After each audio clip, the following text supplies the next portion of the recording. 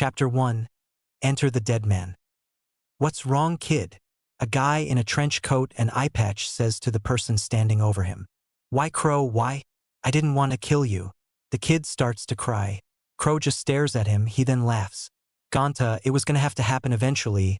Look at it this way. You get to brag that you killed the mighty Crow. As Crow lay there dying, he starts laughing harder. Then a few minutes later he finally dies. In an unknown location. Crow looks around and notices that he's surrounded by blackness. What the fuck is going on here? Where the hell am I? He then brings his thumbs to his wrists and cuts them with the blades on the rings. 2 long blades of blood shoot out of his wrist and he then growls. You are in the realm you mortals call limbo. A woman shows up and floats down in front of Crow. The woman's white hair and pale skin stick out in the darkness. She is wearing a kimono with the front open a little. Crow, or would you prefer Keiji? I am Kami. I am going to send you to a world where a boy will either save the world or fail and cause the world to be destroyed. You will reside in the mind of the child along with another being. When the child appears before you, you will teach him all of your knowledge. She then grins when Crow puts one of the blades at her throat. What if I don't want to? What then? All of a sudden he is surrounded by flames and his skin keeps burning and then healing. Fine, I'll do it. Kami just grins then snaps her fingers. Where Minato is sealing the Kyuubi into Naruto. Shiki Fuijin, a blonde man with spiky hair and a white Haorion is holding a child and is facing a giant fox with 9 tails flailing behind it. All of a sudden the fox seems to be disappearing into the child when a flash of white light appears and the fox is gone. Forgive me, Naruto, the man says as he falls back, dead before he hits the ground. At that moment an old man appears and grabs the crying child. The new Jinchuriki for the Kyuubi no Kitsune and the new prison for a certain dead man. The old man disappears and then reappears in a room with several people sitting around. Minato passed away after he managed to seal the fox away. He sealed the fox into this boy. His final wish was that the child be treated like a hero. The old man announces as he sits down at the head of the room. We must kill the demon before it escapes and kills us all, several members of a group of nothing but fat men say. Meanwhile, on the other side of the room several people are looking at the child with a sense of detachment.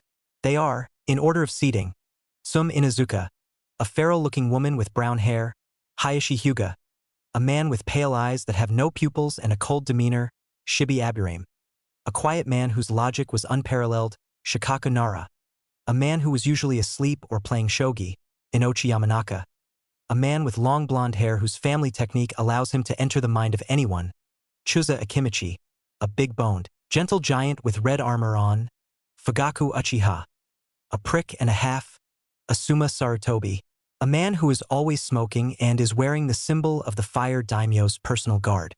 The ones mentioned then sighed and released a little killing intent. Shut up, would ya? Shikaku sighs. The child should be given to the Uchiha. We are the only ones who can properly train him. Fugaku states arrogantly. That set off a long round of arguing, the clan heads arguing that no clan should have the child but their clan, and the civilians arguing that the demon should be killed right away. Would everyone shut the fuck up? A man who just walked and shouted. The man was in a weird outfit. His entire body seemed to be covered in bandages with only his eyes and pieces of hair shown. He was wearing a kimono with the top half open. Any guesses on who it is? Just put the kid in the orphanage, that way he can gain a sense of childhood. After the man left, everyone agreed that they would not influence the child in any way. The civilians then went and spread word that the boy was really the Kyuubi in human form, which led to the creation of the S-rank law to never speak of the fox under penalty of death. 6 years later. Get him! A drunken man suddenly yelled out. He and 2 of his friends had decided to go fox hunting, which was just code for trying to kill one Naruto Uzumaki. The 6-year-old boy ran as fast as his short legs could carry him, but due to the fact that he hadn't had anything to eat in 2 days he shortly tripped and the men caught up and started beating him. One of the men suddenly slammed Naruto's head into the ground and Naruto passed out. In Naruto's mind, so the Gaki finally shows himself, Crow says as he leans against a wall in front of a cage. Even so, what if the boy decides that because of me he has to kill himself, or he calls himself a monster? Do you truly believe that you could convince him otherwise? Crow. The giant fox behind the bars asks the former dead man. Crow just laughs and notices the boy walking towards them. Oi, Gaki! Get over here before I drag your bum ass over.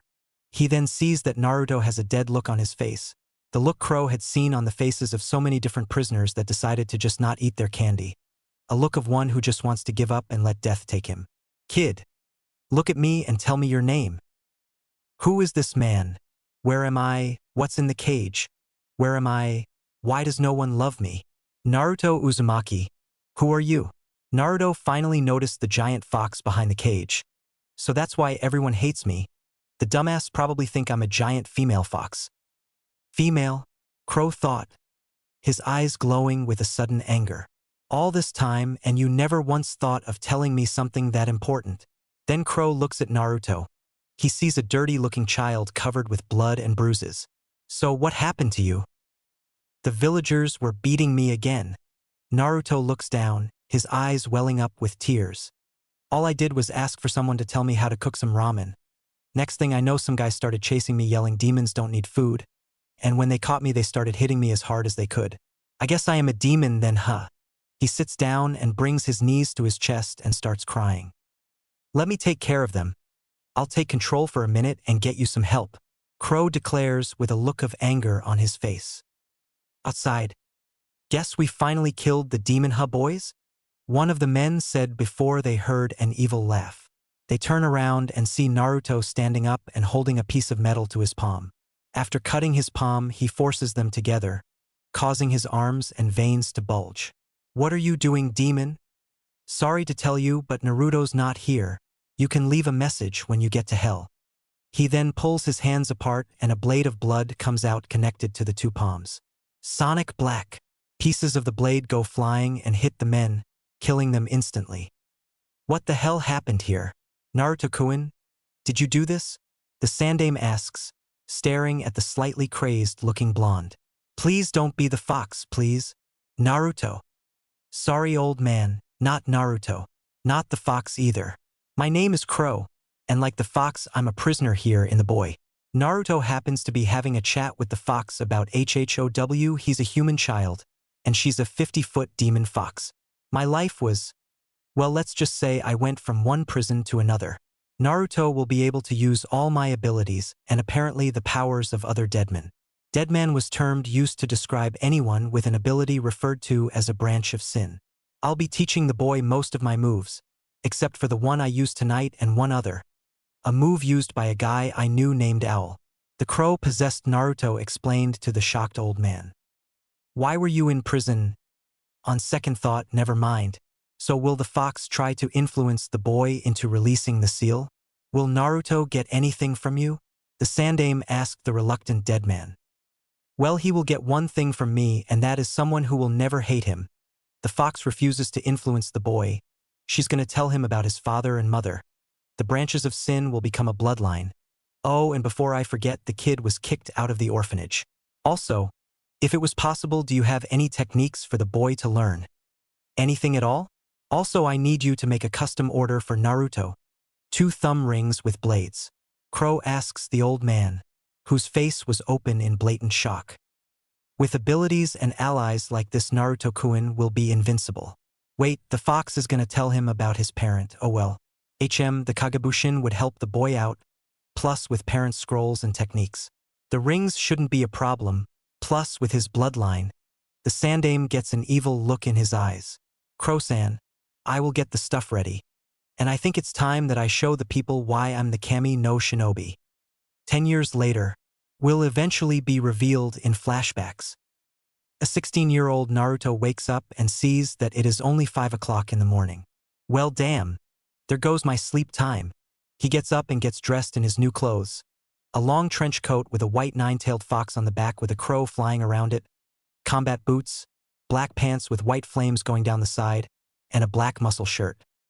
He then slips his blade rings on his thumbs and slicks his black, red, and blonde hair back into what was coined his crow look. He slips his belt on and hooks all his scrolls into the spots for them. So Crow-sensei, should I try this time? The boy mentally asks his internal sensei. Yes, Naruto, and kick that prick Uchiha's ass. Plus drop the act about the pink-haired bitch. Came the voice of Crow. In the classroom, Naruto was the first one in the room and he walked up to his desk and sat down. As soon as he sat down, he put his head down and went to sleep, muttering about ramen. About 30 minutes later, Naruto woke up to a shriek of, "Sasuke Keion. I need help. My sanity can't handle this." "Shut the fuck up. People are trying to sleep here, Haruno," Naruto said coldly, glaring at the pinkette. He then looked around and saw everyone staring at his new clothes and his new attitude. "The fuck you all want? I ain't holding back this time, you weak little bitches." He then flipped everyone off and went back to sleep until Irika showed up. "Time to see if Naruto has finally dropped his act, because I need my quiet time," Irika thought while he walked in. When he walked in, everyone turned and looked right at him. "So, Naruto finally started to act right?" he asked his little brother figure. "Yep. Oh, and Irika-sensei, Ankone-chan wants to know when you're gonna pick her up for another date." Naruto then appears next to Irika. "Sensei, if you break her heart, I will shove a Rasengan up your ass," he says where only Irika could hear him. Naruto then disappears into smoke. Irika then looks at Naruto still sleeping. Whoever introduced him to Anko needs to be hung. Across the village, a man wearing a face mask and reading an orange book sneezes. "Naruto Uzumaki, please come on down to take your test," Irika calls after everyone else. "Perform the henge, kawarami, and the bushin." Naruto then transforms into Crow, switches places with Sasuke, then says Kagebushin and has it hit Sasuke in the head. "Okay, that works. Also, you can show us another jutsu for extra credit," he says, then regrets when he sees Naruto's evil smile. Naruto takes one of his thumb rings and drags the blade across his palm before slamming his hands together. As his hands start to pulse and appear to grow, Naruto then points his hand at a target dummy. Sonic Barretto. The blood then forms multiple bullets and goes flying at the dummy, destroying it and parts of the wall behind it. That isn't anything compared to Crow-sensei's Sonic Black, but he won't let me learn that yet, Naruto says to everyone's immense shock and one emo's anger. "Dobe, tell your sensei that he should be training me and not you. After all, what is a clanless loser and orphan whose parents probably died by their own kunai compared to an Uchiha elite?" Sasuke doesn't notice the look of rage on Naruto's face at his words, but everyone else does, and then Naruto starts to leak Ki. "You and me, me, one-on-one right now." The demonic voice coming from Naruto scares Sasuke even more than her. Naruto then grabs Sasuke and they appear next to the sparring area. As Irika and everyone else show up, Naruto and Sasuke get into their unique stances. Sasuke with the Uchiha Taijutsu stance and Naruto in Crow's stance. Naruto cuts his forearms and the sin blades appear. "Hajime!" Irika shouts out before dodging as Sasuke draws the wakizashi that he found in his house that morning. Shino and Shikamaru look at the crowd and shout out that they are taking bets on the winner. Shino holds the money and Shikamaru writes down the amount and who you bet for. "Sasuke-kun, and I'll bet a date with the winner," Ino says as she walks up to Shikamaru. "Naruto-san, and I'm betting my signed copy of Ika Ika, Flashy Habanero," Hinata says proudly. "Sasuke-kun, and all I'm going to bet is 5,000 Ryo. Don't bother about my conversion rates. This is roughly 20.00 USD. Sakura says as she glares at Ino. Naruto and Sasuke, completely oblivious to the bets being placed on their fight, have decided to break out the jutsu. "Fire style. Grand Fireball Jutsu," Sasuke yells out as he finishes the hand signs. The fireball gets closer to Naruto when it suddenly stops and is cut in half by one of the sin blades. "My turn. Water style. Water Dragon Missile Jutsu," Naruto shouts as the dragon careens towards the emo. "I give," Sasuke yells as the dragon gets closer. Irika holds his hand up and declares Naruto the winner. Chapter 2. Team 7. Previously on End. Tiko K. "Fire style. Grand Fireball Jutsu," Sasuke yells out as he finishes the hand signs. The fireball gets closer to Naruto when it suddenly stops and is cut in half by one of the sin blades.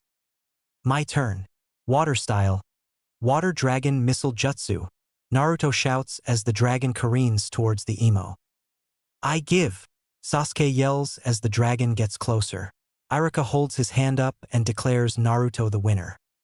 And now, the dragon then goes into the air and roars a challenge to the heavens, before it falls down into the water source for the people using water techniques. Everyone just stared at Naruto as he grins sadistically and laughs. You all should have seen your faces. It was just so funny, he shouts, before Iruka hits him over the head and points at Naruto's sin blades. Mind deactivating those, Naruto? I would rather not have a repeat of the last time you forgot about them, Iruka asks, before Naruto lets out a nervous laugh and deactivates the blades. Hinata then holds her hand out and everyone who bet that Naruto would lose hands over their bet. Ino, on the other hand, tries to walk away but Hinata grabs her and leads her to a tree out of the way. Ino-san, you wouldn't happen to be trying to get into my Nii-san's pants, would you? Hinata asks the blonde with an evil look in her eyes. 'Cause then I would have to juken you into oblivion, or worse yet, I would tell everyone that you also read Ika Ika. Hinata then starts laughing when Ino does. Ino then looks at Hinata and gets a twisted smile on her face. So, Hinata-chan, he's your Nii-san? Does that mean you don't want him? I mean, with those eyes of yours, you could probably see every part of him, couldn't you? Ino then starts to laugh at the blush on Hinata's face. Ino, Hinata, and Sakura, please report to the arena for the Kunoichi Battle Royal, Iruka yells out, before he laughs at Sakura's pale face. It's okay, Sakura, it's only a spar. Against a member of the Hyuga and a Yamanaka. Surely a Haruno such as you can beat two of the important clans in Konoha. Iruka says to the pinkette, rubbing in the fact that she was the only civilian to make it this far, and even then it was because her mother was on the council and was in charge of the academy. As the three get into the large arena, Naruto and the guys are taking bets on who will win. Hinata-chan, there is no doubt. I'll even risk my limited edition Ika Ika, Doctor's Paradise, complete with a discount on any other copy to be released, Naruto says, pulling the book out of its special seal. Sakura-sama, and I will bet my scroll on Kenjutsu, a boy who was being watched by Sakura's family said. Ino, I'll bet an all-expense-paid meal at any one of my family's restaurants, Choji says before munching on some chips. Sigh. Ino, for sure, if I don't then she'll never shut up. I guess I'll bet 5,000 Ryo, Shikamaru says before he lies back down. Hinata-chan, I'll put up my special edition kunai set, Kiba barked out before everyone looked at Shino. Hinata-san, I am afraid that I have nothing to bet with, he says in his monotone voice. What about a spare set of your sunglasses? Some random boy who wasn't betting asked Shino. That would be most logical, so then I will bet a spare set of sunglasses, he says, pulling a pair out of a random pocket. Iruka then shakes his head while listening to the bets going on. Seems like Hinata is the favorite to win. About time she gets the respect she deserves. The Chunin then sighs and raises his hand looking at the three kunoichi. Winner gets the top kunoichi spot. Loser is put on the first available team. Hajime. Hinata then activates the Byakugan and gets into her personal stance.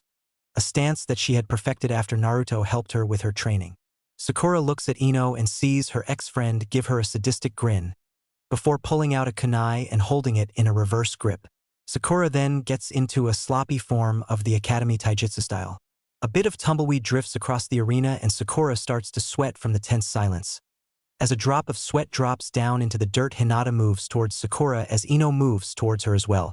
Sakura tries to back away from Hinata but ends up getting a Juken strike to the arm, causing her to spin into a kick from Ino. As Sakura goes flying out of the ring, Ino and Hinata start to go at it, and end up with Ino having a kunai at Hinata's throat and Hinata having a Juken strike ready to hit Ino's heart. The two look at each other and then grin. I give Iruka-sensei, Ino says before all the guys who weren't betting on Hinata to cuss. As everyone is lining up and dropping the things they bet in a pile, the three winners look at each other. I guess I'll take the Kenjutsu scroll, unless one of you two wants it, Naruto says looking at Kiba and Shino. They shake their heads and he puts into a seal. Shino takes the all-expense-paid meal and Kiba takes the 5,000 Ryo. Come back tomorrow for team placement and the start of your careers, Iruka shouts to the gathered students. Later that night in Naruto's mindscape. So, Naruto, who do you think will be on your team? Natsum, Kyubi, asks the boy. Probably gonna put me with Sasuke or Kiba, and the Kunoichi will probably be Hinata or Sakura. Naruto answers while Crow just looks at Naruto. Naruto, I guess it's time for you to learn a new move. Not Sonic Black though, you're not ready for that yet. The move I'm gonna teach you is one that I only saw before. The owner of this move was named Owl. His branch of sin happened to let him form explosives from his blood. Due to certain events he ended dying while fighting one of the Undertakers. Crow says the last word with venom in his voice. So, does this mean that there is more than one type of branch of sin? How many are there and how many will I be able to use? Naruto asks his mentor. Well, yes, there is more than one type. You should be able to use any and all types. As for how many, I have no idea. Now to use owls you'll need to cause your blood to form a miniature balloon with compressed chakra inside. As you do this, don't forget to control the blood to float away from you. We'll start with 2 and then we'll move to a higher number. Crow explains, somehow getting a professor's outfit on and pointing to a blackboard that appeared out of nowhere. Crow, what if he uses his Chi Bushin and uses this technique to make his clone a walking bomb? Couldn't this ability make him too powerful? Natsum says before seeing Naruto look at here blankly. Natsum-chan, idea is such a smart one, but look at it this way, what if my opponent is a sensor-type shinobi? I must use any and all techniques at my disposal to guarantee my victory. Naruto replies with a smug look on his face, before Crow cracks him on the back of the head. You're gonna be hard to beat, not impossible. A single mistake is all it took for me to die. Crow then looks at the questioning look he was receiving. I guess I can tell you my story. On my world, I told you all about my sentence and what I did to help that Gonta kid, right? Well, after about 3 months I and Gonta were put back into a cannibal corpse match, and well, I thought that I could win without even trying. Gonta beat the shit out of me, and when it seemed like he would win I used my Sonic Black. He countered it with his Sonic Barretto and one of them hit me in the chest and crushed it. As I was drifting away, I guess that he finally realized he killed me cause he started to cry. Little Gaki probably thought that life was gonna get better. Crow then looks at the two, sees them with tissues in their hands, paws, and were crying. Fuck you too. Naruto started his training and Crow was watching him. Naruto Kun, I wonder what you would do if you knew that you already had a bloodline. I wonder when you'll unlock You'll be unstoppable. I guess that soon you'll start to train to use my power as well. I will not fight it, and you should be able to control it so long as no one messes with Seal until you have my power under control. Natsum thought while watching as Naruto once again proved that he was a combat genius by mastering the basics of the move within a few minutes. The next day, Naruto gets dressed and puts his headband on his shoulder and leaves his apartment. As he heads towards the academy, he goes over the blood bomb technique and its various uses, including setting traps and making it impossible to get too close to him during the charge-up phase for his stronger moves. Soon I'll actually be able to use it, I can't wait. As Naruto was walking past a bookstore, he sees the newest copy of Ika Ika on sale. He buys 2 and quickly jumps towards the academy. In the classroom, an emo with a superiority complex stands above everyone and demands that they all bow down to his eminence, and all of a sudden the hero walks in and kicks him and forces him to give up his plot. What really happened? Sasuke was trying out a new glare and all of his fangirls were swooning over him. When Naruto walked in, he kicked Sasuke into his evil fangirls of doom. Naruto sits down and starts to read How to Escape from the Eminence by Natsuki Uchiha, ignoring the glare from Sasuke. Sakura, seeing a chance to get on her crush's good side, tries to hit Naruto. Naruto baka, you shouldn't read that with Sasuke-kun in the room. When her fist is about to connect, Naruto activates his blood armor. What the hell is that? Sakura demands the blonde. Branch of sin. My bloodline, it allows me to use my blood as a weapon or armor. Geez Haruno, I thought you would have realized this by now. Guess that big forehead of yours is truly empty. He then looks at her and shoos her away. Also, if you had attacked, I just would have traded places with your precious Uchiha. Sakura growls and then goes and tries to punch him. Right before her fist hits him, he trades places with Sasuke and lets him take the hit. Iruka walks into the class and sees Sakura standing over a knocked-out Sasuke. Didn't think you had it in ya, Sakura. He laughs out, watching her go into panic mode. I have a list of the teams, and I'm supposed to give some big speech. But I figured what the hell. I'll probably see most of you again next year. So here are the teams. Team 1. Team 7. Uzumaki Naruto, Uchiha Sasuke, and Haruno Sakura. Your sensei is Hatake Kakashi. Team 8. Hyuga Hinata, Inuzuka Kiba, and Aburame Shino. Your sensei is Yuhi Kurenai. Team 9 is still in circulation. Team 10. Yamanaka Ino, Nara Shikamaru, and Akimichi Choji. Your sensei is Sarutobi Asuma.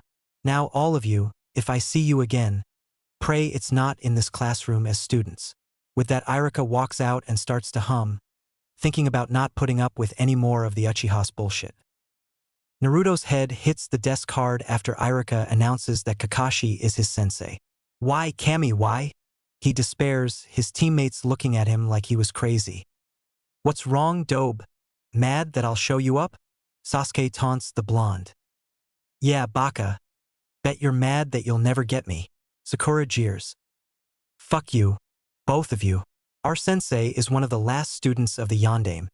Kakashi is also known as the tardiest shinobi in the village. Naruto glares at the two.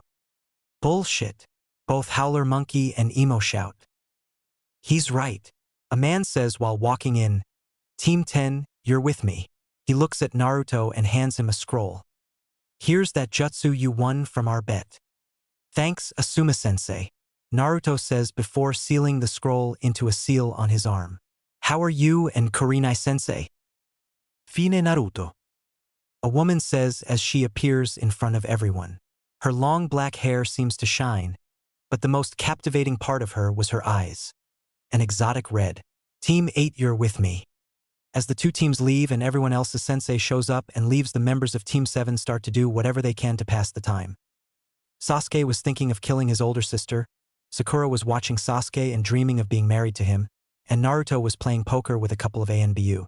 As the time drags on and the ANBU leave, with Naruto richer than before, Sasuke starts to fantasize about killing his sister and having everyone bow to his awesome emo-ness. Sakura starts to plan on chewing her sensei out and being married to Sasuke, and Naruto is now doing a puppet show of Sasuke getting his ass kicked by his older sister while Naruto chills with his two sisters. 3 hours later. Sasuke is staring at Naruto and trying to make him burst into fire. Sakura is reading How to Stalk an Emo by Fugaku Uchiha, and Naruto is now doing a puppet show of Sasuke being surrounded by fangirls while Natsuki and Naruto are chilling with popcorn. This is what Kakashi sees when he opens the door to the classroom. Let's see here. A fangirl that can be used as cannon fodder. An emo who has a sister complex. Also Naruto, who I owe money to because of that bet. Hello team. I'm your sensei and dash. You're late. Sakura shouts out, blowing the eardrums of all the guys in the room. I am also the one who decides whether or not you become shinobi. As I was gonna say, I was late due to the fact that the newest Ika was released today and I had to get a copy, only to find that the store was out. As I left, a black cat walked in front of me, so I had to walk around the village 3 times so that I wouldn't have bad luck. As I was walking, an old woman asked for help with her groceries, and I decided to help her, and that caused me to be late. Kakashi then smirked at how Sakura was getting mad. So Kakashi and you didn't forget about the bet, did you? 'Cause I have in my possession the last copy of the newest Ika. Naruto looks at his older brother figure and holds his hand out. When Kakashi hands over a scroll, Naruto hands him the Ika. Thank you, Kakashi and sensei.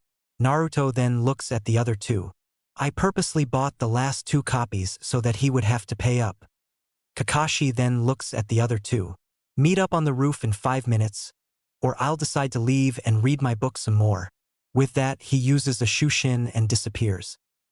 How are we supposed to reach the roof in 5 minutes? Sakura asks her 2 teammates, only to find that neither was there. As she runs out and heads to the roof, she plans on cursing Naruto to the deepest parts of hell. When she finally gets to the roof, she looks at her teammates and sensei and glares. How the hell did you 3 get here so fast? Susin no Jutsu. The threefold reply came. Alright, now that all of you are here, let's start the introductions, shall we? Kakashi asks the 3. Sensei, why don't you start so that we know what to do? Sakura asks, ignoring the dumbstruck look her teammates and sensei gave her. This is the smartest kunoichi of the generation? I call bullshit. Okawe. Let's see here, my name is Hataki Kakashi.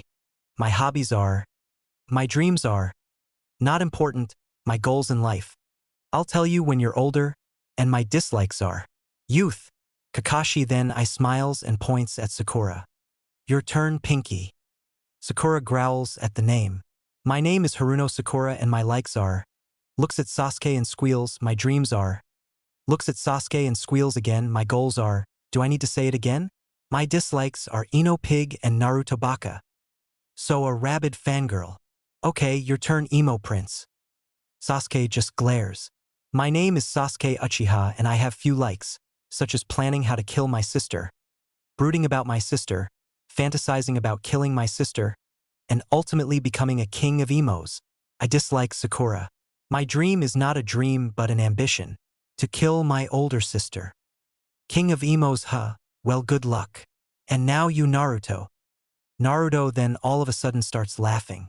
My name is Uzumaki Naruto. My likes are ramen, Natsum, Natsuki, Kro-sensei, Hinata, Ankone, Irika-sensei, Asuma-sensei, Kurinai-sensei, Kakashi-sensei, training, reading, and Aika-Aika.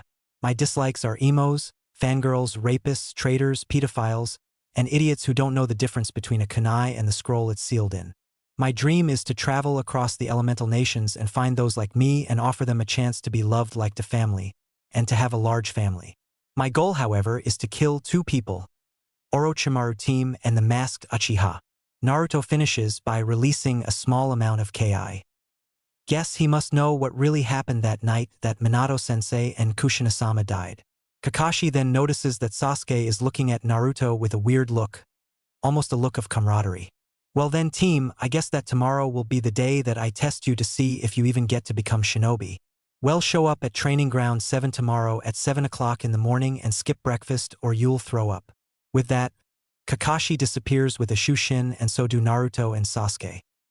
That night at a tattoo parlor, Naruto is staring up at the man who is going to give him the tattoo that he saw on Crow. So, Gaki, you want me to tattoo what over your eye? The large mass of human asks. D8MK. Naruto tells the person. So, how's the family, Kyler?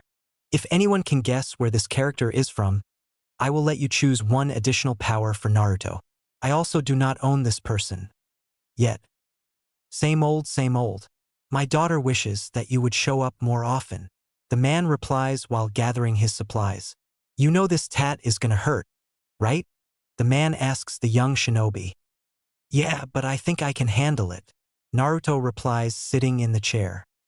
The next day, Naruto, complete with his new tattoo, gets up at 8 o'clock and eats a large breakfast. When he leaves his apartment, he waves to his neighbor Yugao Yuzuki and her boyfriend/fiancé Hey8 Gecko. He then starts to head towards the training grounds, waving to those he was on good terms with and flipping off most of the civilians. As he approaches the training grounds, he hears something running towards him.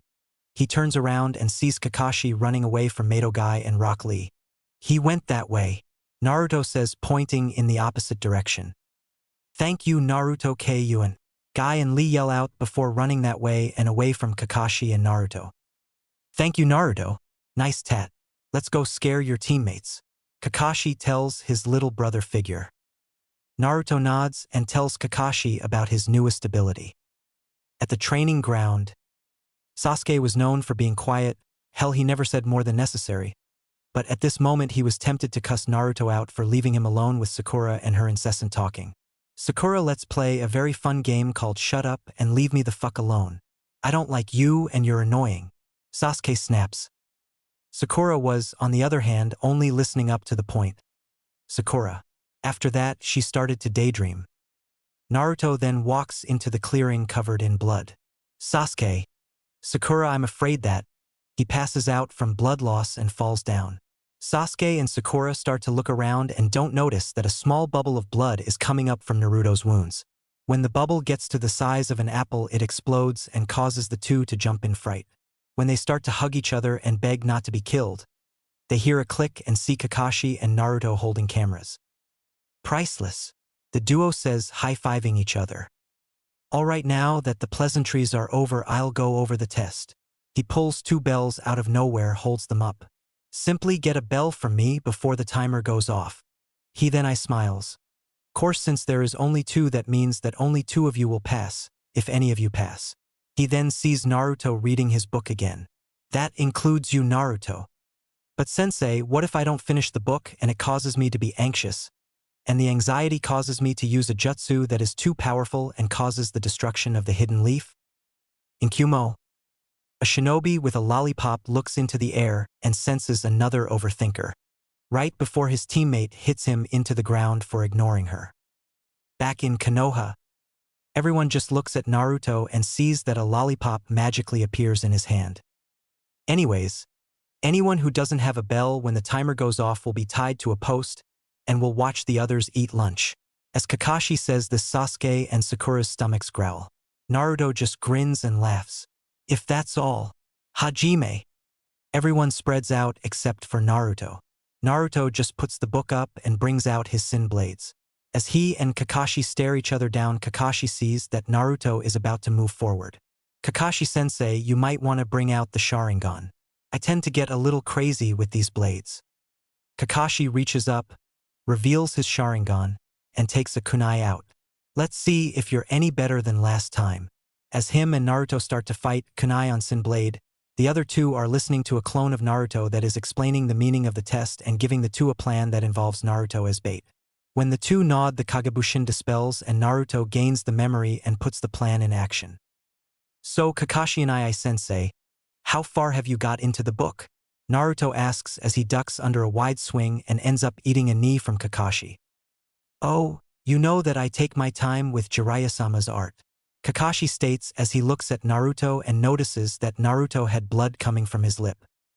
Hey Kakashi-sensei, I got something to say, Naruto says looking at his sensei. What, Naruto? Kakashi then notices that a small amount of blood is on his pants from when he kneed Naruto. Shit! Kakashi looks as a small bubble floats up and explodes right next to the bells.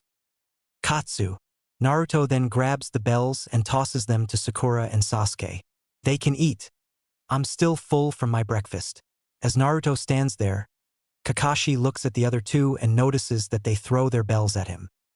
We either go on together or not at all, Sakura says proudly. With Naruto on my team, then finding my sister will be easy. Sasuke then looks at Naruto and sees a cheesy grin. Plus, he can help push me and Sakura into being better shinobi. Kakashi looks at his team and sees Obito over Sasuke, Rin over Sakura and Minato over Naruto. Chapter 3, Missions and Wave. Previously on End, TKK. As Naruto stands there, Kakashi looks at the other two and notices that they throw their bells at him. We either go on together or not at all, Sakura says proudly. With Naruto on my team, then finding my sister will be easy.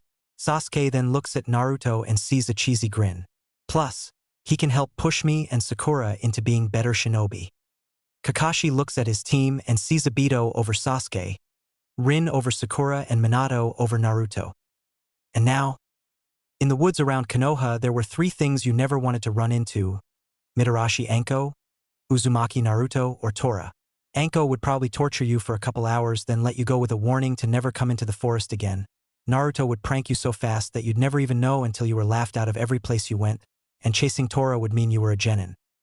Maelstrom, in position. Banshee, in position. Pink Eyes, in position. Aerocyclopes, in position. Naruto, you're never choosing names again. As the three surround their target, Tora spots them and growls. As Sakura goes to try and pick Tora up, the cat slices her arm, leaving small scratches. Sasuke goes next and tries to force the cat to submit to his eliteness, which got him scratched and almost had his eyes cut. As Sasuke was planning to use a fire style on the poor animal, Naruto comes up and grabs the cat, looks it in the eyes, and then walks away while Tora purrs in his arms. As they walk through the village towards the Hokage's tower, Sasuke and Sakura see that a lot of the people in the village are glaring at their teammate. Wonder what the baka did? Sakura thought before she tripped on a loose stone. When the villagers saw this, they immediately blamed Naruto on pushing her down. As they start to get close to Naruto, a sudden spike in Ki causes everyone to turn around and look into the faces of Marino Ibiki and Mitarashi Anko. When the villagers see who they pissed off, they scattered. "Thanks, Anko-ne, Ibiki and II," Naruto said to the two torturers.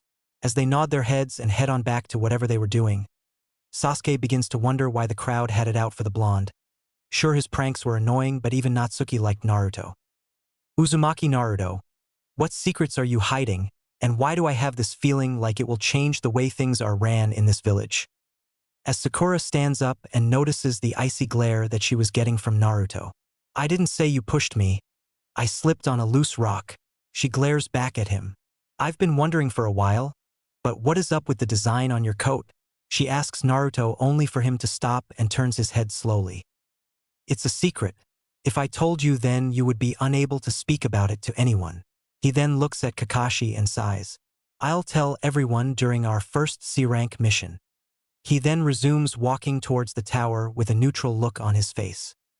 When they get to the tower, they walk up to Mission Center. They see the Hokage waiting with the Fire Daimyo's wife. When she sees the cat, she snatches it from Naruto and starts to squeeze it. Team 7. Reporting another successful mission of catching Tora. Kakashi states with a glance at his team. Sakura is glaring at the cat. Sasuke is wondering if he could use the cat to lure his sister into a trap, and Naruto was reading Fangirls and Fanboys. Top 10 warning signs and how to avoid them by Uchiha Natsuki. Kakashi just sweat drops at the three's choice of time killers, and wondering where Naruto keeps getting books by Natsuki. In a cave inside Fire Country, Uchiha Natsuki was many things: powerful, lusted after, a target of her little brothers, and even an S-ranked missing nin, but the most important part was she was the author of several books on escaping Imanes, Fangirls, and Fanboys. She made it a habit of sending a signed copy to Uzumaki Naruto, even if it was just to piss her little brother off. As she got up from the place she was lying down, she looked over at her partner in the Akatsuki. Hashige Kisame, the tall blue shark man, was the only one who knew that she was really a spy for Jiraiya, who they just so happened to be meeting at the moment. As the white-haired Sannin walked into the cave, Kisame walked out to serve as watchman. "So Natsuki-san, have you gathered any new news?" Jiraiya asked as soon as he sat down. "Yeah, Orochimaru plans to attack Konoha during the next Chunin exams. He will be bringing in his new village Otogakure and might be allying himself with Sunagakure. He will have 3 main targets: my little brother for his Sharingan, Naruto-kun for his branch of Sin, and Sandame-sama for, well, everything. I might also be able to tell you this: Amigakure is no longer in a war, but they are still closed to all travelers. The civil war in Kirigakure is almost over as well. The rebels are winning, and the Yonde Mizukage was found dead with a slit throat. Other than that, I have no new information. What about you? Anything new on Naruto-kun?" Natsuki finishes. Jiraiya just sighs at the news and then perks up. "Yeah, he graduated and was put on the same team as your little brother and the Haruno Tramp's daughter. He has finally stopped acting like a spoiled child and is actually showing everyone the true him. I overheard that he has also been completing missions at a rate that would make you seem slow. He is due his first C-ranked mission in 2 days. He is heading towards Wave. I want you to meet him in Wave and train him in Genjutsu." Jiraiya then looks over towards Kisame. "Do you think he could teach Naruto how to use a sword?" "Yeah, I could teach this Gaki," Kisame says from the entryway. As Jiraiya stands up, Natsuki finally steps into the light, and her long black hair shines in the light while the rest of her body is covered by a cloak with red clouds. She turns towards Kisame and he nods. As the 3 S-ranked shinobi separate, Jiraiya looks ahead and prays that Naruto gets the help he needs. Back in Konoha at the same time as the meeting, the Hokage looks at the newest Team 7 and then looks at his mission choices. Team 7, in 2 days' time you will escort Tazuna to Wave, where you will protect him from bandits and the like until the bridge he is building is finished. This mission is your first C-ranked mission and the first mission where violence is most likely guaranteed. I wish you luck and will remind you that all of you must be on time for this mission." He says this last part looking at Kakashi and Naruto. "I have also heard word that several bandit camps in the area have started to disappear, so we must treat this as a minor war between bandits. Do not get separated unless you are in Wave. Otherwise, there is no guarantee that you will come home." As he says this, Sakura looks uneasy. Hokage-sama, What do we do if a bandit attacks us? She meekly asks. Kill them before they kill you, was her reply from everyone else in the room. Naruto thinks back to the scene from after Crow slaughtered the villagers and all the bandit hunts he went on. Sasuke thinks back to the aftermath of his sister's massacre of the Uchiha clan. Kakashi thinks back on the Third Great Shinobi War.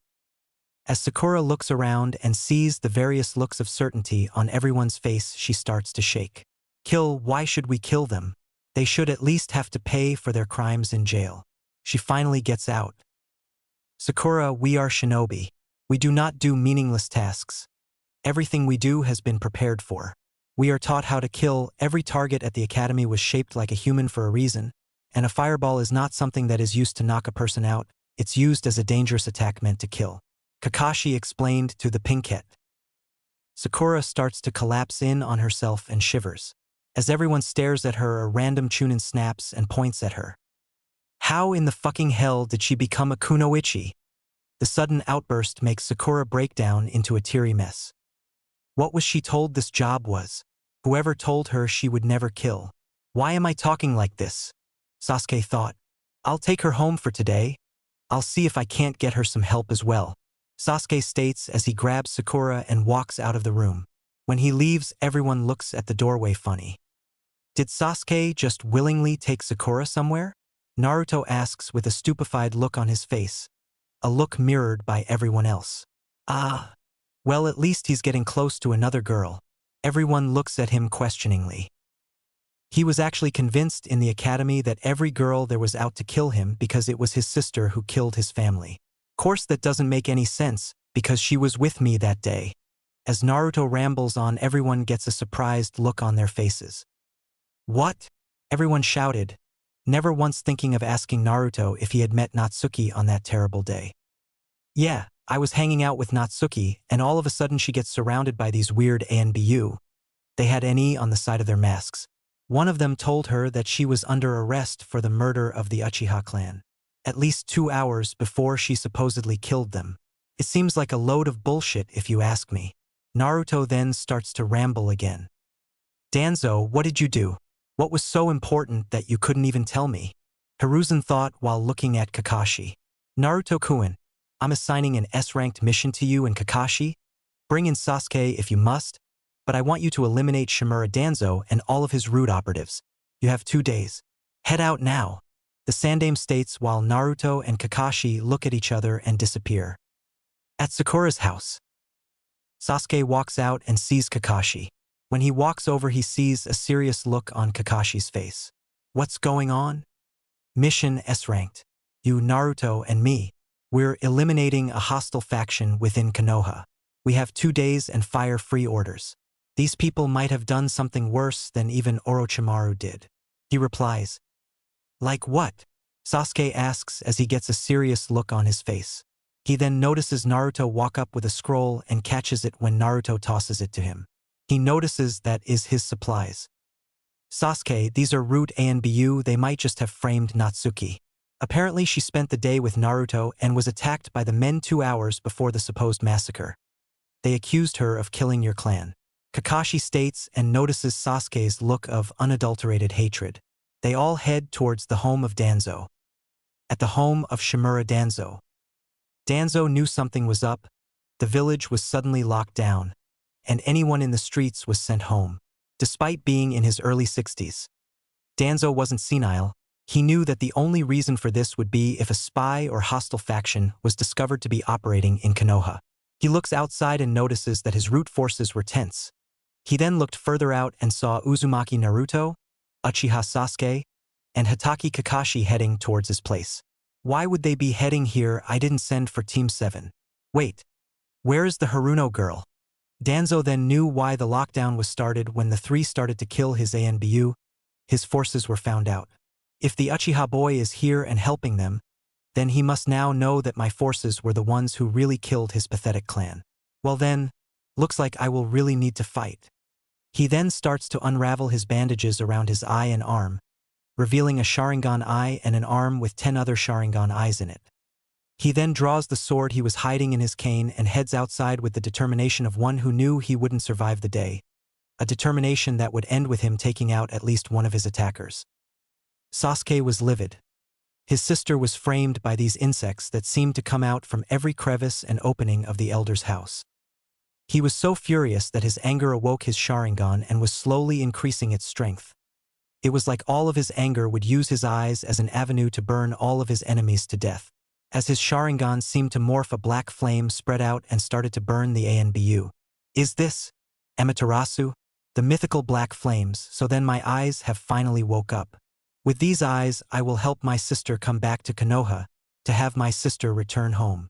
Sasuke thought as he stabbed an ANBU that got too close. Kakashi was showing why he was once an Umbu captain. His tanto out and flashing with the white chakra that made his father famous. He remembered the day that he received this blade. He remembered how it broke in a fight against a particularly fierce battle against an IWA shinobi. He sees the black flames and sees that Sasuke's eyes were different than normal Sharingan.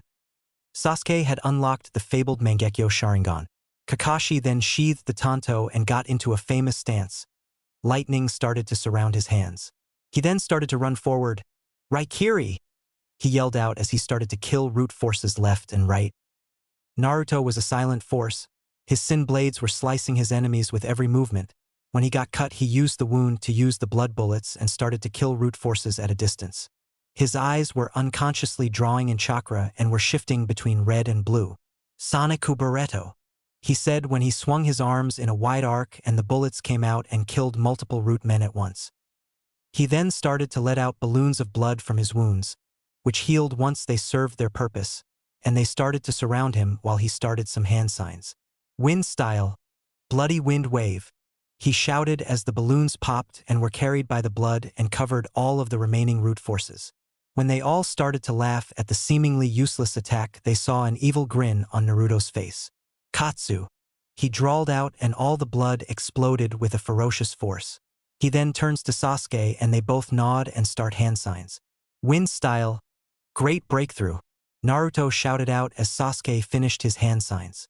"Fire style, grand fireball jutsu," Sasuke yelled out as he shot a giant fireball into the wind, erasing all traces of the bodies of the slain shinobi. "Congratulations, you managed to kill my men. Now I must kill the three of you," Danzo said as he walked out his house with an emotionless look. When he came into sight, Naruto, Kakashi, and Sasuke all wanted to kill the bastard even more. "You bastard! You dare to pervert the dead remains of the clan you slew to increase your own position," Sasuke shouted when he saw the eyes of his clan members in the arm and eye socket of the elder. "You are supposed to protect the village, not exploit it to your own benefit," Kakashi shouted with a murderous glare. "So that's why you wanted to kill the Uchiha clan? You killed women and children who would never even use the Sharingan. Also, you could pervert the eyes to your own sinister plans? Shimura Danzo, you are going to die here, even if it cost me my life," Naruto coldly states as his hair covers his eyes. When he looks up, his eyes are yellow with a slit through them.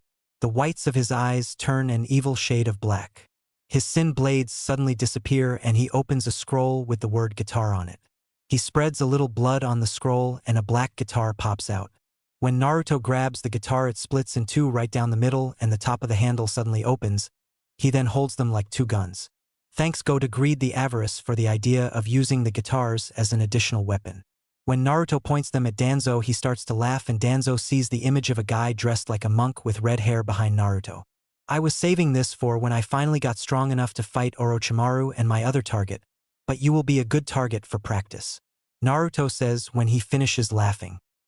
Danzo looks into the eyes of the young Jinchuriki and sees the seriousness in them, and he prepares to subdue the Kyuubi when black flames appear on his good arm, causing him to look over and see Sasuke glaring at him with his Mangekyo active. When Danzo tries to jump away, Kakashi appears behind him and drags a kunai across his throat. When Danzo then disappears and reappears behind everyone, they notice that one of the eyes on his arm was closed. Danzo then goes to attack Sasuke only to get hit by a blast of chakra from Naruto's weapon. As Danzo goes flying backwards, Sasuke comes up and stabs him in the heart, causing the elder to disappear again. Only this time 2 more eyes closed. Danzo then started some hand signs, but was interrupted by another chakra blast. Chakra as a weapon, the basis behind some of the most destructive attacks, and my guntars use it to the fullest. You die here, Shimura Danzo. Naruto then pushes as much chakra into the guitar as possible and fires a concentrated blast at the elder, causing him to disappear and then reappear with 3 eyes closing now. Kakashi then starts the hand signs for the wind style. Great breakthrough. Naruto and Sasuke look at each other and grin before starting similar hand signs, fire style. Grand Fireball Jutsu. The 2 boys yell out, causing the winds to enhance the 2 fireballs and killing Danzo for the 4th time. Danzo then appears behind Naruto and stabs him in the stomach before a certain Nico-masked ANBU arrive to aid the 3 and stabs Danzo in the heart and finally killing him. Sasuke then sees that Naruto wasn't healing as fast as usual and deduced that Danzo must have used a poison on his blade. Unknowingly to Sasuke, his eyes returned to their Mangekyo state and used some of Sasuke's leaking chakra to help jumpstart Naruto's healing. Don't ask how this happened. These eyes seem to bitch-slap death in the face at every turn. So why not have the ability to heal others? Also, Sasuke will not feel the after effects of using the Mangekyo due to him not killing his best friend to get it. Mainly because Kakashi never seemed to complain of blindness and because this is my story. When Naruto's wounds healed, the first thing he did was get up and seal his guntars back into the scroll they were in. As the 3 nod at each other, they leave the ANBU there to clean up the mess. The 3 then appear in the Hokage's office and report that Danzo lay dead and that he had implanted Sharingan eyes into his body. The next day, Sakura wakes up and sees that she is in her room. As she looks around, she remembers why she blacked out and decides to ask her mother something. Sakura walks out of her room and sees her mom in the kitchen. As Sakura walks forward, she remembers all the times her mother told her that since she was on the council that Sakura was guaranteed a spot on Uchiha Sasuke's team. Mom, what is the job of a shinobi? Sakura asks timidly. A shinobi are the ones who keep everyone safe. Your job is to get rid of that damn demon boy and marry Uchiha-sama. Her mother tells her with venom in her voice. Sakura then hits her mom and runs out crying. All this time she wanted me to marry Sasuke and ruin Naruto. She didn't want me to succeed. That's it, from now on I will live on my own and never take the Haruno name again. Sakura thought as she ran down the road towards her teammates' houses. She stops in front of Naruto's house and knocks on the door. When Naruto opens the door, she sees bandages on him and a sleepy look. Naruto, do you think that you could come with me to see Sasuke? I don't know which house is his. As Naruto looks at her state of dress, he nods and heads in to grab his coat and keys. What happened? You look like you've been crying? Naruto asked. My no, my former mother told me that she never wanted me to be a shinobi. I punched her and ran away. From now on I am only Sakura, not Haruno Sakura. She says the last part with fire in her eyes. Naruto sees her seriousness and grins. Well, Sakura, let me just say this. Sasuke probably won't want to talk. Yesterday after you collapsed, we got a mission. A mission to eliminate Shimura Danzo. Naruto then saw Sakura look at him funnily. He then sighed. S-ranked, and it was non-stop killing. Danzo had to die. He was the one who killed Sasuke's family and framed his sister. He implanted Sharingan eyes in his arm and right eye. He died 4 times, and even managed to wound me. Naruto explained as they walked towards Sasuke's house. So then, if we find his sister, she can return to the village? Sakura asks, only to see Naruto nod with a small grin. She then grins and knocks on the door of the house they stopped in front of, and Sasuke opened the door in nothing but pants, much to Sakura's surprise. He also had a tattoo on his arm of an ace of spades. When did you get the tattoo? She asked. When I made the mistake of betting against Naruto. Sasuke answered sleepily, only to quickly wake up when he realized who asked him the question. What are you doing here, Sakura? He asked. Sakura quickly told him what happened and saw that he was angry. He looks at Naruto and then the proverbial light bulb flashes over his head and he grins evilly. The 2 of you should live here with me. I have more than enough room for both of you, and this way our team is even closer. The best part is that now we can train whenever we need to. The 2 boys look at Sakura and notice that she needs even more training than they do. Hey Naruto, can you see if Anko could help us out with Sakura's training? I think we might even need to get a hold of your other friend. Sakura then turns pale. Even she knew about Naruto's extended family. Anko, Ibiki, Hinata, And then there was her. She was always so very quiet. That almost lifeless look always scared the shit out of Sakura. That crazy Saya girl who moved to the village almost 4 years ago. Saya was a girl with short black hair and red eyes. She was also known to be completely crazy and hated all fangirls. Saya is at work today, Naruto said and then chuckled at Sakura's expression. At the tattoo parlor. Hey Sayane. Me and Sasuke have a job we would like you to do. Our teammate here is in need of training. And well, you're the best. Naruto said as he walked into the parlor, only to dodge knives thrown at him. So, Naruto-kun, you asked Kyler-sama to give you a new tattoo, but avoid your older sister? The girl behind the counter asks, her red eyes shining with mischief and boring into Naruto's head. She has on blue jeans and a trench coat, a katana at her side. She was known as the Vampire of Konoha due to her condition that required she feed on blood or become weaker than an old leaf. I do not own this character. She alas is not mine. Saya looks at Sakura and shakes her head. Naruto, if you want my help you better be willing to pay. Also Kyler heard that you're going to wave and wanted to ask you if you could pick up a package there that's waiting for him. Naruto just sighs then looks at Sakura. Sayane, I'll pay whatever you want. Saya then gets an evil grin and grabs Naruto and takes him to the back room. 5 minutes later she walks out with Naruto, and Naruto is holding his neck and glaring at her. Thought you weren't going to do that anymore? She laughs then hugs him and walks up to Sakura. Barely any muscle, no training, and most importantly no techniques to work off of. Perfect, because now I can just start with my training instead of tearing you down and then rebuilding. However, you won't be able to make it for your C-ranked mission if you start training with me. So choose your training or a mission. Saya says sighing, before grinning at Sakura's look of determination. I'll take the training, as I would be nothing more than trouble if things went south on the mission. Sakura then looks at her teammates and sees them grinning.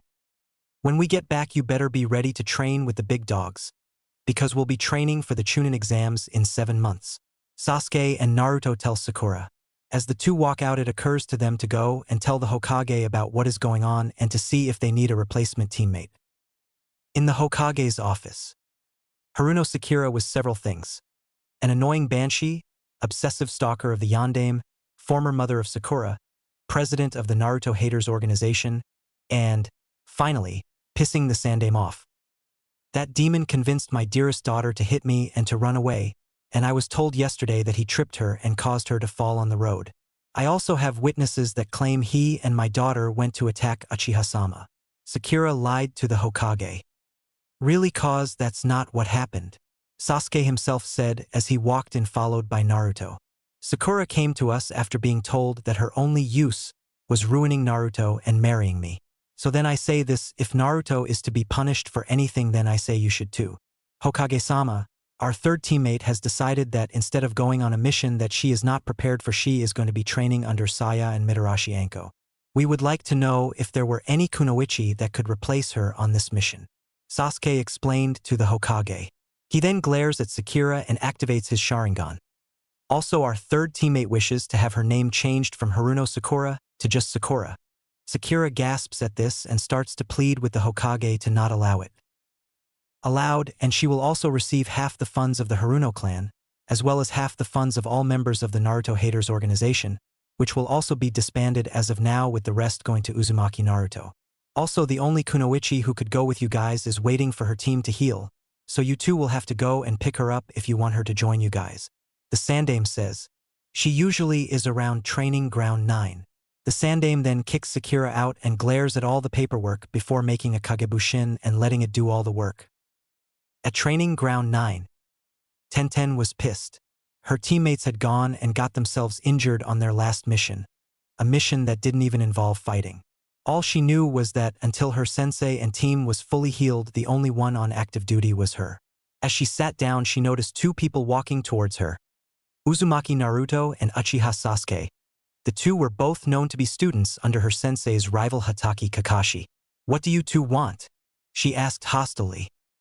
Well, we needed a third member for our team, and the Sandaime said that you would probably like to help us. Naruto said calmly. If it's not a C-ranked, then no. She replied only to see the grins on the 2's faces. It's C-ranked, ain't it? They both nod. Yep, we're meeting at the West Gate tomorrow at 7 o'clock. Sasuke answered. Then the two walked away. The next day at the West Gate, Tenten arrived to see that Naruto, Sasuke, Kakashi, and an old man were waiting for her. She noticed that they all had weapons on. Naruto had his rings and a nodachi. Sasuke had the wakizashi he had started to use, and Kakashi had on his old tanto. She then noticed they all had something to do. Naruto had out some puppets of people fighting, Sasuke had a book on fighting, and Kakashi had out his Ika. She looked at the old man and saw that he was drunk. So I waited all this time for some kids that barely look like they can fight. Tazuna would have gone further in his insult, but Sasuke, Naruto, and Tenten all had something at his throat. Sasuke had his wakizashi, Tenten had a chikudo, and Naruto had one of his sin blades out. Kakashi noticed this and sighed. Tazuna-san, these three are some of our best. Naruto here is probably one of the best people for this type of mission due to his Kekkei Genkai, the branches of sin. Sasuke is a member of the Uchiha clan and his Kekkei Genkai makes him a hard opponent to beat at any time. Miss Higurashi here is a student of a friend of mine and is already a year-long veteran. He then points towards the west and yells for everyone to head out. 2 days later. The team and the client had been on the road for 2 days with no sign of anything happening. When they reached a certain area, they noticed 2 puddles in the middle of the road. They all deadpanned and threw kunai into the puddles only for the puddles to disappear as 2 guys came out. Seems they found us, brother. The one on the left, Meizu, said to the one on the right, Gozu. Seems so, brother, Gozu said with a leer at Tenten. Naruto and Sasuke nodded at each other and rushed into the battle.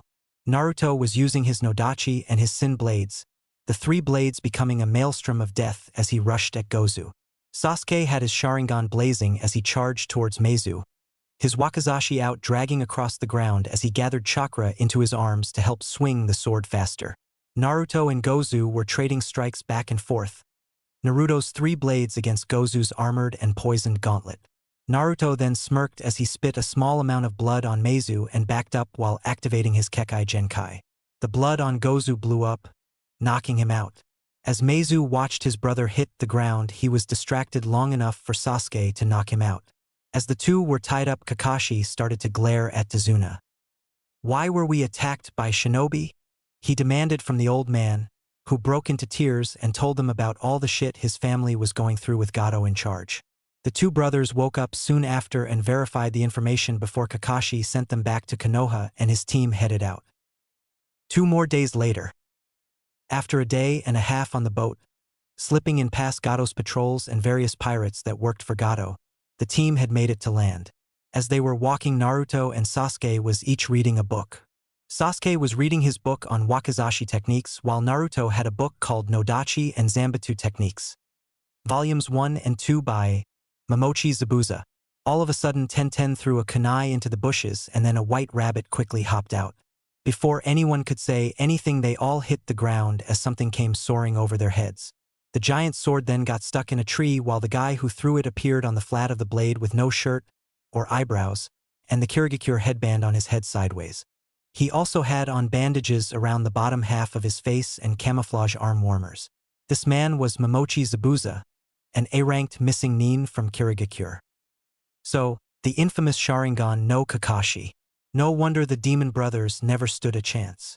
He laughed when all of a sudden Naruto appeared in front of him and held out his book. Zabuza signed it, then dodged the nodachi that Naruto swung at his head. He then noticed that all the people on the Genin team had the look of those who had taken lives before.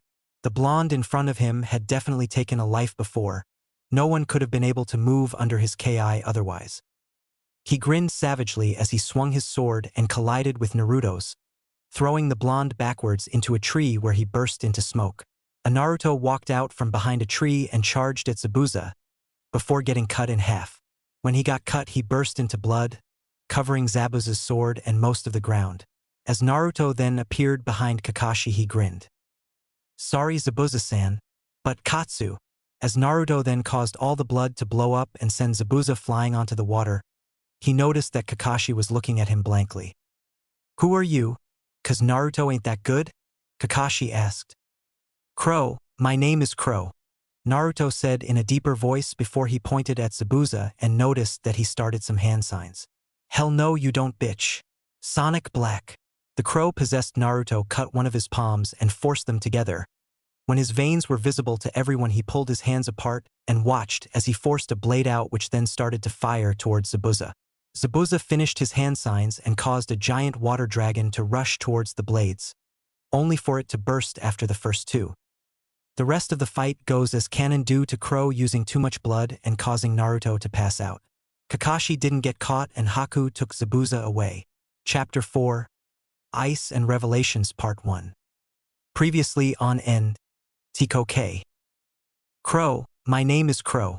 Naruto said in a deeper voice before he pointed at Zabuza and noticed that he started some hand signs. Hell no you don't bitch. Sonic Black.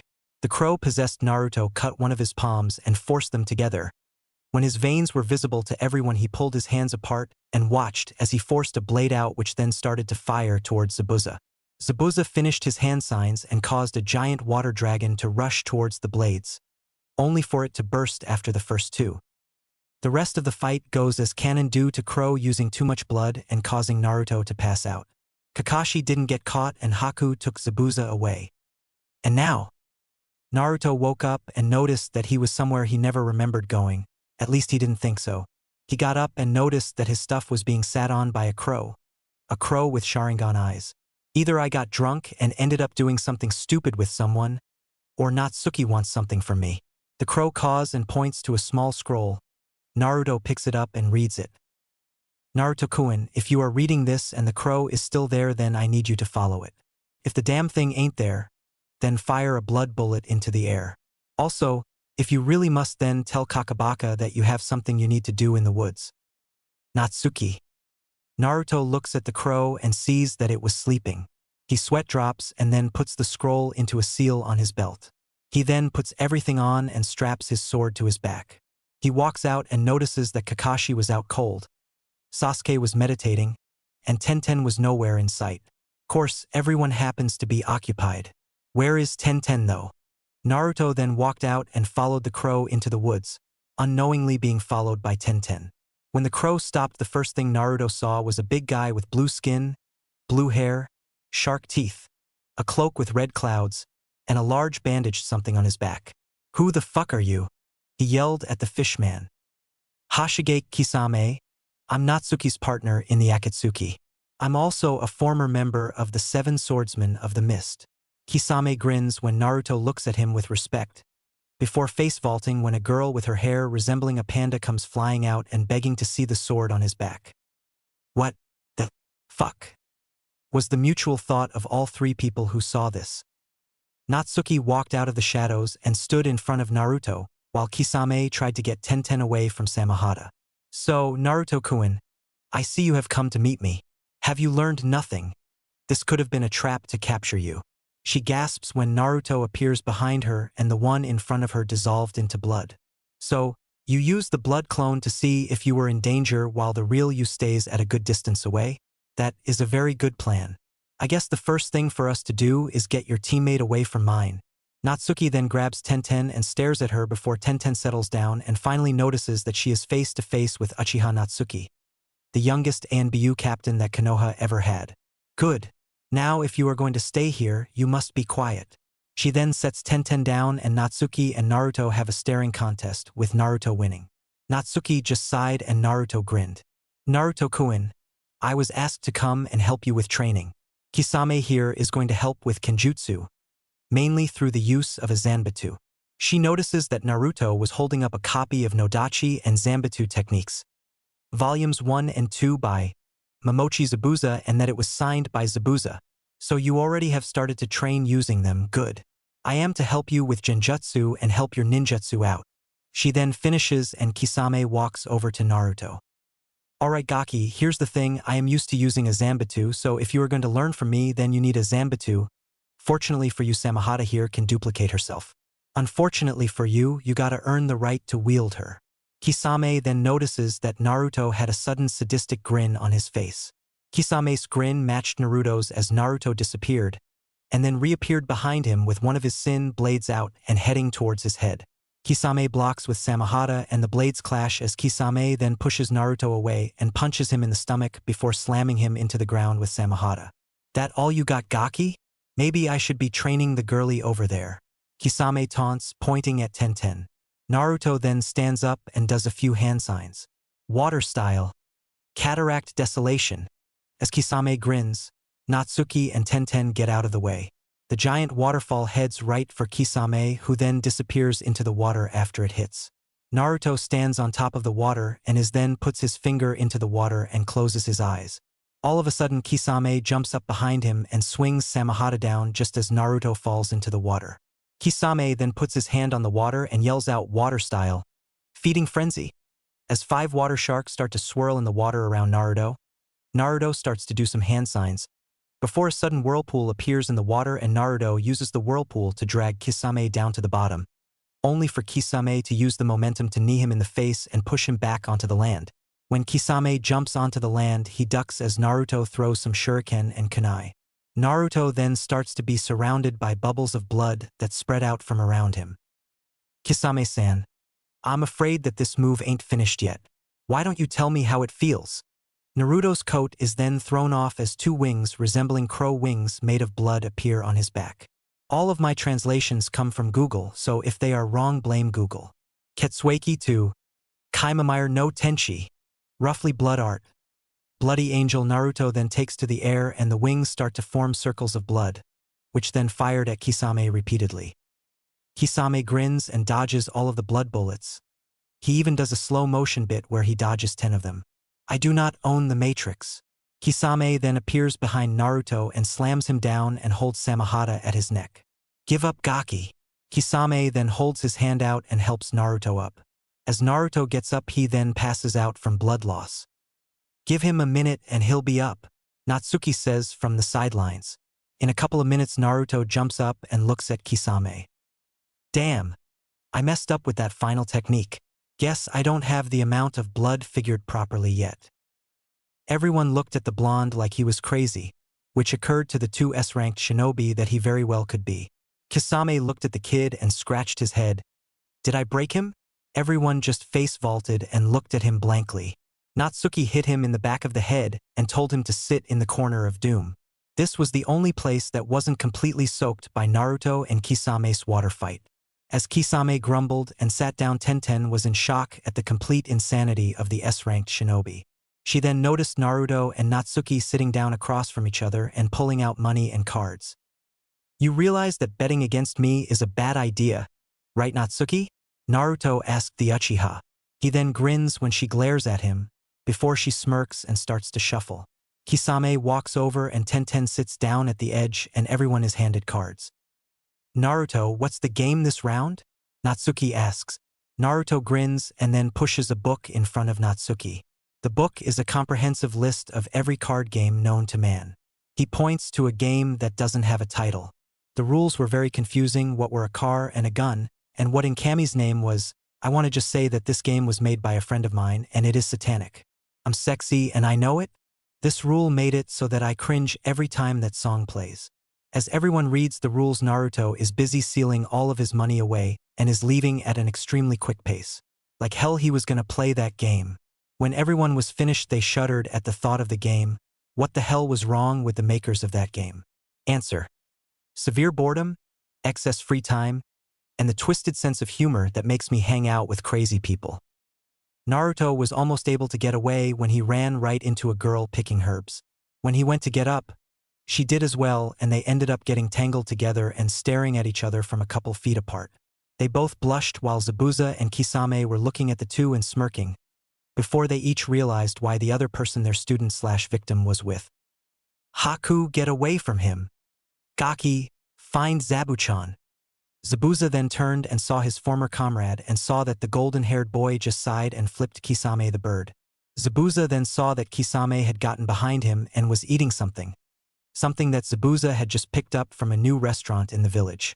A restaurant ran by Gato, of course.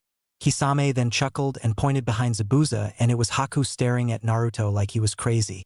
Of course, Naruto transforming into a miniature Kisame and flipping himself off wasn't crazy. Zabuza turned and Kisame then drop-kicked him onto the ground. Hey Zabuchan, what you doing here? Zabuza then flipped Kisame off as well.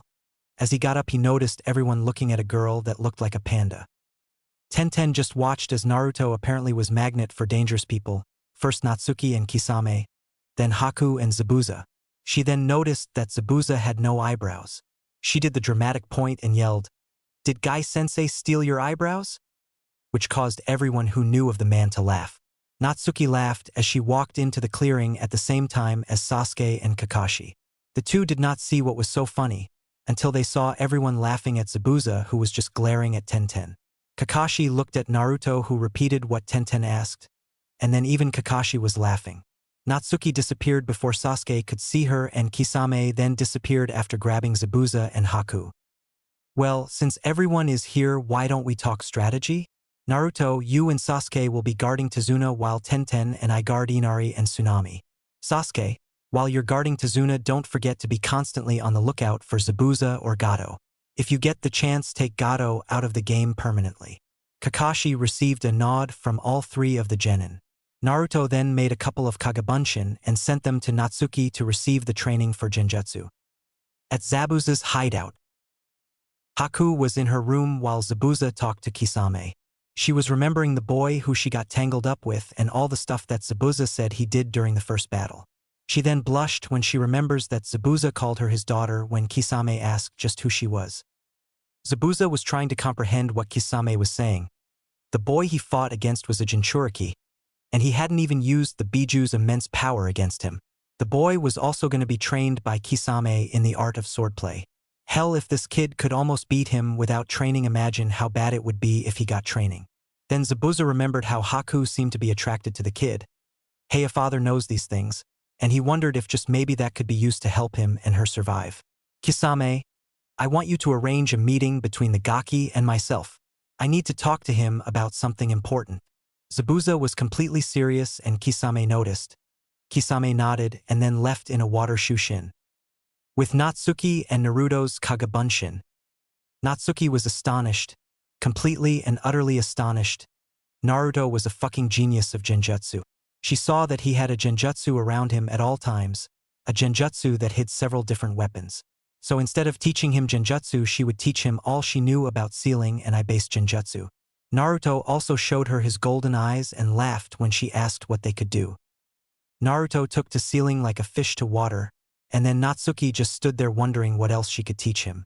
He was already strong enough to spar with Kisame, his speed could only increase, and his technique pool was deeper than hers and Kakashi's combined. Kisame was going to teach him Kenjutsu, Kakashi had been teaching him Taijutsu and Ninjutsu. He had all the chakra of the fox under his complete control. He even could play those damn guntars like a pro.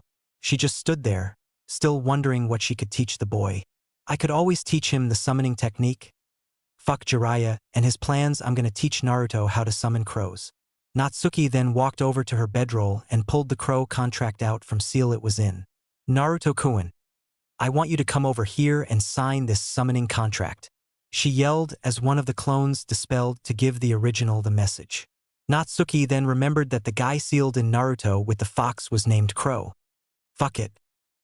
Naruto suddenly appeared in the clearing and caused Natsuki, who was enjoying some light reading, to jump when he appeared surrounded in blood. She then noticed that his face was serious.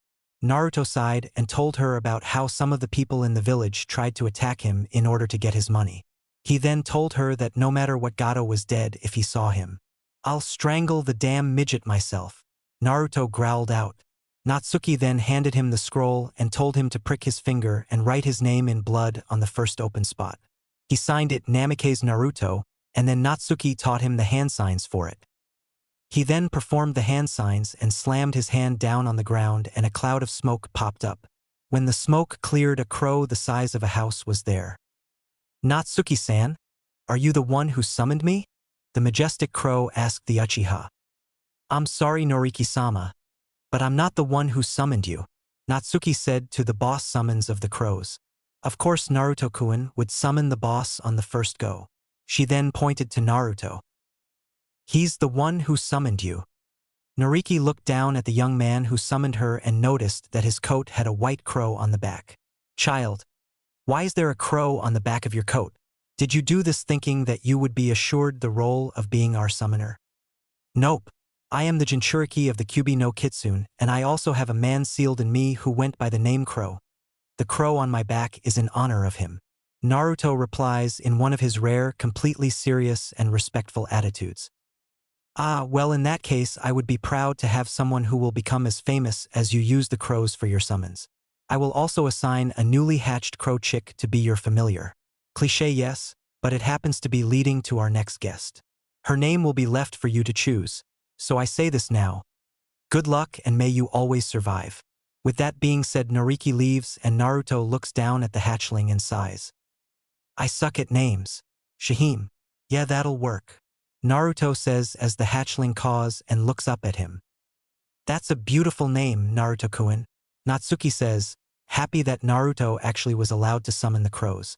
Then she blushed when Naruto grinned and his eyes had a mischievous shine. Oh, Natsuki-chan. I think it's time for your reward, Naruto says, grinning as Natsuki backs up and he grins. With Sasuke. Sasuke was sitting down watching Tazuna and the workers on the bridge while they were working. Tazuna was standing around and telling everyone what to do. Sasuke had a Kagabunshin reading over a fire-style scroll that Naruto had lent him.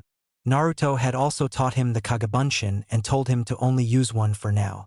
Sasuke then remembered how Naruto could and did spam the clones whenever he got the chance. Sasuke, thinking about training, then wondered how Sakura was doing. He also remembered how Naruto had gotten his sister to train Sakura. He shuddered when he thought of a Sakura that had been trained by Anko and Saya. Sasuke then thought back to when he was told that his sister had killed his clan. Flashback. Sasuke was happy. He had been staying with a friend of Natsuki's that had a daughter.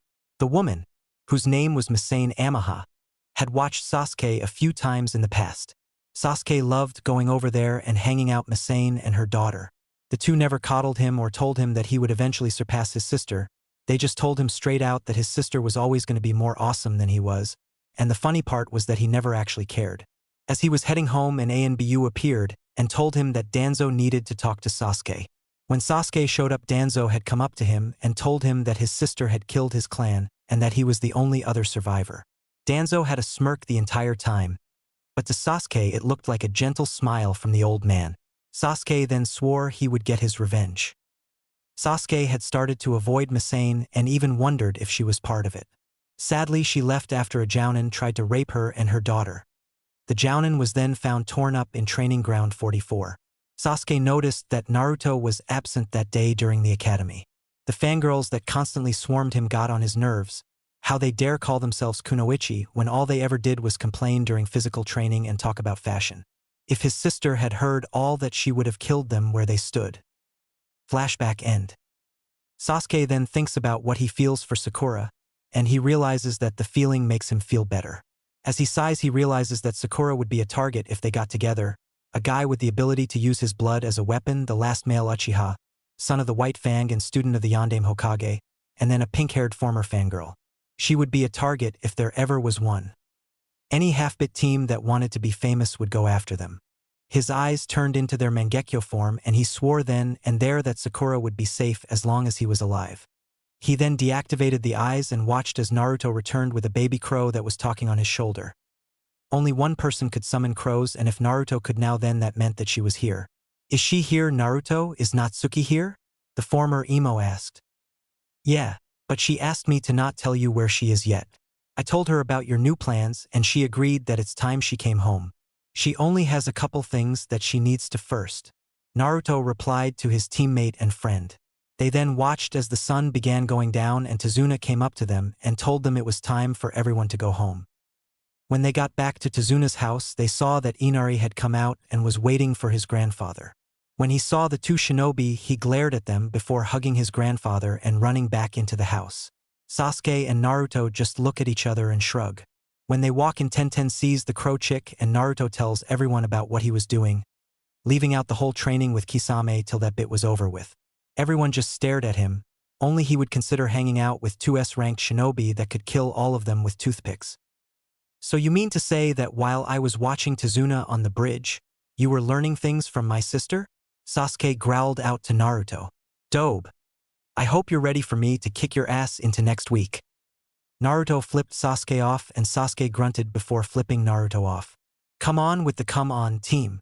Naruto replied, holding his hand out in the universal sign of bring it on bitch. Everything was tense when Tsunami walked in and hit both of them with a wooden ladle. There is no fighting in this house. She then turned and looked at Kakashi. You should have taught them better. They are your students. She then looked at Tenten. You're the only sensible one here besides me. You and I need to remind these boys why we're better. Her and Tenten shared a smile before everyone saw Naruto and Sasuke grinning. Hey Naruto, what do you say we help Tenten train in dodging taijutsu, ninjutsu, kenjutsu, and your blood bullets? Sasuke asked his friend. I think we should, Sasuke. It would be such a great training exercise. Naruto replied with an equally sadistic grin. Plus, I have to test my Sonicubaretto. So, Tenten-san, are you ready for a Team 7 training match? Naruto and Sasuke grin when Tenten remembers that Naruto was fighting Kisame a few hours ago. Tenten remembered how Naruto could shoot off bullets made of his blood, and then she remembered that move he used against Zabuza. Naruto, what is Sonic Black? Tenten asked spontaneously. Naruto then sighed and looked at Kakashi, who then nodded and sat the other two genin down. What you are about to hear is considered an S-ranked secret. To tell anyone without the permission of the Hokage or myself will result in immediate execution. Everyone knows the story that the Kyuubi no Kitsune was killed by the fourth in exchange for his life. Well, that story is only half true. He did give his life, only you can't kill a Biju, you have to seal them up, and from the Gobi up they have to be sealed into a person. If you think about it, it's kind of funny how stupid some people are. I am the Jinchuriki of the Kyuubi no Kitsune. The Biju is sealed in my stomach. However, apparently I have another prisoner sealed in me. His name is Crow and the place he came from was an alternate dimension. He went from one prison to another actually. You see, on his world, he had what was known as Branch of Sin, which was a virus that manifested in the form of unique abilities with the person's blood. His were the blades you see me use all the time. He was eventually killed in a twisted game set forth by the warden of the prison. He died laughing, and then he met Kamisama herself, who told him he was to be sealed into me. With his knowledge, my regeneration factor, and the Kyuubi herself, I have a lot going for me, huh? Naruto explained, anxiously awaiting an answer from his two friends. Tenten was in shock. The guy in front of her had a Biju sealed in him. A fucking Biju. So that Sonic Black move was Crow's move? She asked meekly. Naruto nodded as Sasuke stood there thinking. I can tell Sakura about this, right? Naruto nodded and Sasuke let out a breath. He then saw everyone looking at Tenten. Come on, panda girl. He trusted you with his greatest secret. Don't make me have to mind wipe you. The thoughts of the former Avenger were all about helping his new friend. Tenten thought about it and realized that it was the same principle as the scroll she used to transport her kunai and other weapons. As everyone watched her, she just shrugged her shoulders and looked at Naruto. So you have a giant fur ball sealed in you, doesn't make you a fur ball. It's the same principle as my weapon scrolls. She then noticed everyone let out another breath. Kakashi then noticed that Naruto looked a little bit happier. I think it's time for me to reveal another secret for you. Naruto, Sasuke, and even you Tenten, I have an S-ranked secret for you as well. Naruto, you are the cliffhanger. Chapter 5. Ice and Revelations Part 2. Previously on NTK. Kakashi then noticed that Naruto looked a little bit happier. I think it's time for me to reveal another secret for you. Naruto, Sasuke, and even you Tenten, I have an S-ranked secret for you as well. Naruto, you are the... Now, Naruto, you are the son of Uzumaki Kushina and Namikaze Minato. Your parents made several strong enemies, and thus they decided that should anything happen to them while you were still young, you would go by your mother's maiden name. Also, that makes you the heir to both the Namikaze and Uzumaki clans. You are officially in the same boat as Sasuke, the last male of your clan or clans. Kakashi stated, expecting to hear a bit about why I wasn't told or some other bit. Instead, he heard Naruto say that he already knew that. Natsum told me. Naruto replied. When everyone looked at him weird, he sighed. The Kyuubi. At this, everyone nodded. Naruto then noticed that outside it was raining. I've got to get some training done. I'll be back eventually. Naruto then headed out into the rain. Sensei, do you think that Naruto will be okay? I mean, it is raining. Tenten asked the Cyclops. Naruto loves the rain. He routinely made sure to always train when it rains. He is just like his mother that way. Kakashi replied, before looking at Tenten and noticing that she was staring at the door. He can't get sick, so he'll be okay. A lightning bolt hits the ground outside and the bang causes everyone to jump a little. Sasuke stares outside and notices the brief outline of what appeared to be a gate. I must be imagining things. Like a gate could appear out of nowhere. Sasuke then went to bed and thought about how he would explain all of this to Sakura. In the middle of a clearing, a man is lying on the ground. His short, spiky black hair seems to be matted to his head due to the rain, and the blood coming from the wound in his stomach. He was mainly nondescript, except for the mask he had on his face. The mask was white with a purple arrow heading down on one side. He turned his head and saw someone heading his way. Naruto was enjoying the rain and walking towards a clearing he knew to be in the area due to his training with Kisame. He then felt something on his leg. He looked down and saw the man. "Hey, damn it! Let go of me!" Naruto called out, only to notice the man was injured. "Shit, man, what the fuck happened to you?" "I was fighting another contractor." The mystery man gasped out, only to feel an interesting feeling when Naruto's hand glowed green and his wound started to heal. The voice in his head told him that it didn't matter. He was going to die because of the poison that was injected into his system by the other contractor. "How?" he asks the teenager in front of him. "Medical ninjutsu." Naruto then notices that the man has no chakra and there was a foreign poison in his system. "What is your name?" he asks while asking Crow if he recognized the man. "Naruto, I think this man might be from another dimension like I am. In fact, he probably is. Naruto, make sure this man survives." Crow commanded Naruto. "My name is Hei. I was a contactor in Tokyo before the Hell Gate opened and tore me from my dimension. You're probably thinking that I'm crazy because I'm saying I'm from another dimension. Huh." Hei says to Naruto as he begins to prepare an antidote from the millions of herbs he had sealed on him. "Nope, I got a giant demon and a guy who can use blood as a weapon from another dimension sealed in my stomach. Your story is actually very normal." Naruto answers, laughing at Hei's expression. "So, you have something sealed in you as well? I have a girl who was obsessed with me sealed in me, and she taught me how to do it. Kid, I'm gonna die. So why don't I just seal myself in you, so that I can at least survive on in some way?" Hei then grinned. "Plus you can use my mask if you want. It is made of the hardest material to ever exist. In my dimension anyway it was. This will probably give you my power without my price, so here we go." Hei then disappears in a bright light, and when it fades all that is left is the mask, and a knife and pulley system. "Damn it. Give a guy some warning next time." Naruto grumbled, then picked up the knife and sealed it into a seal on his arm, before taking the mask and seeing if it fit. When he put it on, Natsum then channeled some of her chakra to it and reinforced the material. "So this is what the kid's mind looks like?" "Yes, Heikuen, and now that you're sealed into him, I was able to get out." A feminine voice sounded next to Hei. "Amber, you mean that you're out now?" "Yes, Hei. Does that mean that Naruto can use your abilities as well, without the cost?" "Yes, but it will be very limited. I won't teach him though until he masters your abilities first." "Can you two shut the hell up? It's bad enough when Naruto argues with himself. If you can't stop, I will devour the both of you," Natsum yells at the surprised couple. "Yes, Kyubi-sama," the two replied quickly.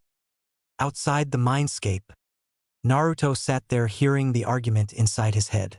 As the rain came down even harder, he looked into the sky and noticed that lightning was flashing every few seconds. Naruto sighed and walked towards the clearing. When he got there, he noticed that someone else was there. The person looked at Naruto and grinned. "Hello, child. You're just in time for the feast. The meal is, of course, you." The man jumps towards Naruto, and when the lightning flashes, Naruto catches a look at the man who is attacking him. The man's skin was scaly and green. His eyes were a sickly yellow. The clothes he wore were rags, and the worst part was the teeth. The man's teeth were noticeably red from the meal he had just enjoyed. Just as the man was about to kill Naruto, a flash of black lightning appeared and a sword with most of the blade hollowed out. think Halibel's sword from Bleach except just a Chikuto, cut through the man. Worthless piece of shit. Attacking anyone who looked at him. Just why was I sent here? I mean, this is time that could be spent pissing Hiroshi off. The new man to appear was odd-looking. The black robes and straw hat reminded Naruto of the Akatsuki robes that Natsuki and Kisame wore. But the weird part was the sword. The hilt looked to be regular except for the weird symbol on the bottom. The symbol was a red fong surrounded by flaming sands. The guard on the sword was extremely weird to Naruto. It appeared to be a dragon. But the fangs looked different, almost like they were going to drain you of all your blood. The man was wearing fingerless gloves and his eyes were covered by sunglasses. But his smirk showed extended canines. The man looks down at Naruto and Naruto sees that he was surprised. The fuck is ya, kid? Uzumaki Naruto. Who the fuck are you? Naruto replied. Boy, watch your fucking tone. I am the one and on dash. Pain in the ass vampire, Tomohiro Teki. A new man replied, appearing out of nowhere. The new man was undescript, except for the tattoo of a crimson fong on the top of his arm. The katanas at his waist were each unique. One looked like a solid black hilt while the other was a solid white one. I think you scared the shit out of the kid. You really are a menace and a pain in the ass. Tomohiro, please just leave. The man asked the other. Fuck off, Tagala. Tomohiro replied. I was just gonna wipe the kid's memory. He then notices that his sword disappeared and reappeared in Naruto's hands. Or now I'm gonna watch as Ruin kills the brat. Naruto was looking at the weird blade that just appeared in his hand. He felt the energy in the sword head into his body. Before he could fight the feeling, he was pulled into his mindscape. In the mindscape, Naruto appeared in a part of the mindscape that he avoided, the memory section. He then noticed as a black-haired woman was moving around and watching his memories. What are you doing here and who are you? He asked. Ruin is my name, and I'm looking to see if you are worthy of wielding me. She replied in an indifferent tone. She then reached the memories of before he found his sensei. Her anger spiked every few seconds, and when she was done she looked at Naruto and had tears falling down her cheeks. Kid, when you get out of here, ask Hiroshi to let you use Thanatos and Armageddon. Tell him that they will agree to it. As she pushes Naruto out, she sees him nod. Out of the mindscape. He ain't dead yet, Tomohiro. Hiroshi stated to his acquaintance. He grinned when Naruto woke up and looked at him. Hiroshi. At Naruto's questioning tone, he nodded. Ruin told me to ask you to let me wield Thanatos and Armageddon, that they would let me. Naruto waited for his reply. Hiroshi was shocked. Ruin had just told this kid to let him use both of his blades. This kid would practically be a god on the battlefield with all three. Never mind Ruin's ability to use Tomohiro's ability to activate and channel his lightning, but to cut into the very soul of his enemies. Thanatos would love to be used in actual battle, but she can be a little bloodthirsty. Armageddon, I shudder to think what this kid could do if he ever received Oblivion as well, would probably be capable of wiping out everything this kid faces. Why the hell shouldn't I do this? Hiroshi looks at the kid and hands him both of his katanas. As Naruto grips them, he descends into his mindscape again. In the mindscape, again. Naruto wakes up to see two new people. One was a man with a black cloak on. The other was a woman who had a full-body skin-tight suit on. It was white and had pouches on it. For a better look, search for Boss's stealth suit from Metal Gear Solid 3. Snake Eater, which I don't own either.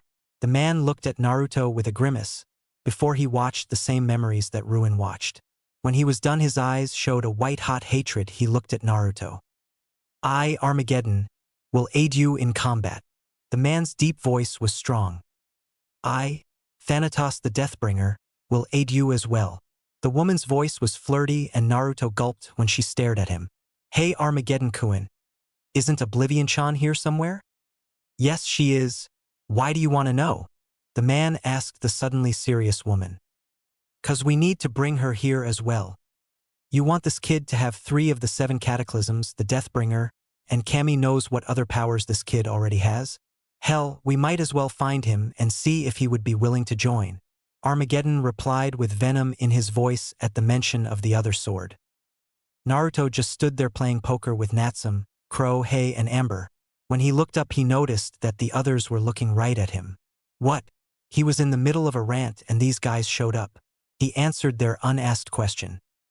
Outside of the mindscape, as Naruto came to, he noticed that the two guys had drug him to a nearby cave and were playing blackjack with clones. 21 bitch, Hiroshi yells out before Tomohiro hands him his money. And here I thought I was crazy, Crow says from Naruto's mindscape. You are crazy, Crow-sensei. Just not as crazy as they are, was Naruto's smart reply. Hiroshi notices the kid is up. Good brat. You ready for some hardcore training? Naruto nods to this. Good. 'Cause Tomohiro and I are gonna make you a force to be reckoned with. Hiroshi then poked Tomohiro. Aight, Techie, your job is to teach the boy how to use Ruin's special ability. My job is significantly harder. I gotta teach the kid how to use Armageddon and Thanatos. Hiroshi then notices Naruto do the Kagabunshin. Can they each learn? Naruto nods and Tomohiro and Hiroshi each grin a sadistic grin. Perfect. 'Cause now I can even teach you my favorite move. This move is rather dangerous. Even more dangerous than pissing off Otella or Suijin. Oh yeah, kid, if you meet a guy with long white hair, 13 tails, yellow eyes, a sword with the kanji for Ice Wolf on the blade, and a severe addiction to alcohol, run like hell and pray that he doesn't try to fight you. That is my older brother, Suijin. Tomohiro looks at Hiroshi. Run like a demon from hell was about to eat you. Suijin is certifiably insane, and that's when he's serious. Tomohiro adds with a shudder. He then drags one of the clones away and Naruto shudders when he hears a sadistic laugh come from the dark man. Hiroshi then shows Naruto how to use Armageddon, including its ability to transform into other weapons as needed. When Naruto reaches for Thanatos, Hiroshi stops him. Thanatos can transform as well, but her transformation is only to a scythe. Her ability in this form is access to an energy source known as the flow, which can be used to momentarily disrupt time to allow for the user to avoid things otherwise impossible. Along with the flow, you can also utilize her unique ability to literally cut into the void, meaning even if someone is able to make themselves intangible, they will still be cut. A warning, though, is that the flow will eventually kill you if you use too much of it. Hiroshi then sighed and sat down. I will tell you this now, when you first use the flow, your body will change. Essentially, you will become something similar to me. That is an animal-based demon. My animal form is that of a dragon. For me to use it, I must use the Tagala forbidden technique, Demon Seal Release. In this form, my strength, speed, reflexes, and instincts are increased to the point of almost nothing is superior.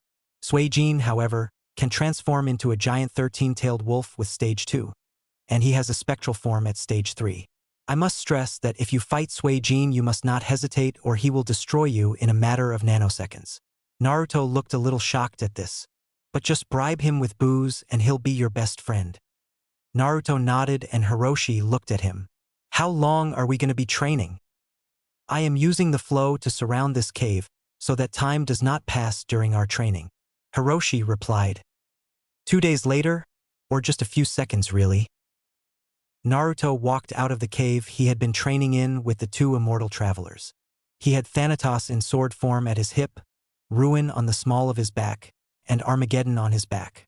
He also had a gauntlet on his arm with the symbol of the Crimson Fangs, the organization that Hiroshi and the other Tagala family members started.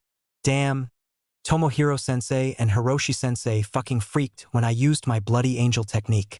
Now that I can use it longer than a few seconds, it should help considerably in battle. Damn them and their sadistic training. What the hell was up with that damn evil purple monstrosity? Ugh. Evil, sadistic sons of bitches. Naruto then notices that it is still raining and he lets the water wash away his stress. He then starts to walk away from the cave. He doesn't notice two yellow eyes watching him. The eyes close then disappear into the darkness. Naruto reaches the bridge and is watching as the rain hits the water and lightning flashes every now and then. He then thinks about the training he just did and realizes that with the newest powers he obtained, he was almost impossible to defeat. With the healing factor of the QB, the pure offensive abilities that he acquired in his recent training, and the speed that he learned new things almost granted him the understanding of countless things. He was so powerful that the only people who could challenge him would be Suijin and Otella Tagala, Sky Marion, a friend of Hiroshi's, Novaria Grand Hiroshi's second-in-command, Kaida Tagala, one of Hiroshi's other older siblings, Chihiro Tagala, Grandmaster of the Crimson Fangs and Hiroshi's grandfather, and Zio Silvets, one of Hiroshi's former enemies. Naruto shudders when he remembers some of the stories he was told about the power these people contained, power that made even Natsum look weak. These were people who the two said if he met and fought, his ass would be handed to him before he even drew his blade. While he liked to believe he was unstoppable, Naruto knew better. Rule 1. There is always someone stronger, faster, smarter, and even more handsome out there. Rule 2. The Crimson Fangs are known as beings of impressive power, and therefore fit all categories stated in Rule 1, except for Jervin, he's a douche. Hiroshi had drilled those two rules into Naruto's head during training. He had also told Naruto that Tomohiro could wipe out him and all he knows with one attack. Tomohiro had taught Naruto the weaker version of this attack. Naruto's version was called Meteor Call. Tomohiro's version was the Dragonic Supernova, a move he referred to as a Dimension Destroyer, and he also had a move called Terra Nova, which was another of his Dimension Destroyers. He taught Naruto the weaker version of it as well. This move was called the Lunar Bomb. Naruto could only use these moves when he had access to the flow, which Naruto could only sustain for 5 seconds before he used too much. Naruto knew that Hiroshi and Tomohiro could wipe him out. Hell, if what Tomohiro said was true, then Naruto wasn't even stronger than Rika, who was Hiroshi's daughter. At Zabuza's hideout, a shadow crept along the walls of the hideout, its form a blur of darkness and shadows. Whenever it reached a point that the random lights would cast out a glare, the shadow seemed to be a blur. The shadow's eyes were glowing yellow. The reason for being here were simple. He was hired by Gato to find out the gender of the apprentice of Zabuza's. When he finally reached the room that held the apprentice, the man drew in a deep breath and slowly opened the door to the room. When he walked in, he noticed the signs that whoever was in here wasn't asleep. When the apprentice turned around, the man noticed the signs that the apprentice was a girl. Damn, Hiroshi would have been able to get in here without being caught or even sensed. Damn him and his stealth. The man then drew a weird symbol in the air and caused Haku to go to sleep. The man then started to walk out. When the man reached outside the building, he ran into the Demon Brothers. The Demon Brothers took one look at the man and started to attack him. With a flash, they were held in a prison of ice. Ice style. Ice prison. The man drawled out as the moon hit him. The man had long white hair, 5 scars across his face, yellow wolf-like eyes, 13 tails, and a broadsword at his waist. Be happy that I'm not using Nilfheim. He would have destroyed you in a matter of seconds. He then grinned. You just survived a battle with Suijin, the Crimson Shark Tagala. Not many can make that claim. He disappeared and the ice shattered when he disappeared in a hazy mist. The Demon Brothers then swore that they would up their training. First, the genin that they were told was guarding Tazuna kicked their asses. Then they just barely managed to get away before Konoha's Zanbyu forces arrived to pick them up, and now this guy just shows up and freezes them solid. Gozu and I say we have Zabuza-sama train us, Meizu told his brother. I agree, Meizu and Gozu replies. At Gato's base, Suijin was pissed. He just caught the scent of Hiroshi and Tomohiro. If they were here and Hiroshi used the flow, that meant they trained someone. Gato then walked into the room and sat in his chair with his 2 personal guards standing behind him with their hands on their swords. The 2 men looked at Suijin with no small amount of fear. He had beaten the shit out of them when they tried to touch his whiskey. Suijin looked at the short fat man. What the fuck do you want, Gato? If you're here about your damn mission, then I'll tell you this, my price just doubled. Pay up now or I walk away with my information. Suijin then noticed that Gato had another scent on him. A scent that reminded Suijin of another person he once knew. Why does this bastard smell like him? If the fucker is here, and Gato is getting help from him, I'll kill them both and destroy every trace of the guy. I'll pay double, but only if you swear to back me up when I turn against Zabuza. Gato replied, watching the man across from him with a small glare hiding his eyes behind his sunglasses. If you do that, then you'll have your money. Either way, you're still cheaper than Zabuza. Fine. Zabuza's apprentice is a girl, probably a member of the Yuki clan, or a distant member of one of the many families from Yukigekure. Suijin then looked at Gato deeply. I have one question for you. Have you come into contact with a man with short red hair, a small cut over his left eye, and a cocky I'm better than all of you attitude? Yes, the man tried to extort me recently. He failed and ran away when I mentioned your name though. Gato replied only to shiver when the air temperature went down by almost 40 degrees. He told me that he would kill me if you ever left my service. Suijin watched the man and noticed that he was telling the truth, although Suijin then grinned. Good for you, if you had lied to me you would have died just now. Now let's talk payment plans. With Naruto. Naruto was asleep in a clearing. As he lay there, Haku came upon him and shook him awake. If you continue to sleep here you'll catch a cold, she told the shinobi boy. She then saw the deadpan look on his face. That would probably benefit you and Zabuza though, wouldn't it? He asked the shocked girl. How did you know? Haku asked Naruto, a while reaching for her senbon. She then gasped when Naruto pulled out Armageddon and held it to her throat, its pure white blade glowing in the morning sun. You're sent. Plus I was the one you ran into the other day, Naruto replies, causing Haku to blush. Naruto then returned Armageddon to its sheath and sat down against a tree, stretching his legs out and bringing an uninterested look upon Haku. So, why are you out here today? Someone attacked the demon brothers last night. They only remember him calling himself Suijin Taggala. At this Naruto starts to shake. Shit, please tell me they didn't really try to fight him. That man is impossible for any but a truly S-ranked shinobi army to fight. He is good, really good. Please, tell Zabuza to meet Kisame-sensei and I in a day underneath Tezuna's bridge. Naruto then gets up and starts to head towards town. When he gets there he walks into the nearest bar and sits down. Suijin looked at the boy that just entered the bar and was about to turn back around when he noticed the weapons he had. Ruin, Thanatos, and Armageddon. I wonder if Hiroshi trained the Gaki. Might as well see if he knows who I am. Suijin then walks over to the kid. Mind if I sit here with ya? Sure, go ahead. Naruto then looked up and noticed a man who fit Suijin's description was sitting across from him. Sup, my name's Uzumaki Naruto. What's your name? Taggala, Suijin Taggala. He noticed Naruto flinching when he said his name. So Hiroshi told you about me then? Good, that means I don't have to ask why you have my brother's swords. They probably told you not to fight me as well, didn't they? The man asked. Naruto nodded, already admitting that his death was probably going to be quick. So, might I ask why you are here? I was hired by Gato. He wants the bridge builder dead. I want Gato to die, but I need him alive a little bit longer. You're here to protect the bridge builder, and Zabuza wants you to help get his surrogate daughter away from the life of a Chunin. I guess that if you survive this I'll train ya and let ya use Nilfheim here. Suijin then looked at the skeptical look the boy gave him. I ain't fighting, just making sure that Gato burns in hell for his crimes. You know, Hiroshi made you sound like a bad guy. You're not bad, just lazy. Naruto then tensed when Suijin held Nilfheim at his throat with a small glare. Please do not accuse me of laziness. It tends to piss me off. Suijin then sheathed the blade and sat back down with a grin. He looked at the serving girl and motioned her over. Could you get me a round of the strongest stuff you got? Better yet, a round for everyone on me.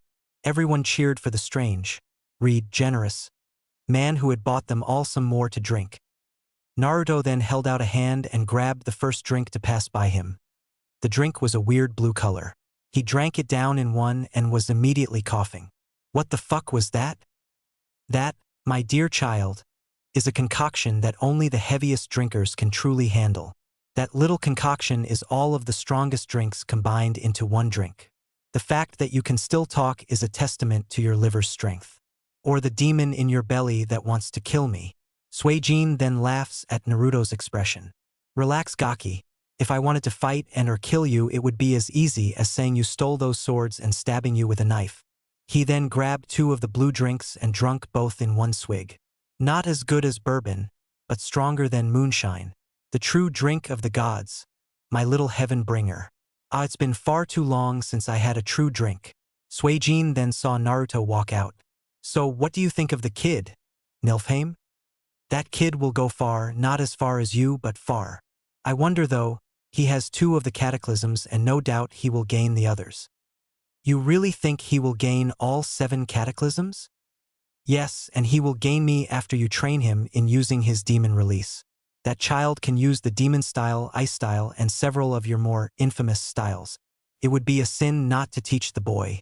Besides, Oblivion, Ragnarok, Ruin, Armageddon, Nilfheim, Discordia, and Nuin will eventually belong to the boy. Think about it, Suijin, you could help in the training of the next celestial assassin. I am the celestial assassin. No one can kill better than I can. But training this kid could help. Or I could train him. You know that with my training he will be unstoppable. Shut up. Rude much? I was only offering to teach the child. Teach him what? How to be completely evil. Yep. Dumbass. Technically I'm you, so you just called yourself a dumbass. I'm disconnecting this conversation. Suijin then sighed after the conversation with Nilfheim and his inner demon. It looked like he was going to train his newest apprentice soon. With Natsuki. Natsuki was staring at the wall surrounding Gato's base and was contemplating going in and stomping a hole in Gato's scrawny head. She turned around and saw that Gato had brought a man with long white hair, a fancy coat, and a cigarette in his hand. The man was also wearing glasses. He had an eye tattoo on one of his hands. He also had what looked to be a briefcase in his hands. One of the guards went to take it from him and the mystery man slammed the briefcase into his head. Don't touch. This is full of money. Money that is worth more than your life. You are unworthy to even touch this money. The guard twitches and the man suddenly seems to start to bleed when he fires his blood out at the guard. My name, for you should know who killed you, is Chuji Suitengu. I do not own. He then sees Natsuki and begins to bleed again, only for Gato to come screaming out with fire on his head and Suijin coming out of the woods. Natsuki uses this moment to begin to run away, only for Suitengu and Suijin to appear in front of her. Where are you going? Suitengu asks her. Nowhere that involves you. She replies, already prepared to fight the man. Soniku Barreto. The bullets of blood go flying at Suitengu, who dodges most of them and gets hit by two. The two then start to sizzle. Katsu! The blood blows up and forces Suitengu to back up. Naruto comes out of the woods and shrugs off his coat, preparing to use his bloody angel technique. I don't know who the fuck you think you are, but no one messes with my precious people. Ketsueki 2. Kaimamire no Tenshi. Naruto then has the wings spread and he starts to release even more blood. Ketsueki 2. Kaimamire no Tenshi. Kushizashi no Chizai. Roughly blood style. Bloody angel. Reign of the Impaler. With this large spikes made of blood start to drop out of the sky and pop up from under the ground. When Suitengu dodges one he gets hit by another. Suitengu's wound heals up and he throws off his coat and spreads his own wings made of blood. Bloody murder. He looks at Naruto who forms his sin blades. So, I get to fight another who knows the joy of using his blood as a weapon. So may I know the name of the man I'm about to kill? I always believe that you should know the name of the one who killed you. So my name is Suitengu, Chuji Suitengu. Uzumaki Namikaze Naruto, and I completely agree that you should know the name of the one who kills you. So now I guess I'm gonna have to kill you. He starts a long string of hand signs and draws out a long cut along his palms. Say hello to a technique a friend of mine showed me. Blood style. Blood Dragon Jutsu. A dragon made of the blood from Naruto's palm rushes at Suitengu, who merely stops the attack with a swing of his hand. Naruto sees this and flies even higher into the air, leaving bubbles of his blood in his wake. He then holds his hand up and starts to gather energy. The energy forms a dark orb above him. It grows until it's about the size of a small boat. Naruto grabs the energy and pulls it down, the energy seeming to fight the entire time, until it pops and the attack heads towards Suitengu. Meteor Call.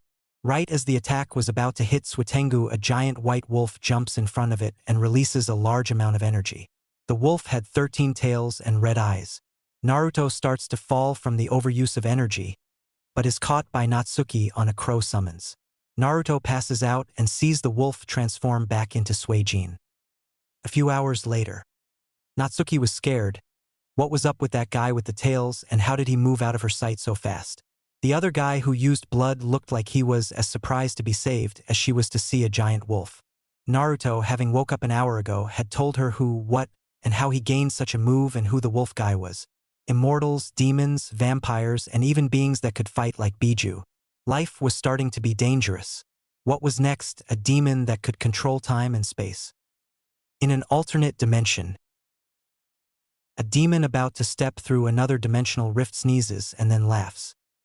Back with Natsuki. She was about to lie down when Suijin came walking into her camp. Come out now, woman. When she walked out of the cave, she saw Suijin with Kisame, Zabuza, and Haku. What is going on? Get the Gaki. Gato just signed a deal with Suitengu and Zoran. Zoran is a demon with a very nasty habit of destroying everything he sees. Zoran also owes me money and has been jumping dimensions for about 5 or 6 years. The Gaki is the only one who can successfully kill the son of a bitch before he kills everyone. Don't ask how, just trust me. Suijin then quickly put his hands together and summoned a giant wolf made from ice. He jumps on and points towards the bridge. Get him to the bridge. As Suijin takes off, Haku wonders if he could show her how to manipulate ice that easily. Let's go. If what he said was true, then we most definitely need to hurry. With Naruto and Team 7. Naruto was sitting with his teammates and telling them what happened after he walked out. He was just getting to the part of trying the new attack out when Natsuki comes out of the woods and yells for everyone to rush to the bridge. As everyone heads towards the bridge, Naruto feels like time is beginning to distort around him. He blinks and in front of him is an old man leaning on a walking stick. The old man whispers something to Naruto, causing his eyes to widen before narrowing. When the time distortion ended, he released one of the 3 resistance seals he had placed on himself during his training with Crow. Naruto suddenly seemed to blur away, moving faster than the others thought possible. The old man had told him that Suijin was getting antsy and taking care of Suitengu, but Zoran was another story. He was a centuries-old demon who had a penchant for avoiding the hunters sent after him. Unfortunately, his latest hunter was none other than the Crimson Shark of the Crimson Fangs, Suijin Tagala, who was also known as the second in command of the entire group. Sasuke was ecstatic. He had found his sister. The only problem was that now they were possibly about to get into a fight that they stood no chance of winning. He knew they were strong. Hell, he and Naruto could possibly take on any shinobi given enough time and luck. He then saw Naruto put on a burst of speed. Sasuke then activated his Mangekyo Sharingan and followed his friend. Kakashi was surprised. Natsuki and whoever this Hiroshi guy was had both agreed to train his student. This Hiroshi guy actually sounded like a guy who had once been feared across the world as a strong opponent. The man's name had been Thanatos, the Harbinger of Death.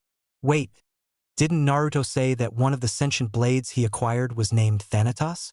Holy shit, Naruto was trained by a person once considered to be on par with the Kyuubi no Kitsune, and that was just in terms of power. Kakashi then grinned. He had the most powerful team since the Sannin, Uchiha Sasuke, the scion of the Uchiha clan, Namikaze Naruto, Jinchuriki of the Kyuubi no Kitsune, and Sakura, who was being trained by Saya in the village right now. He then realized that Iwagakure would be gunning for his team even harder when it was revealed.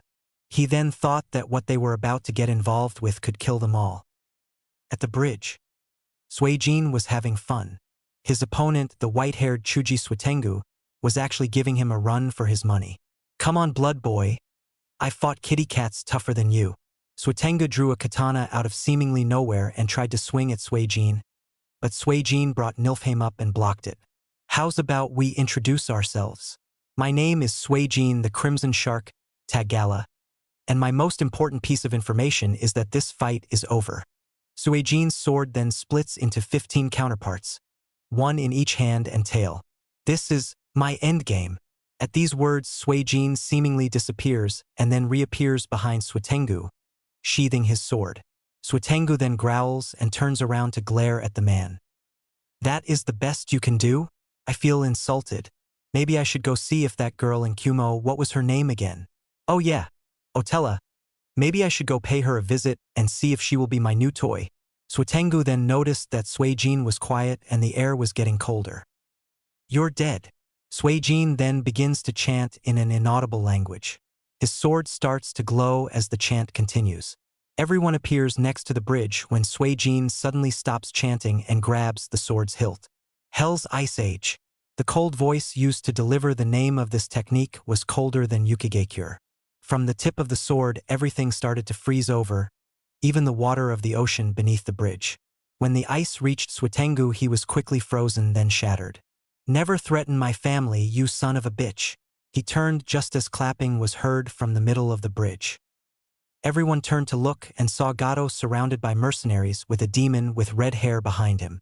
Thank you, he was charging such an exuberant rate that I was afraid I would actually have to pay for his services.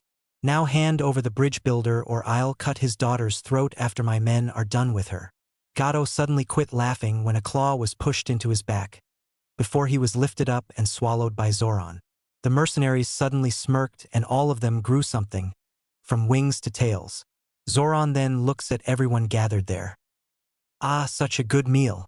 I must thank the next human I see for being such great dishes. The demon then growls when Suijin throws an ice spear at him. The ice spear hits the demon, but doesn't do much. Is that all you can do? Pathetic. Naruto suddenly appears above him with one of his sin blades heading for the demon's throat. Zoran grabs Naruto's arm and throws him across the bridge, where Naruto skips like a stone. When he gets up, he sees the demon about to slam down on him. Quickly rolling to the side, he avoids it. He then jumps up into the air and starts a long chain of hand signs. Fire style. Heavenly flames. The white fire that Naruto uses hit the demon and it just laughs before it swallows the flames, and he points at the boy. When he points, all the demons on the bridge start to charge at Naruto. But before they get halfway there, they are cut off by the rest of the shinobi and Suijin. Suijin then grins sadistically. First one to kill 100 gets a free drink on me. With this said, all the shinobi bring out their weapons. Natsuki draws out a tanto. Kakashi draws out his father's old sword. Sasuke draws his wakizashi. Tenten brings out 2 cleaver swords. Zabuza brings out the kubikirabucho. Kisame brings out samahata. Haku forms a nodachi out of ice, and Suijin draws out Nilfheim. They all start rushing at the demons when a sudden flash of black lightning appears and one of the demons is smashed by a fist. Tomohiro stands up and throws his sunglasses off and lets the demons see who they are fighting. Hiroshi suddenly appears behind a couple of demons and slits their throats with 2 daggers. Fire style. Demon flame wave. Naruto yells out only for Zoran to eat these flames as well. What the fuck? How am I supposed to do anything to him? Hiroshi points to Armageddon and grins. Naruto then facepalms. Of course, he says as he draws out the blade. Its white blade shining in the afternoon sun. Dark flames of Armageddon. With a sudden yell and slash of the blade, black fire hotter than even the Amaterasu flames shoot towards the demon. When Zoran tries to swallow the flames, they prove to be too hot and he starts to cough before growling and gathering energy. Congratulations, child. You finally pissed me off. I will devour all you have ever held dear. Even those closest to you will feel fear. I will never stop until you have felt the pain of knowing that everyone you have ever known or cared for is slowly being digested in my stomach. Although the ice girl there might make a good bed warmer for my clan. The air starts to be bathed in a bloodlust so powerful that even the surviving demons start to become scared. Really now, you will do that to those closet to me? Don't make me laugh. You won't even make it off this bridge alive. With that cryptic remark, Naruto suddenly sheathes Armageddon and holds out his hand, where a swirling blue ball starts to appear. Before long, though, the ball gains a sickly purple color and an extremely evil aura surrounds it. All of a sudden, what appear to be shuriken blades appear around the technique. Say hello to one of my father's original techniques with my own twist, of course. Anatin. Raisin Shuriken. Naruto charges at the demon, who gathers energy around him in order to fire off one of his demonic bomb techniques. When Naruto reaches the demon, he pumps as much chakra into the attack as possible and the move expands and starts to devour the flesh from the demon. When the attack stops, nothing is left of the demon except for a stain on the ground that was once a mighty demon. Suijin, Hiroshi, and Tomohiro suddenly disappear and all the demons start to fall into pieces. When the 3 reappear, they snap and all the demons explode into clouds of blood. The 3 look at each other and grin. Suijin then walks over to Naruto and hands him Nilfheim. Kid, you earned that sword. Now listen up, with that sword in your possession now, you can easily use my version of ice style. The attack you saw me use when you all appeared was the blade's strongest attack. Hell's Ice Age. An attack that is focused from around the tip of the blade into the surrounding area. The ice is cold enough to freeze even the hottest flames formed by Armageddon, so use it wisely. Suijin and the other 2 suddenly disappear in their signature way. Tomohiro in a flash of black lightning, Suijin in a mist of ice, and Hiroshi in a swirl of black flames. Naruto suddenly collapses and hits the ground, causing everyone who was celebrating to stop and rush over. When they get there, they notice a grin on his face and his light snoring. When everyone realized that he was just asleep, they all let out little chuckles. Before Haku and Tenten came up and helped him up and started heading towards Tsunami's place. Couple days later, Naruto woke up with a start. The last thing he remembered was using his strongest move against that demon. Of course, Natsum and Crow chewed him out and drilled into his head that if he hadn't had Natsum sealed inside him, the move would have killed him. He then got up and sealed all of his new weapons except for Nilfheim into a seal his palm. He put Nilfheim on his side and walked out of the room. When he reached the kitchen, he saw that Tsunami had started breakfast. "Looks good," he said in a joyful voice, causing Tsunami to jump a little at the sudden noise. When she turned around, she saw Naruto there with only one sword. She blushed a little when she saw that he didn't have a shirt on underneath the jacket. But as she looked closer, she saw a scar running from one shoulder all the way to his opposite hip. As she starts to tear up, Naruto realizes what she was looking at and closes the jacket up. "Forget that you ever saw that.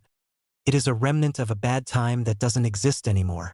Naruto then sighs as Tsunami continues going about making breakfast.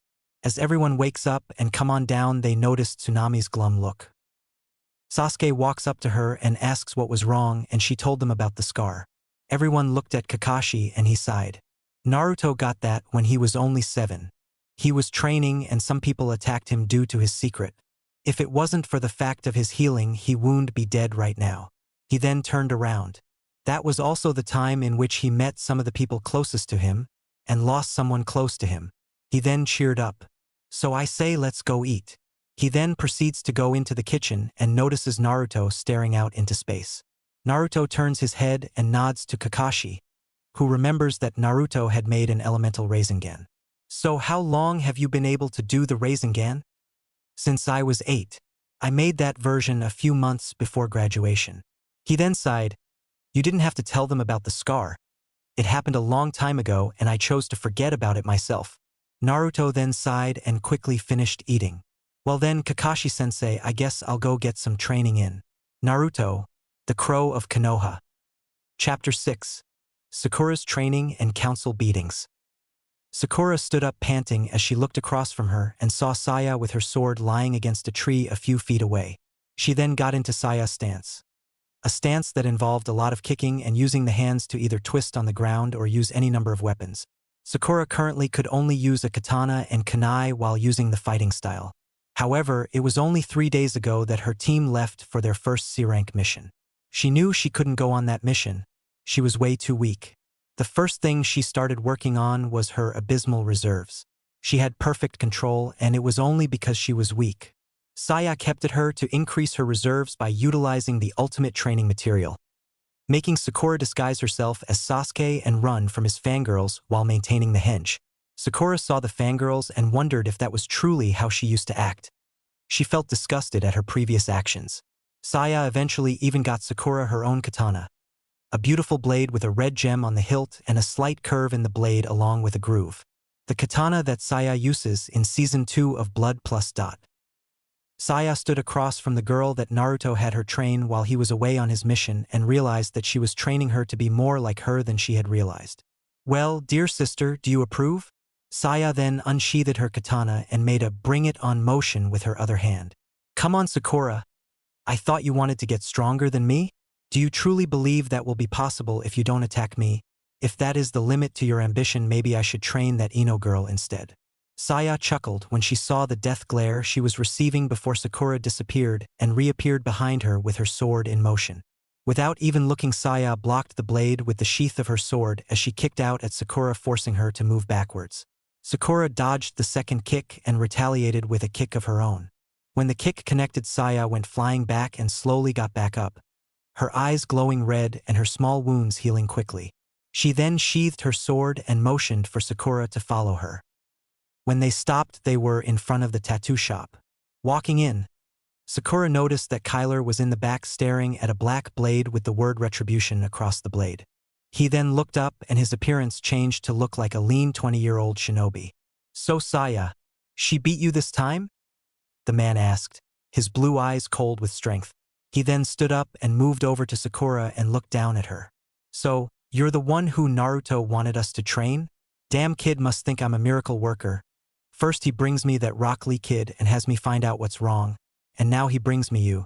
I can get you up to par, but you will need to follow my very strict training plan. Starting with a set of 15 laps around the village, 1,000 punches, 2,000 kicks, and swinging a blade 1,000 times in each direction. Do you have any complaints? Sakura thinks about it and then looks at him. Yeah, that plan leaves no time for me to focus on my genjutsu, medical ninjutsu, or my chakra reserves. Kyler looks down at the girl and notices a spark in her eyes, the same spark that Danzo had seen in his eyes. He then grins when he hears her reasoning. Good. I was hoping you would realize that I purposely left those out just to see if you were sharp. Cut all of that in half and add in genjutsu training your reserves, and finally some time at the hospital where you will be learning medical ninjutsu from a friend of mine. Just one warning. My friend at the hospital can be a little harsh and rough around the edges. You'll recognize her by her red hair with white strips. He then shivers as if though it was cold in the tattoo shop. Oh, and Sakura-san, don't touch her hair. Everyone just stared at him as he then went into the back cursing about immortal people who just wouldn't die. He then came out with a box.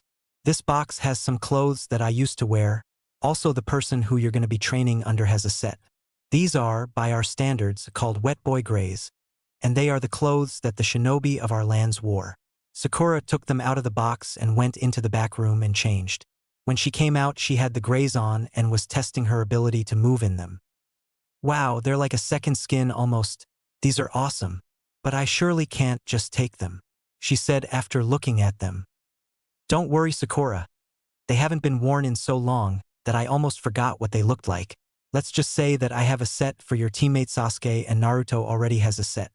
His plan will be for you three to wear them in the Chunin exams so that it looks like you all are the closest team in the exams. Kyler then picked up another box. In this box was another sword. The sword was a nodachi and it had the appearance of an obsidian black blade, a handle that was wrapped in yellowish leather, and the inscription of Sicut Perdition Ambulations, Mortem Vivit Libera. As betrayal walks, death lives freely. Any guesses as to the origin of the idea for this blade? I found this sword in an old ruin I was riding a storm out in. Whoever it cuts will feel their life force drained and transferred to the wielder. However, it will grow stronger if fed the life force of someone close to you, but I wouldn't advise that. Naruto was actually almost able to find a seal that would strengthen the weapon by absorbing the life force of anyone. Kyler then noticed the glint in her eyes. With this sword, I will protect my teammates until my dying breath, and if I must fight the entire fucking village to ensure they are safe, then so fucking be it. Sakura then places the sword on her back with chakra and walks out to start training. A month later, Sakura got up and put on her grays, equipped her nodachi, and went off to start her laps around the village. She was up to 15 laps easy. Her punches were strong enough that only Tsunade of the Sannin could take one of her punches directly. Her kicks were to the point that she was learning some things from the taijutsu master Might Guy, who she found was Kakashi's eternal rival, and the sensei of the kunoichi that replaced her for the C rank. Her reserves were equivalent to Sasuke's, and her knowledge of poisons, medical ninjutsu, and genjutsu were almost equal to Tsunade's knowledge. She had even managed to cast a genjutsu that Kurenai couldn't match, and one that covered her hands when she did any medical ninjutsu. Her four teachers, Kyler, Saya, Anko, and Vi, had made sure that Sakura was one of the strongest kunoichi the village had ever produced. The only problem she had was the sword, without the help of Naruto, who was the only person in the village to actually use a nodachi. She would be stuck at her current level. She had gone on one C rank with Guy's team and had acquired her first kill, a bandit who had been about to rape another woman. Unlike what everyone thought she would do, she didn't freeze up or start to freak out. Instead, she just diligently moved on and took out more bandits. At the end of the mission, report Guy had asked her why she didn't, and she merely replied, "Scum like that doesn't deserve to call itself human, and therefore is less than human and needs to be put down permanently before they do anything else." Sakura finished her training and suddenly Ino and a few other girls showed up and noticed her. "Hey Sakura, why are you training? Don't you know that Sasuke won't like you if you think you can be stronger than him? Or maybe you're trying to make yourself stronger so that he can use you as a human shield." Sakura just ignored the girl. who got pissed at the attitude of the fangirl princess, as she was once named. When the girl tried to grab Sakura, Sakura suddenly grabbed her wrist and twisted it before pushing her away with a warning to never touch her again. The girl then tried to pull out a kunai, but all of a sudden 3 blades were pointed at the girl's neck, 2 nodachi and 1 wakizashi. Sakura looked up and saw Naruto and Sasuke standing there. Naruto had 4 new weapons on him, 1 katana, 1 chikudo, and 1 broadsword. He also had a sword wrapped in bandages in his hand pointed at the girl. "We would like it if you left our teammate alone," Sasuke said in a monotone voice. "Otherwise we might just slip and let you bleed out," Naruto stated with a blank look. "Too bad you have no training. Otherwise I would consider a spar against your pathetic ass. I guess I'll just stay back and laugh my ass off as you flounder around in the dirt," Sakura finished with an Anko-ish grin. The 3 suddenly sheath their weapons and disappear in different swirls. Sakura in a swirl of cherry blossoms, Naruto in a swirl of ice, black fire, and purple lightning, Sasuke in swirl of black fire and white lightning. Ino just looked on in wonderment. At Sasuke's house, the 3 showed up at the same time and Sakura was pulled into a hug by Sasuke. She was blushing when she heard the click of a camera. Her and Sasuke looked over and saw Naruto with a camera. He had a kitsune-ish grin. The camera suddenly burst into black flames. As Naruto was in the corner crying about his newest camera being burnt, Sakura and Sasuke were talking about what all happened on the trip. When it got to the point of Naruto's secrets, Naruto nodded his head and allowed Sasuke to tell Sakura both of them. Sakura took a look at Naruto. "So, your father, our yandere, didn't kill the Kyuubi like we were told, but instead sealed her into you? What the fuck is up with that shit?" She then went into a rant about the stupidity of the villagers. "Well, I see she met Vi and Anko, and more than likely got along with both of them." He then clapped his hands and told Sakura and Sasuke that they should get some sleep before they stayed up so late that they missed the call to the council that was sure to come in the morning. The next morning in the council room, Sakura, Sasuke, and Naruto all used their respective shushins to appear in the council room in their wet boy grays. Sakura's had an inversed Uchiha fan on her grays. Sasuke's had a regular Uchiha fan on his grays. Naruto had his trench coat over his grays, but the front had an Uzumaki swirl. They also each had a weapon on display. Naruto had his bandaged weapon out with the others and seals on his arms. Sakura had her nodachi on her back, and Sasuke had his chikudo in the small of his back. The civilian council members then shiver as they notice the cold look that adorned the face of each member of Team 7. Kakashi then appeared in the room looking as serious as a heart attack. He had his father's tanto on his back and he also had something else. A set of bracers with wolves running across them. Naruto pulled the bandages off the sword on his back and everyone saw that it was covered in scales. Sakura drew her nodachi and everyone watched as the blade glowed red before returning to its regular pure black blade. And Sasuke pulled out his chikudo and watched as it was covered in black flames. The 3 then sheathed their weapons and saluted the Sandaime as he walked into the room. Sakura's former mother stood up and pointed at the 3. "See how the demon has corrupted Uchiha-sama and my daughter." She then noticed that none of them were listening to her. "Uchiha-sama, surely you wish that you could be on another team. I mean, surely you would like to have the power to defeat your sister, right?" Sasuke suddenly looked at the woman with as much hate as he could muster and his Mangekyo Sharingan activated.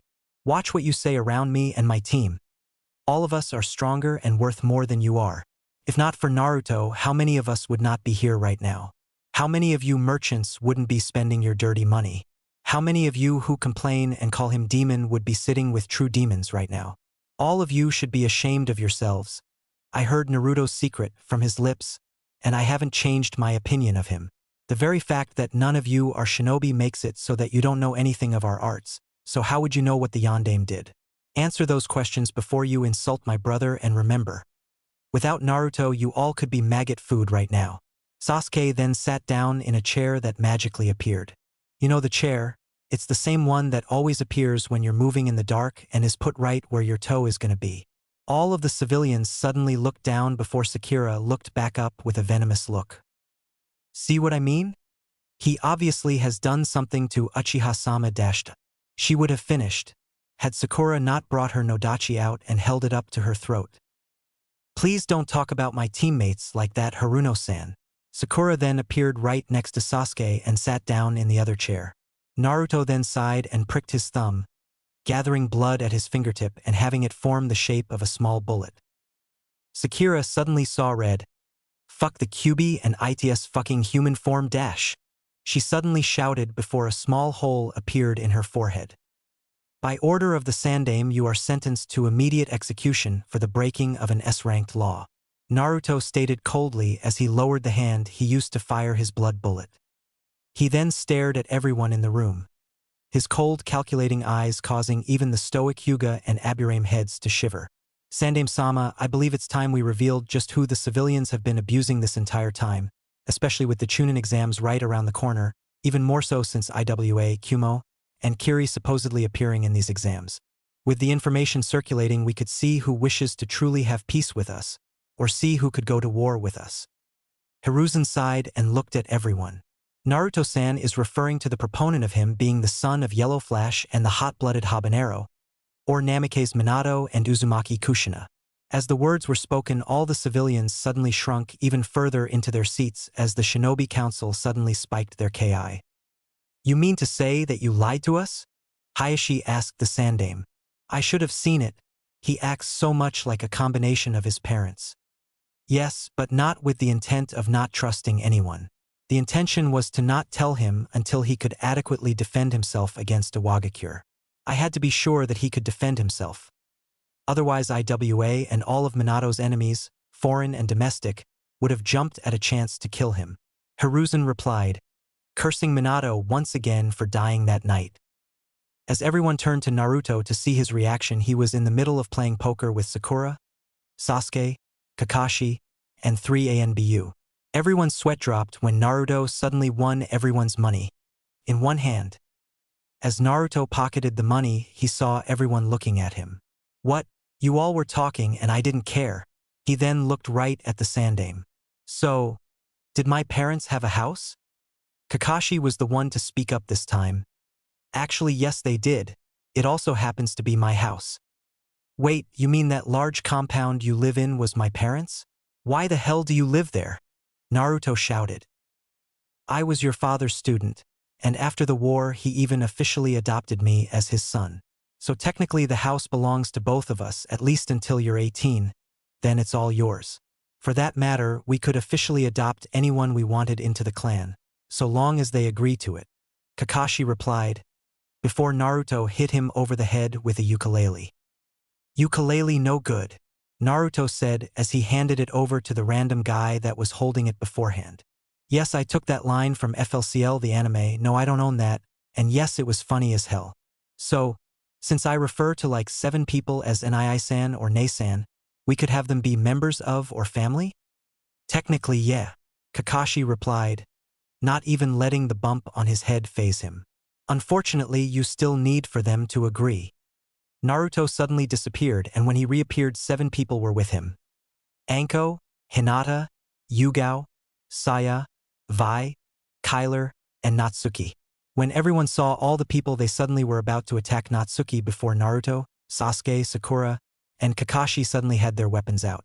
They all sat back down, causing everyone to let out a small breath. Hayashi saw that his oldest daughter was in the crowd. So, Naruto-san, is there a reason my oldest daughter is in this group? Yep, I told you that I called people Nii-san or Nei-san. Hinata was also my first friend in my own age group. Besides, like Kakashi Oni-san said, it's their choice. Naruto replied, keeping his cool. Kakashi saw everyone in the group and suddenly had a very devious smirk. Since Sasuke and Natsuki are the last Uchiha, they could agree to merge the Uchiha and Namikaze clans. This would probably have to be made official before the Chunin exams. Sasuke suddenly smirked as Naruto smirked as well. I, Namikaze Naruto, would like to officially adopt Sakura into my clan. Sakura looked at the two and saw their matching smirks before she nodded her head. I, Uchiha Sasuke, would like to ask Namikaze Sakura to marry me? Sakura suddenly smiled and ran up to hug him, which caused them to hear a click. When they turned around, they saw that everyone had cameras out. They glared before the Sandaime officially married the two together and with that allowed the merger of the Namikaze and Uchiha. Afterwards, all the people Naruto brought with him suddenly agreed to become a member of the Namikaze clan, until only Hinata was left. She looked at her father, who suddenly had a devious plan. Say, Namikaze-san, would Hinata be allowed to keep the Hyuga part of her name? If so, I wish to extend an olive branch of sorts from my clan to yours. In exchange for keeping my daughter safe from the Hyuga elders, I wish to be allowed to send my other daughter to your compound in case of the elders' negative influence. Naruto looked at Kakashi, who nodded. Yes, sir, Hyuga-san. Hayashi then looked upon Hinata. Hinata, if you so wish it, then I have no other problem. She smiled, hugged her father, and then walked over to Naruto and hugged him. As Hiruzen saw that before that meeting, the Namikaze clan was down to 1 official member and 1 unofficial member, it was now up to 10 members, with 2 of them belonging to 2 of Konoha's most influential clans, the Uchiha and the Hyuga. It was going to be a glorious and dangerous Chunin exams this year. In Iwagakure, in the Tsuchikige's office, Inoki was looking over the news from his spy located in Konoha and noticed that Namikaze Minato had a kid, and the kid was already becoming known as the Crow of Konoha. He then noticed the other weapons the boy had on him. Get me Kaita Taggala. In a flash of light, a woman with red hair and pure blue eyes appeared in the office. What is it? Inoki Dano? He showed her the picture and pointed out the weapons. So, he's using my brother's swords. Hell, he even has Tomohiro's. Inoki then tells her to choose the genin that she will take to Konoha for the Chunin exams. In Kumogakure, in the Reikige's office, E was lifting weights when suddenly, in a blur of black wind, a woman with dark green hair suddenly appeared with the latest reports from around the elemental nations. She showed him the news from Konoha and even pointed out that her brothers had apparently trained a gaki from Konoha. He ordered her to take a team consisting of Yujito and 2 other genin along with B and his team. She smirked and wondered who the kid was. In Kirigakure, in the Mizukige's office, Mei was laughing as she saw that the Namikaze kid was obviously trained by Kisame. He had a fragment of Samahata after all. She called for a list of people that consisted of Shihiro Taggala and his team, as well as Fate Taggala and her team. When they appeared, she showed them the picture and noticed when they paled slightly. What's wrong? This boy will be the strongest opponent Konoha will ever be able to throw at anyone. I'm talking about S rank by 18. He has 4 blades he shouldn't have: Thanatos, Armageddon, Ruin, and Nilfheim. These blades belong to 3 people, 2 of which are Taggala family members. He probably could take on most of us if he is as trained as we believe. Shihiro and Fate stated alternatively. Chapter 7, Chunin exams begin. Taggala Battle Royal. Previously, this boy will be the strongest opponent Konoha will ever be able to throw at anyone. I'm talking about S rank by 18. He has 4 blades he shouldn't have: Thanatos, Armageddon, Ruin, and Nilfheim. These blades belong to 3 people, 2 of which are Taggala family members. He probably could take on most of us if he is as trained as we believe. Shihiro and Fate stated alternatively. And now, Sasuke was training with Naruto and Sakura when he remembered something. Hey Sakura, you do realize that I am going to be put under the CRA? Sakura suddenly looked up from the beating she was getting while trying to match Naruto and his Nodachi. Yeah, I know, the fact was probably beat into me on more than one occasion. Why, are you thinking of not accepting anyone from the village? She then started to push back with her blade, almost causing Naruto to skid back. Before he did, he switched over to Samahata and started to swing it around like it was a stick. Sakura quickly locked blades with Naruto, her sword's ability to drain the life force of enemies negating Samahata's ability to drain chakra.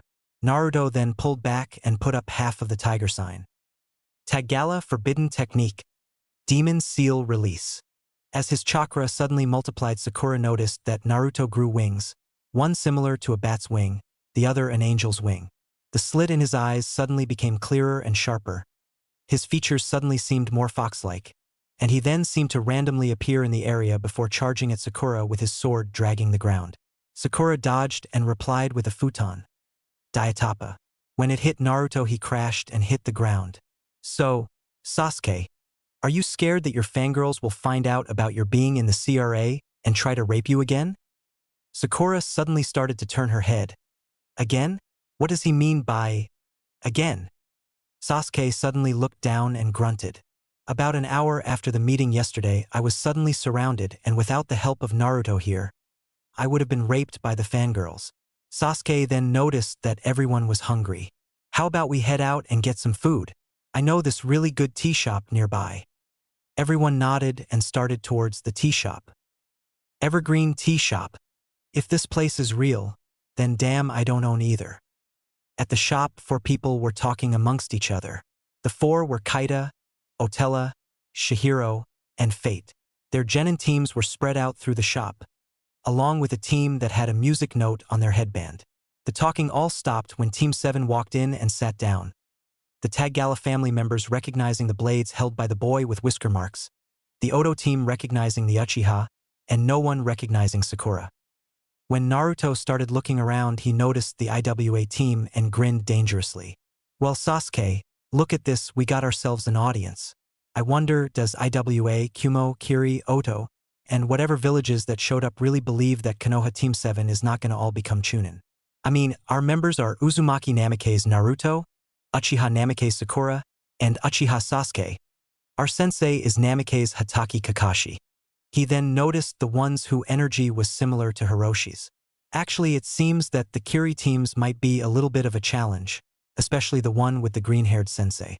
Probably the one with red and green hair will be the hardest opponent to beat.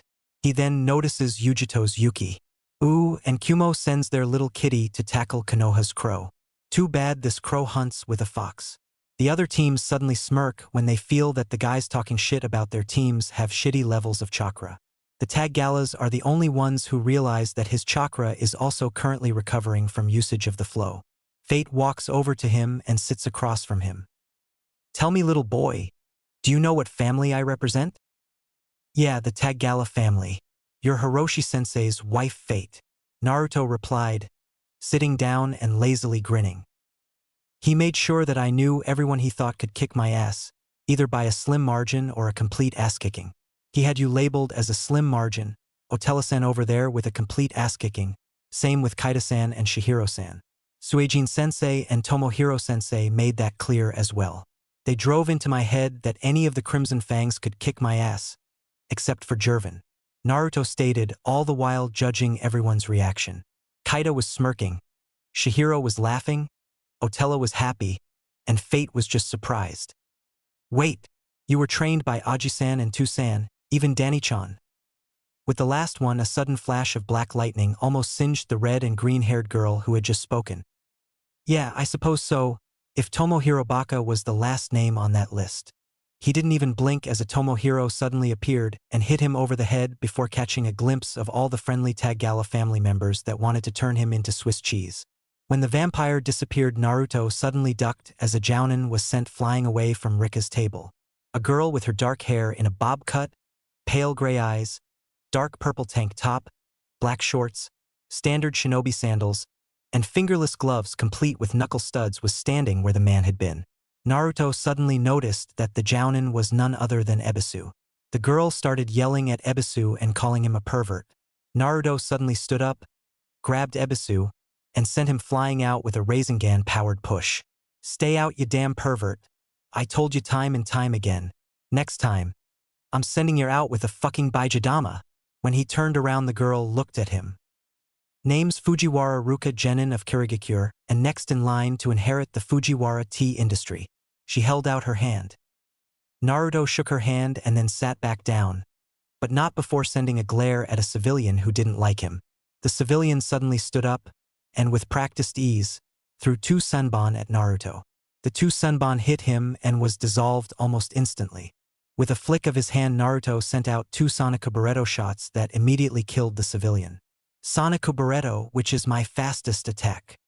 Fate suddenly looked at him and noticed that he had his hand on the sheath of Armageddon. That was movement that Hiroshi did routinely, most often when he wanted to do something stronger but couldn't afford to. She also noticed that his gaze kept heading towards Rika, who was also glancing at the kid. I wonder if the two realize that they are acting almost like Hiroshi and I. Only this time there is no annoying mother that doesn't approve. What would Hiroshi say, besides the warning to not hurt his daughter? If the rumors are true, he is also under the CRA. Naruto-san, I suppose we all should head to our individual residences for the exams start tomorrow. He nodded, and all the people there suddenly disappeared in various shushins. Naruto, Sakura, and Sasuke all ordered some dango and tea and quickly ate. The next day, Team 7 walked into the academy dressed in their grays. Naruto had all of his weapons sealed into his gloves. Sakura's nodachi was sealed into the inside of her glove. Sasuke had taken to having his chikudo in the small of his back. When they showed up, Kakashi appeared and gave them a cheesy thumbs up. He then explained that if all three hadn't showed up, they would have been disqualified before they even began. He then wished them good luck and sent them up. When they reached the second floor, they saw two genin, pushing Rock Lee back and taunting him about how pathetic he was. Sasuke was about to say something when Sakura and Naruto shook their heads. They waved at Tenten and walked through the genjutsu. When they got to the top, they saw the actual room and all nodded with identical smirks. On Sasuke's signal, they all kicked the doors and caused them to slam against the walls. Everyone in the room turned and directed as much killing intent as possible at the three. All of a sudden, they all hit the ground when the three released more killing intent than most Kage were capable of. A man with silver hair came walking up and grinned. "Wow, you three really know how to make an entrance. My name's Kabuto. Course you three might also draw too much attention to yourselves." Kabuto suddenly glared when he saw that Naruto was asleep. "You know, a lot of the people in this room could kill you while you sleep?" Everyone from Konoha suddenly started laughing at Kabuto. "You're not really a Konoha genin if you think that someone can sneak up on him," Shikamaru said as he walked up. "Yeah, 'cause Naruto and I could kick all your asses asleep," Hinata states as she walked up. The rest of the Rookie 12 file into the room. Neji looks at Naruto and scoffs, right before a crow lands on his shoulder and suddenly grows into a clone of Naruto. "Namikaze Naruto is finally here," he shouts as the clone that was asleep disperses. Everyone suddenly looks at him in shock. A faint cry of bullshit coming from Kankuro, who was slapped down by Tamari. Unfortunately for our poor clown-based friend, Naruto heard him. "Who's the dead bitch that said that?" Gaara suddenly pointed at his stupid older brother. Naruto walks up to Kankuro and pokes his chest and forces him back onto the ground. He then pulls out his wrapped blade and slams it down right next to his groin. "If you ever want to be able to use it, then you really don't want to call me a liar again. Next time I might not miss." With that, he went to cuss some more people out when there was suddenly an explosion and a large amount of smoke in the front of the room. "Shut up and sit the fuck down," Ibiki yelled out as he and the other random Chunin appeared. "My name's Marino Ibiki, and I have the gracious pleasure of being your first proctor. If you are already pissing your pants, you might want to get the fuck out of here. I will only say these rules once. Rule 1. If I say to do something, you fucking do it. Rule 2. If you cheat, you get 2 points docked off your final score. You have 10 points, so that means try not to get caught 5 times. Otherwise, your entire team is fucked due to your stupidity. Rule 3. No sitting beside someone from your village. Rule 4. You have 1 hour to finish at 10 till I will give you question 10, so don't piss me off. Rule 5. No playing poker with the umbu that walk by the room. The last rule had people going WTF until they looked over and saw Naruto winning against some ANBU. "Come on, Ibiki. One little game and you chickened out of playing again," Naruto said as he dealt out the cards. "That's because Anko was there along with a few other kunoichi, and you somehow convinced me to convince them to play strip poker. You never lost a damn hand either. Hell, I don't think you have ever lost a hand during a card game." He then noticed Naruto's triumphant grin. Damn Gaki, he thinks that he is so smooth because he saw Anko, Yugao, Hana, and even Kurenai beat the shit out of me while they were naked. I do see why Jiraiya does what he does now. Either way, you shouldn't be playing poker during a test. "Oh yeah, well, I finished. I got the answers from the ANBU I was playing against. She was rather forward with the answers once you mentioned that I have never lost a hand. So thank you for helping my legend grow," Naruto stated as he then kicked back in the chair and pushed some convenient shades up over his eyes. As everyone finally calmed down, some of the others were realizing what the test was about. Sasuke was using his Sharingan, Sakura knew most of the answers and was helping out Tenten, Neji and Hinata were using their Byakugan. Ruka was slowly sipping tea as she waited for Rika to use her ace in the hole. Kiba had Akamaru spying on others' papers. Ino took control of a random person who already had the answers written and then possessed Choji to give him the answers. Gaara was using his third eye technique. Rika activated the flow and used the ability to stop time long enough for her to gather the answers and write them on her teammates' papers. Samui used her looks to convince a pathetic Chunin to give her the answers. Omoi passed his answers to Karui when no one was looking. Lee got the answers from Tenten, and the rest used a few of their favorite cheating techniques. Numbers 12, 78, 90, and 23. You and your teams are outta here, Ibiki said as the 4 teams left. He then grinned as he saw Naruto wasn't awake. Trust the brat to actually get the clue to the test. He openly talks with the QB, and from what I gathered he even gained a few new inhabitants. The Kiri teams are strange though. Naruto never directed any killing intent their way, almost as if though they were stronger than him. I wonder, the one with mixed hair color seems to be the unofficial team leader. The IWA team is looking at Naruto like he stabbed their puppy, which considering he introduced himself as Namake's Naruto right from the start, makes a lot of sense. Kumo sent the Nibi no Bake Mono Jinchuriki. Suna sent the Ichibi no Tanuki Jinchuriki. Taki sent the Nanabai Jinchuriki. So for total Jinchuriki in the exams, 3 Jinchuriki were sent as senseis to the other teams. 7 of the 9 Jinchuriki in one village. What have we done to deserve this? Fortunately for us, Naruto holds the QB and is actually strong enough without using the Yuki. I think it might be overkill if he did. Oh look, during my inner monologue I was subconsciously eliminating cheaters. Oh, and it's time for the final question. Someone wake up Sleeping Beauty. Rika, who was sitting next to Naruto, poked his side to wake him up. When he turned his eyes to her, she pointed up at Ibiki. He nodded and said thanks. So Tu-san and Aji-san both trained him. He even has Thanatos. I must see if he is worthy of those weapons. And to see if he might be boyfriend material. At least Tu-san won't try to kill him. Ibiki looked around at the teams left, 100 teams left. Time to drop the number. Before I give you the 10th question, I will give you one last chance to leave before I give it to you. Why would we do that? A random useless peon asked from the back. Because of the fact that if you take the question and fail, you will remain genin forever. Ibiki replied with a sadistic grin. Someone shouted about how it wasn't fair and Ibiki suddenly grinned even more. Too bad boys and girls. 'Cause this time I'm making the rules. Naruto sat there as team after team had left. It was down to the rookie 12, Iwa's 2 teams, Kumo's 2 teams, Kiri's 3 teams, the Sand siblings, 2 teams from Taki, Kabuto's team, and the Oto team. That wasn't counting the other rooms which could have a lot more people in them as well. Naruto remembered what Anko told him about how all the teams left would be brought together in part 2. Naruto then realized what Ibiki had been doing and started laughing when it looked like no one else was gonna leave. So, Ibiki the torturer strikes again? Man, what a riot. You don't have the rank to stop anyone from being Chunin. I went through harder training when I was 10. At least then I had the grace of not putting up with the bullshit of the world and the bastards who are too fucking weak to stay. Naruto then noticed that everyone was looking at him like he was crazy. What, you try training against spiders large enough to devour you in one bite? The forest of death ain't a fucking joke. Ibiki then glared at him. As he said, I do not have the authority to stop you, except for kicking you out of the room. However, for those of you still here, you pass. The entire concept was to see if you could cheat without getting caught, either by using unique skills. He pointed to those who had Kekai Genkai, or you happen to be an extremely lucky bastard at cards. He pointed at Naruto this time, who just laughed. The second part of the test was to see whether or not you had the guts to be a Chunin, because as a Chunin you do not have the ability to say no about what mission you might receive. So I'm somewhat happy to say congratulations. However, if you happen to be scared of spiders, be careful in the next test. As Ibiki said this, a black ball burst through the window and unrolled with the words, Namake's Mitarashi Anko, sexy and taken snake mistress of Konoha, displayed on it.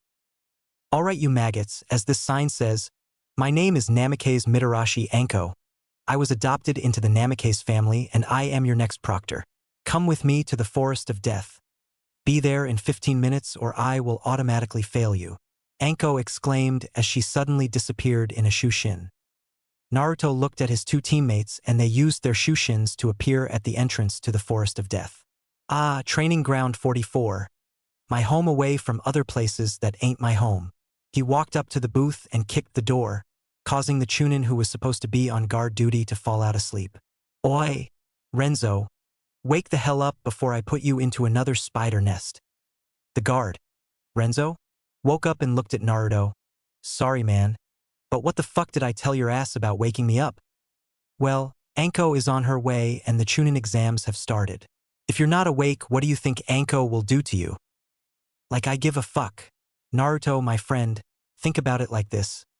Anko knows she can't touch me until after the exams, at which point I will probably be on a mission somewhere my skills won't be wasted. So she can't do shit as long as the exams are going on. True, but I can. With this, Naruto punts the Chunin into the forest, where the screeching of tons of spiders is heard before a large explosion is heard, and Renzo comes walking out with a large Zanbatsu made of clay in his hand. Naruto, what the fuck was that for? You looked like you needed some help getting up. Renzo then snapped his fingers and the clay slowly dissolved into his arm. I should beat the shit out of you, I should. But I won't. You mean you can't? Go fuck yourself. Nah.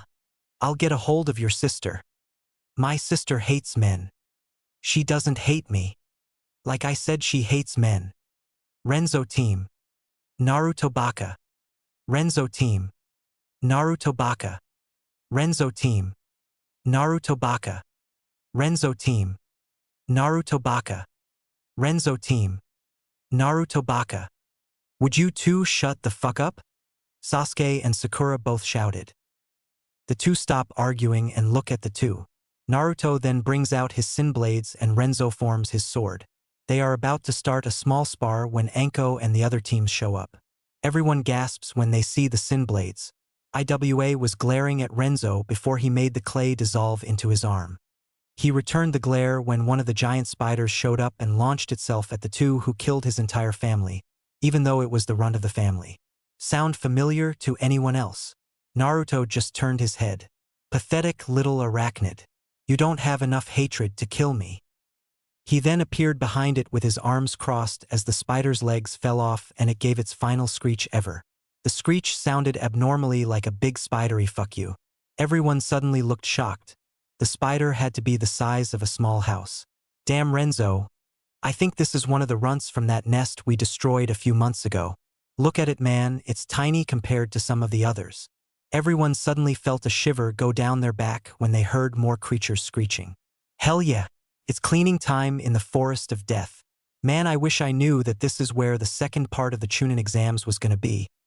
I wouldn't have cleaned it a week ago then. Naruto was chuckling evilly while everyone was sweat-dropping at his actions and words.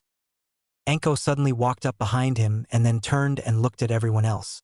Listen up maggots, in this forest there are enough scrolls for each team to have one.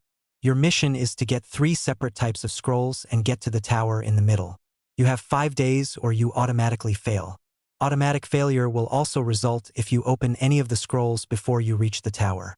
Also Naruto, you are forbidden from antagonizing the spiders during this test.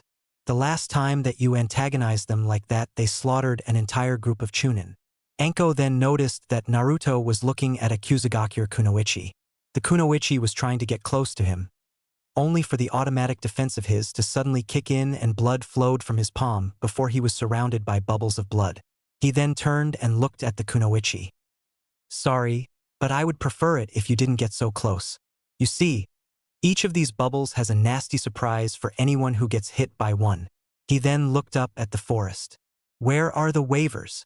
Anko pointed to a stack of papers and Naruto grabbed one as Renzo passed the rest out. After signing it and collecting the information on where his team scroll was located, conveniently close to the gate, Sasuke was shocked that theirs was that close to the gate. Sasuke, it's like this, we are the sons of 2 of the most prominent clans in Konoha, as well as the strongest of our generation. We are important to the plans of the village. They are going to make sure that we pass with little to no difficulties. We are just too important to not pass on to the 3rd round. Naruto finished as he fished the scroll out of the trap-infested river bed it was hidden in. He looked down and noticed that the scroll had the kanji for crow on it. He then smirked when he looked at his teammates and pulled 2 more out from a pouch hidden by his coat.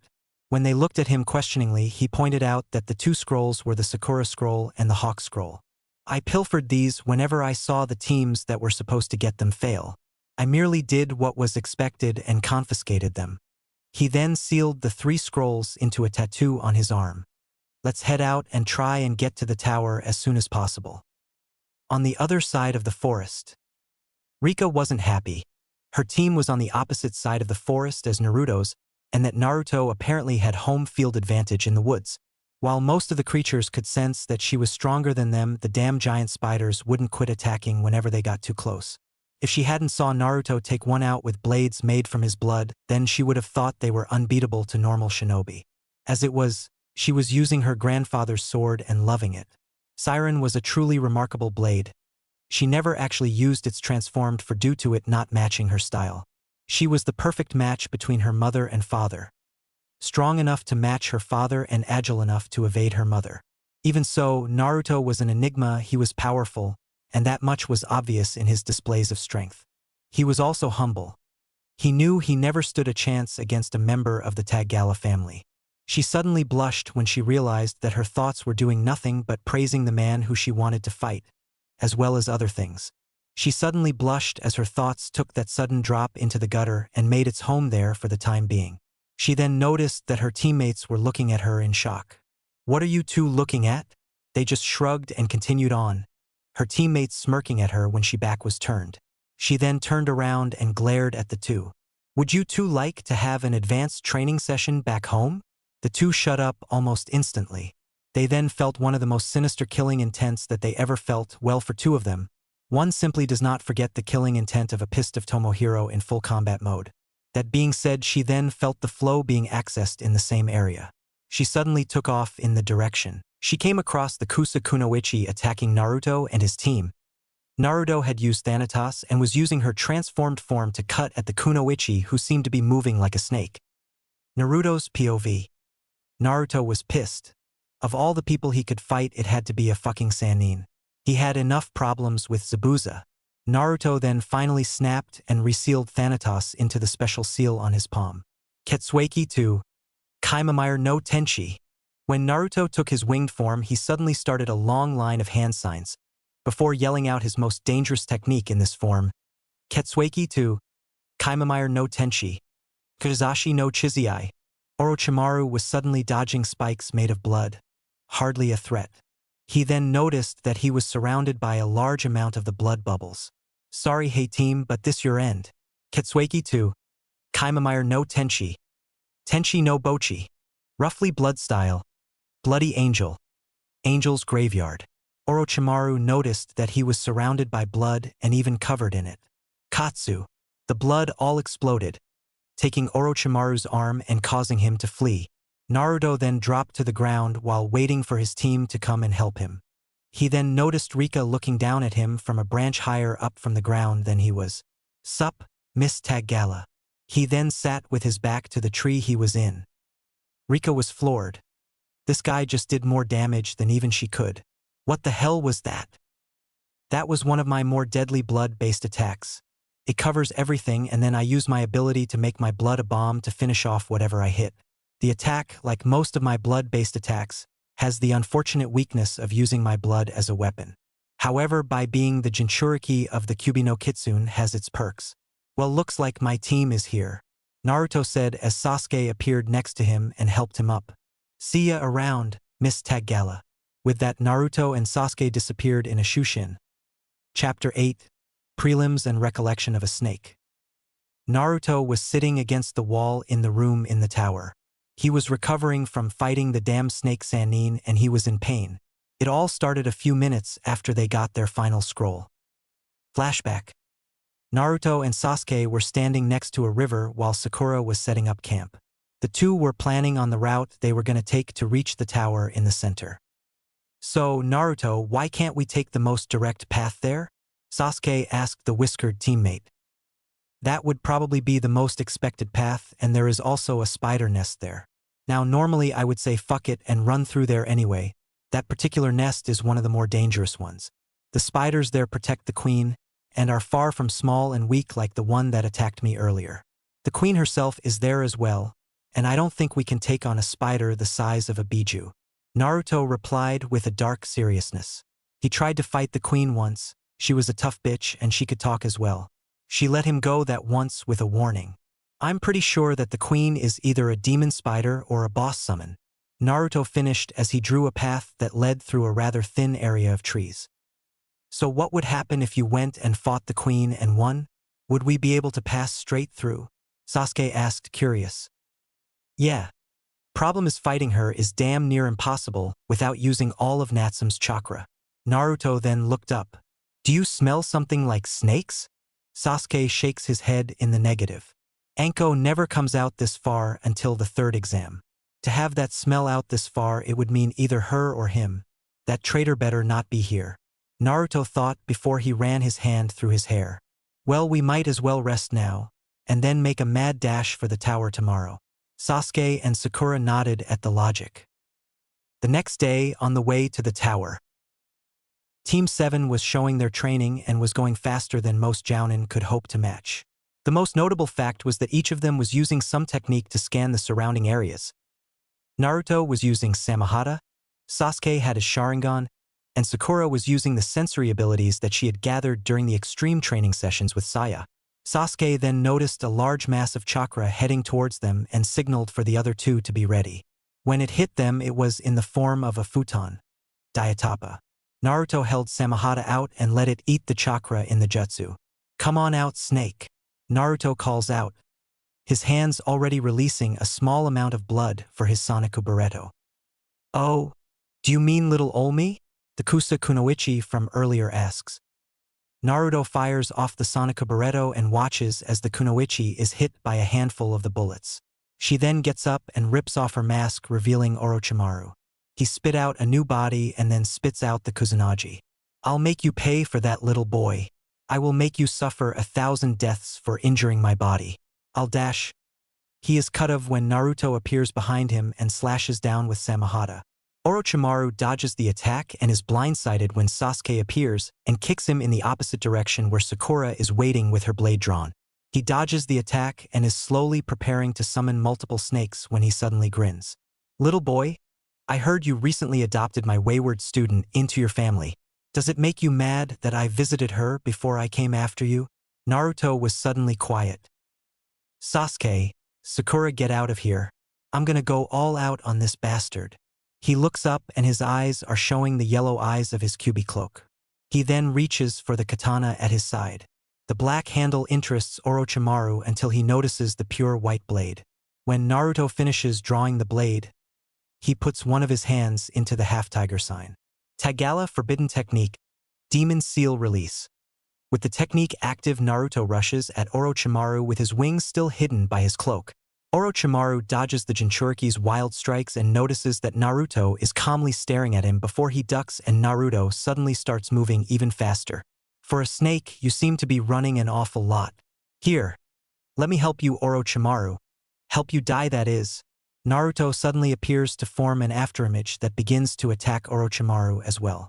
Orochimaru looks up and notices that Naruto was forming a giant black orb in the sky. As the Sannin felt the Ki being released from the move, he prepared to summon the Rashomon gates.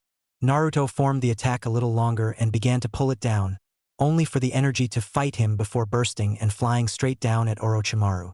Take this, you stupid snake. Dragonic Meteor. When the attack hit, Orochimaru went flying and Naruto landed on the ground and switched Armageddon for Thanatos. He then transformed her into scythe form. The scythe was wicked looking, with a pure black blade, black metal handle, and a red ethereal glow surrounding it. From this point, it is merely when Rika showed up. Flashback ends. Naruto was still shivering from the look Orochimaru had in his eyes when he released the Dragonic Meteor. He felt like he was being watched by a pedophile with a snake obsession. The first thing Naruto had done when he made it to the tower was ask where Anko was. When he was told she was in the medical wing, he took off running and ran into her room. She was there just staring out into space. Ankone, are you all right? Naruto asked. Just fine, I ran into my former sensei is all. Wait, how did you know I was here? Anko replied. My team ran into him. He was kinda disarmed after the fight was over. Naruto replied, smirking when Anko slowly turned her head towards him. You mean you actually fought him? Are you fucking stupid or something? What if you had died? She screams out. Naruto says nothing and gets up and hugs her. I will never die to scum like him. I managed to remove his arm and determine his target. He wants Sasuke's Sharingan. I didn't actually want to fight him until he said that he reached you first, after I heard that I went crazy and wanted him to bleed. When I thought that I lost a member of my new family, it made me remember what happened that night. Naruto replied, still holding his adopted older sister, tears coming to his eyes from the memories. Anko just held her little brother a little longer than felt that he was asleep. To be able to injure Orochimaru, just how strong are you, Otudo? Anko then fell asleep. Time skip to the prelims. Naruto was standing beside his team dressed in his usual trench coat, only without a shirt like Crow wears. Sasuke was wearing a red cloak with black clouds. Sakura was wearing her wet boy grays. The teams there were the 2 IWA teams, the Rookie 12, the Suna team, the Odo team, the 3 Kiri teams, one of the Taki teams, and the 2 Kumo teams. Naruto had a blank look on his face as he was talking to Crow. So, Gaki, do you think you are ready to learn my signature technique? Are you ready to learn the Sonic Kubaraku? Yeah. I know I am ready to learn the Sonic Black. Good, cause I will teach it to you on one condition. That condition is to win your fight here by only using Natsume's chakra. Are you sure about that, Crow? I mean, what if I fight a Konoha shinobi? Hope you get Niji or any of that Kabuto team's team. Got it, sensei. Naruto was brought back to attention when he saw everyone heading up to the sides. When he got to the top and was standing next to his team, he looked at Sasuke and smirked.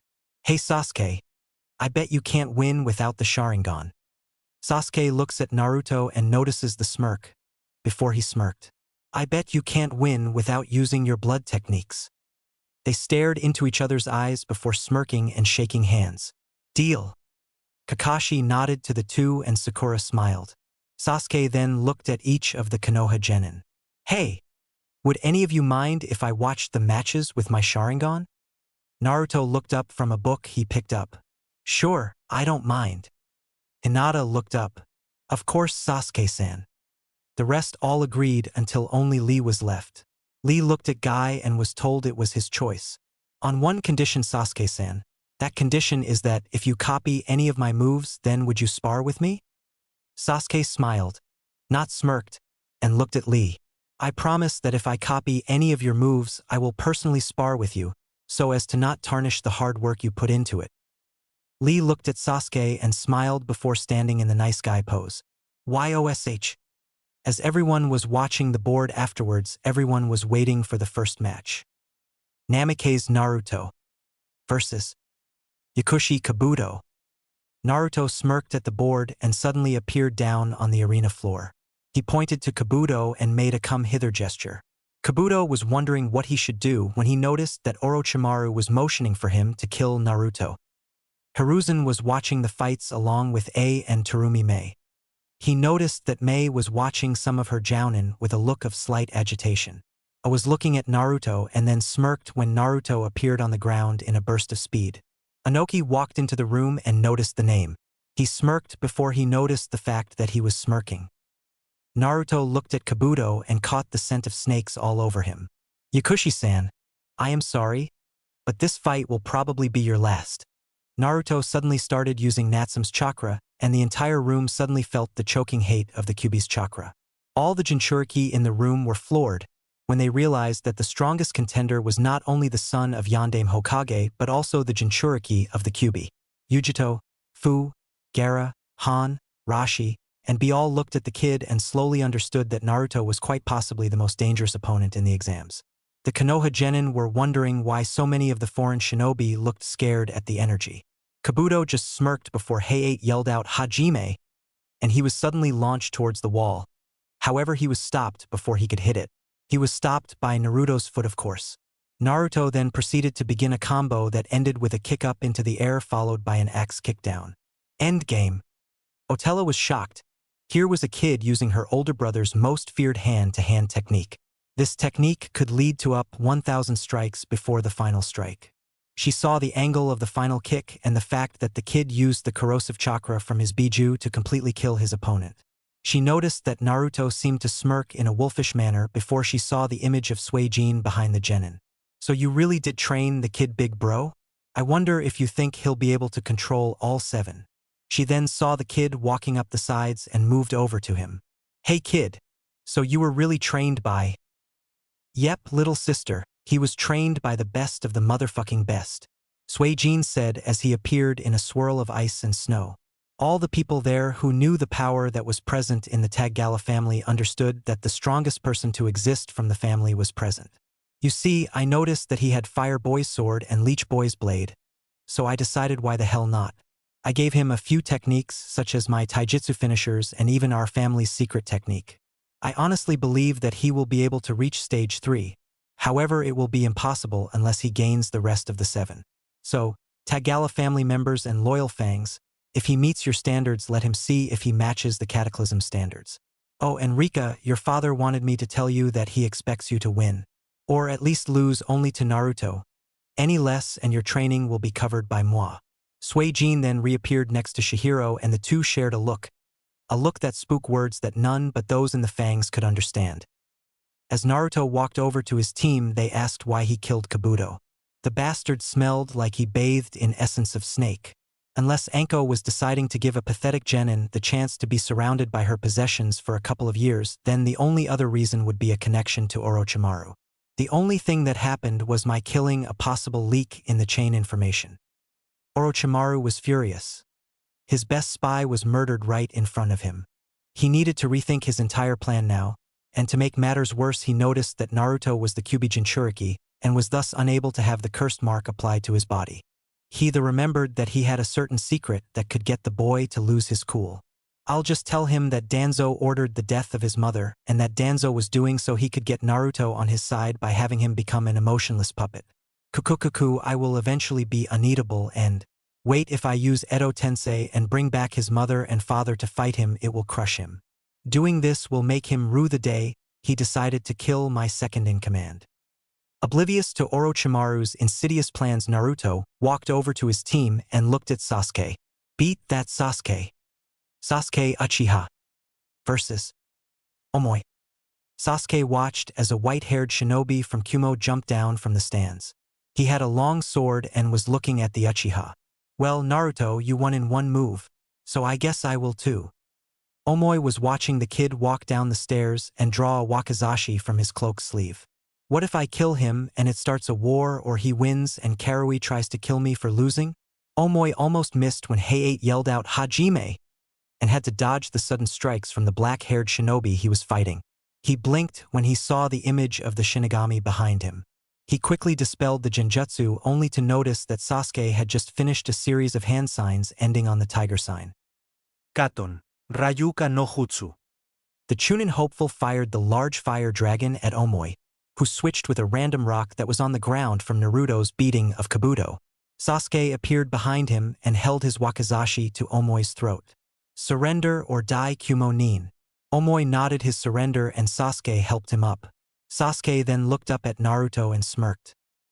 As everyone was amazed at the power of the two genin who had fought and won their matches, they realized that the 3 members of Team 7 could very well end up winning and becoming Chunin.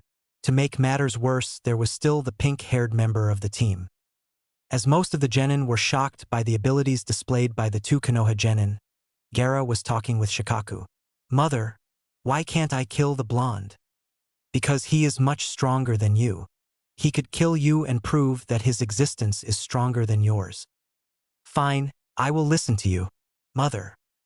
Sasuke stood next to Naruto and held his head up high. Well, so far our team has been going first. I wonder if Sakura is next. Kinsuda Dosu versus Ikimichi Choji. Canon. Sabaku no Temari versus Tenten. Canon. Namikaze Uchiha Sakura versus Yamanaka Ino. As Sakura walked down towards the arena, Ino was smirking. She was going to prove to Sasuke that he should have married her. She had been training in using her body as a way to seduce Sasuke away from all of the hussies that went for him.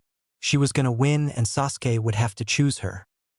Vi, Kyler, Saya, and Anko were all watching as Sakura slowly walked down the stairs and noticed that she had a smirk that Vi recognized right away. You actually found a student who could use Mama K's smirk. Damn it, Kyler. I would also like to see what she can do. I mean, she is on Naruto-kun's team. Kyler just grinned. You know she is going to play around with the girl, right?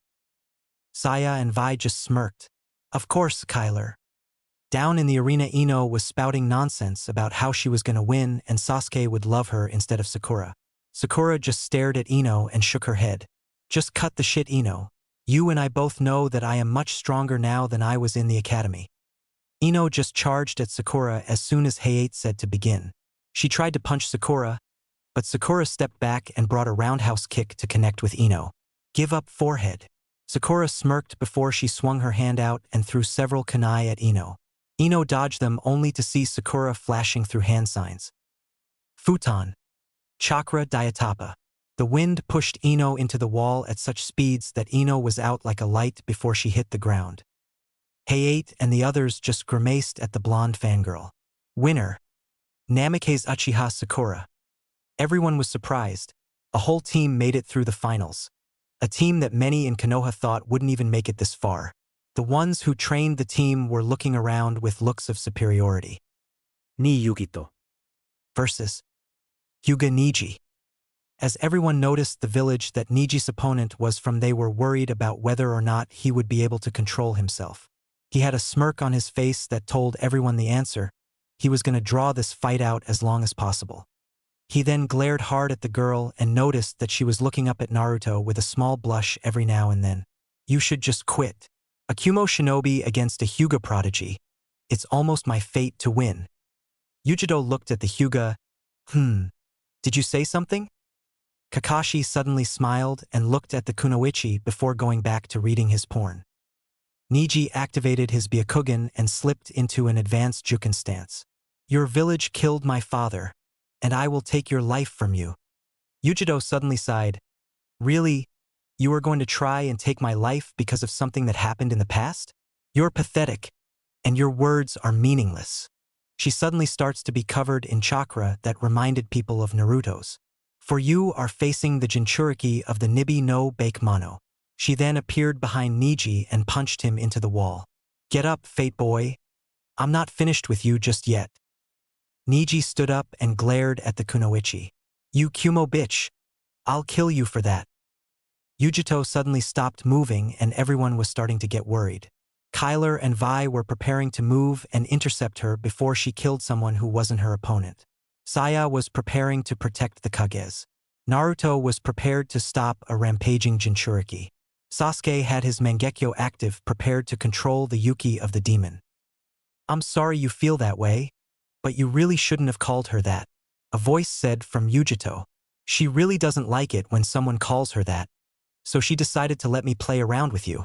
The now identified Nibi said to Niji. She then clawed at Niji and sent him flying back before getting right next to him and repeatedly punched him until he couldn't stand anymore. As Hayate announced the winner, she kept going. Just as she was about to strike the killing blow, her arm was grabbed by Naruto. Give control back to Yujito or I'll show you what a difference Seven Tails makes. Naruto said, channeling Kyuubi's chakra in the end. Oh, please do. Show me how dominating you can be. Nibi said before she felt the chakra he was pushing out increased. Oh, please, do more to me. Naruto suddenly applies more pressure and everyone starts having slight problems breathing. Do you really want to try and piss me off? He replied, his energy starting to turn black, and the Taggala family started to see the energy signature of wings on his back. Fine, I'll give control back to Yujito. But eventually I'll come for you. Nibi answered before giving Yujito control again. Naruto let up the pressure and released Yujito's arm. Glad to see that you are back to yourself. You won your match but almost went out of control. Please do try to take more precautions in the future, or else I'll have to personally interfere, he stated before he appeared next to his team with a Shushin. As Yujito headed back up to her team, she asked Nibi just how bad it was. Kitten, I think he would have killed us had I tried to continue. He was starting to use some kind of power that is more powerful than Chakra and Yuki. Kitten, if you ever have to fight him, then be extremely careful. Don't forget, he is possibly the most dangerous person here. I doubt even B is as powerful as he is at the moment. Yujito looked over at Naruto and noticed that he had a demonic grin on his face. Fu versus Aburame Shino. Shino looked over and noticed that his opponent was Shinobi from Takigakure. He noticed that she had mint green hair with an orange clip hold some of the spikes from her eyes. Her eyes were the same color as her hair clip. She was wearing a short, sleeveless, white midriff shirt with fishnet armor underneath, long white armlets, fishnet shorts with a short white apron skirt over them, and a red cylindrical object on her back. She held herself with a large amount of pride and walked down the stairs and stared at Shino with a calculating gaze. So I am fighting an Aburame? What did I do to earn such an easy trip to the finals? She gloated. Shino said nothing as slowly released his Kikachu into the air. Don't get cocky before the fight even starts. Fu grins, and as soon as Hayate shouts for them to begin, she releases her Biju's chakra and enters her chakra shroud. Shino notices and calls the beetles back. Proctor, I must forfeit. I know that I am not ready for this level of competition yet, Shino said in his monotone voice, although those who knew him heard the slight cursing in his voice. As Shino walked back to his team, Naruto put his hand on his shoulder. Don't worry, Shino. I'll help you with training against Jinchuriki. We might even be able to help your Kikachu be able to absorb the Yuki that a Jinchuriki releases, he said as Shino looked at him. Thank you, Naruto-san. As all the Konoha shinobi smiled at the display of camaraderie, Gaara was slowly starting to leak bloodlust at an increased rate. Sabaku no Gaara Versus Hyuga-Namikaze Hinata. As all the genin gasped at the third person to have Namikaze in their name, Hinata was worried for a different reason. Shit. I just had to get the annoyingly bloodthirsty Jinchuriki. As she walked down, she noticed that everyone was staring at her with pride and told her that they believed in her. She held her head up with the pride expected of a Hyuga and pointed at Gaara and slipped into a loose Juken stance. No one noticed that her hand a seal formula on it or that Naruto was smirking at what Hinata would do. Hayate looked at the two genin and noticed that each was waiting for the beginning of the match. Hajime. With the fight started, Hinata rushed at Gaara with what appeared to be average speed before she reached about halfway to him and suddenly disappeared in a burst of speed and appeared behind Gaara, using one hand to blast some of his sand armor away before slamming the seal onto the revealed skin. Gaara suddenly shouted out that he couldn't hear his mother anymore, making most of the people look at him like he was crazy. Except for the other Jinchuriki, whose Biju told them that Shikaku had a habit of acting completely insane. What did you do to Mother? I want to talk to Mother. Mother. It's your fucking Biju. Hinata replied. Hey, take that back. Don't talk about Mother that way. You mean it. Gaara replied, slightly pouting at the end. Oh, sorry. What the hell am I saying? Hinata asked herself as she slowly started to knock Gaara around before finally breaking off the last of his sand armor and revealing that Gaara was not as male as the others thought. When the sand fell off, everyone was shocked. Props and a decision on the fate of Femgara if you can name the movie where I took these last few lines from, a movie which I technically own a copy of. 3 of the Jinchuriki here are girls, and of us all it is the 2 with the higher number of tails that have better control, Naruto said as he watched the fight with his eye twitching. He walked over to the Kumo team that was being led by a dark-skinned man who was rapping horribly. I refuse to do the rapping, I suck worse than B, and I won't run anyone off with my abysmal skills. I'm a white kid who lives in the South and listens to hard rock and heavy metal. B looked at the kid that walked up to him and put his arm on his shoulder. Kid, I know what you mean. I mean, you and I seem to be the only male Jinchuriki here, B said before 2 of the 3 IWA Jounin came walking over. One looked like an old mountain climber, with red hair and a red beard, and the other had on red armor. That, my friend, is where you are wrong. My name is Rashi and my partner over here is Han. We are the Jinchuriki to the Yanbi and the Gobi respectively. I noticed though that even though your last name is Namikaze, you look nothing like your father. Honestly, Rashi-san, if I ever met my father, I would probably seal his chakra, tie him up, and bring him to IWA myself. The man actually wrote in his journal about some pretty sick shit he did during the war when he was sure that he would never get caught. One of the things he did was when he apparently found a team of IWA genin and killed all of them except for the Kunoichi. What he did to her made me sick. He actually bragged about causing her to kill herself because he raped her. I thought at first that he was a good man if not naive. However, while I was waiting, I decided to read his journals and see if he left any notes on the Hiraishin when I found those sickening entries. I showed them to my sensei and the Hokage, and they understood why I would do that. I would actually like to meet the Tsuchikage myself in order to apologize for what my father did. I plan on keeping the name Namikaze and turning it into a name that actually has a good legend instead of the disgraceful one my father left behind. Naruto said with disgust in his eyes at the mere mention of what his father did. Rashi and Han looked down at the kid in front of them and noticed that he was telling the truth the entire time. They were surprised. Kid, if you are serious, then follow us after the prelims are over. For now, though, let's watch your adopted sister win her match against the Suna Jinchuriki. As everyone watched, Hinata started to form a technique in her hands that every shinobi recognized. This here is a technique that my Nai-san taught me. Rasengan. Hinata then ran at Gaara and slammed the sphere into her chest, causing her to hit the wall and fall down. She then turned around and put her hands in the peace sign before she was almost covered in sand. The only thing that stopped it was the fact that every Jinchuriki pushed their Yuki out and told Shikaku to return from whence he came. As Naruto walked up to Gaara, he watched as the sand tried to stop him, only disperse before touching him. Here, let me help you up, he said as he held his hand out to the redhead. Why don't you tell us your real name? He asked as the girl looked up at him and heard Shikaku muttering in her mind. Gaia, she replied before grabbing the outstretched and letting the boy help her up. Naruto-san, I was wondering, could you help with Seal that is keeping Shikaku under wraps? I know that for now I am in control, but I don't know how long that will last, she asked, hoping that he could help before she was forced to let her other personality out to give her mother a treat. You see, Gaara is real. He is a manifestation of Shikaku's will to murder others and feed her blood. Naruto thought before Natsum told him that he could travel into the girl's mindscape and find out what was causing Shikaku to go batshit crazy. Naruto asked Gaia if he could, and she told him that she didn't care so long as he didn't die. He nodded before he placed 2 fingers onto her head and meditated. In Gaia's/Gaara's mindscape, the first thing that Naruto noticed was that the area was covered in sand. He also noticed that next to him were the spiritual bodies of the cataclysms he wielded. He also noticed that Ruin was in his hands. Ruin, why am I wielding you? Simple, we can feel the presence of a soul that shouldn't be here, a soul that we have had to deal with in the past. The soul fragment is a fragment of a fallen Taggala. His main ability was attaching his soul to other souls.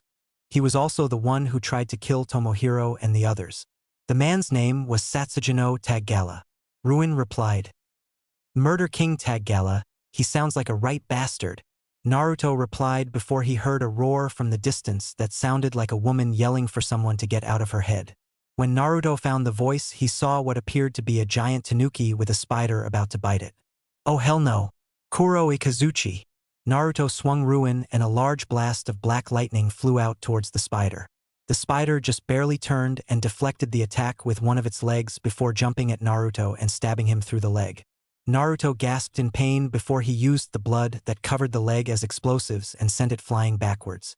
The spider turned its black eyes towards the child that attacked it.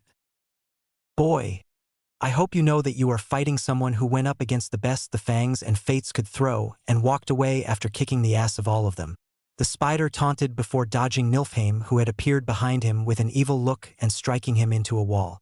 The spider laughed before appearing behind Naruto and slamming him into the ground and throwing him around.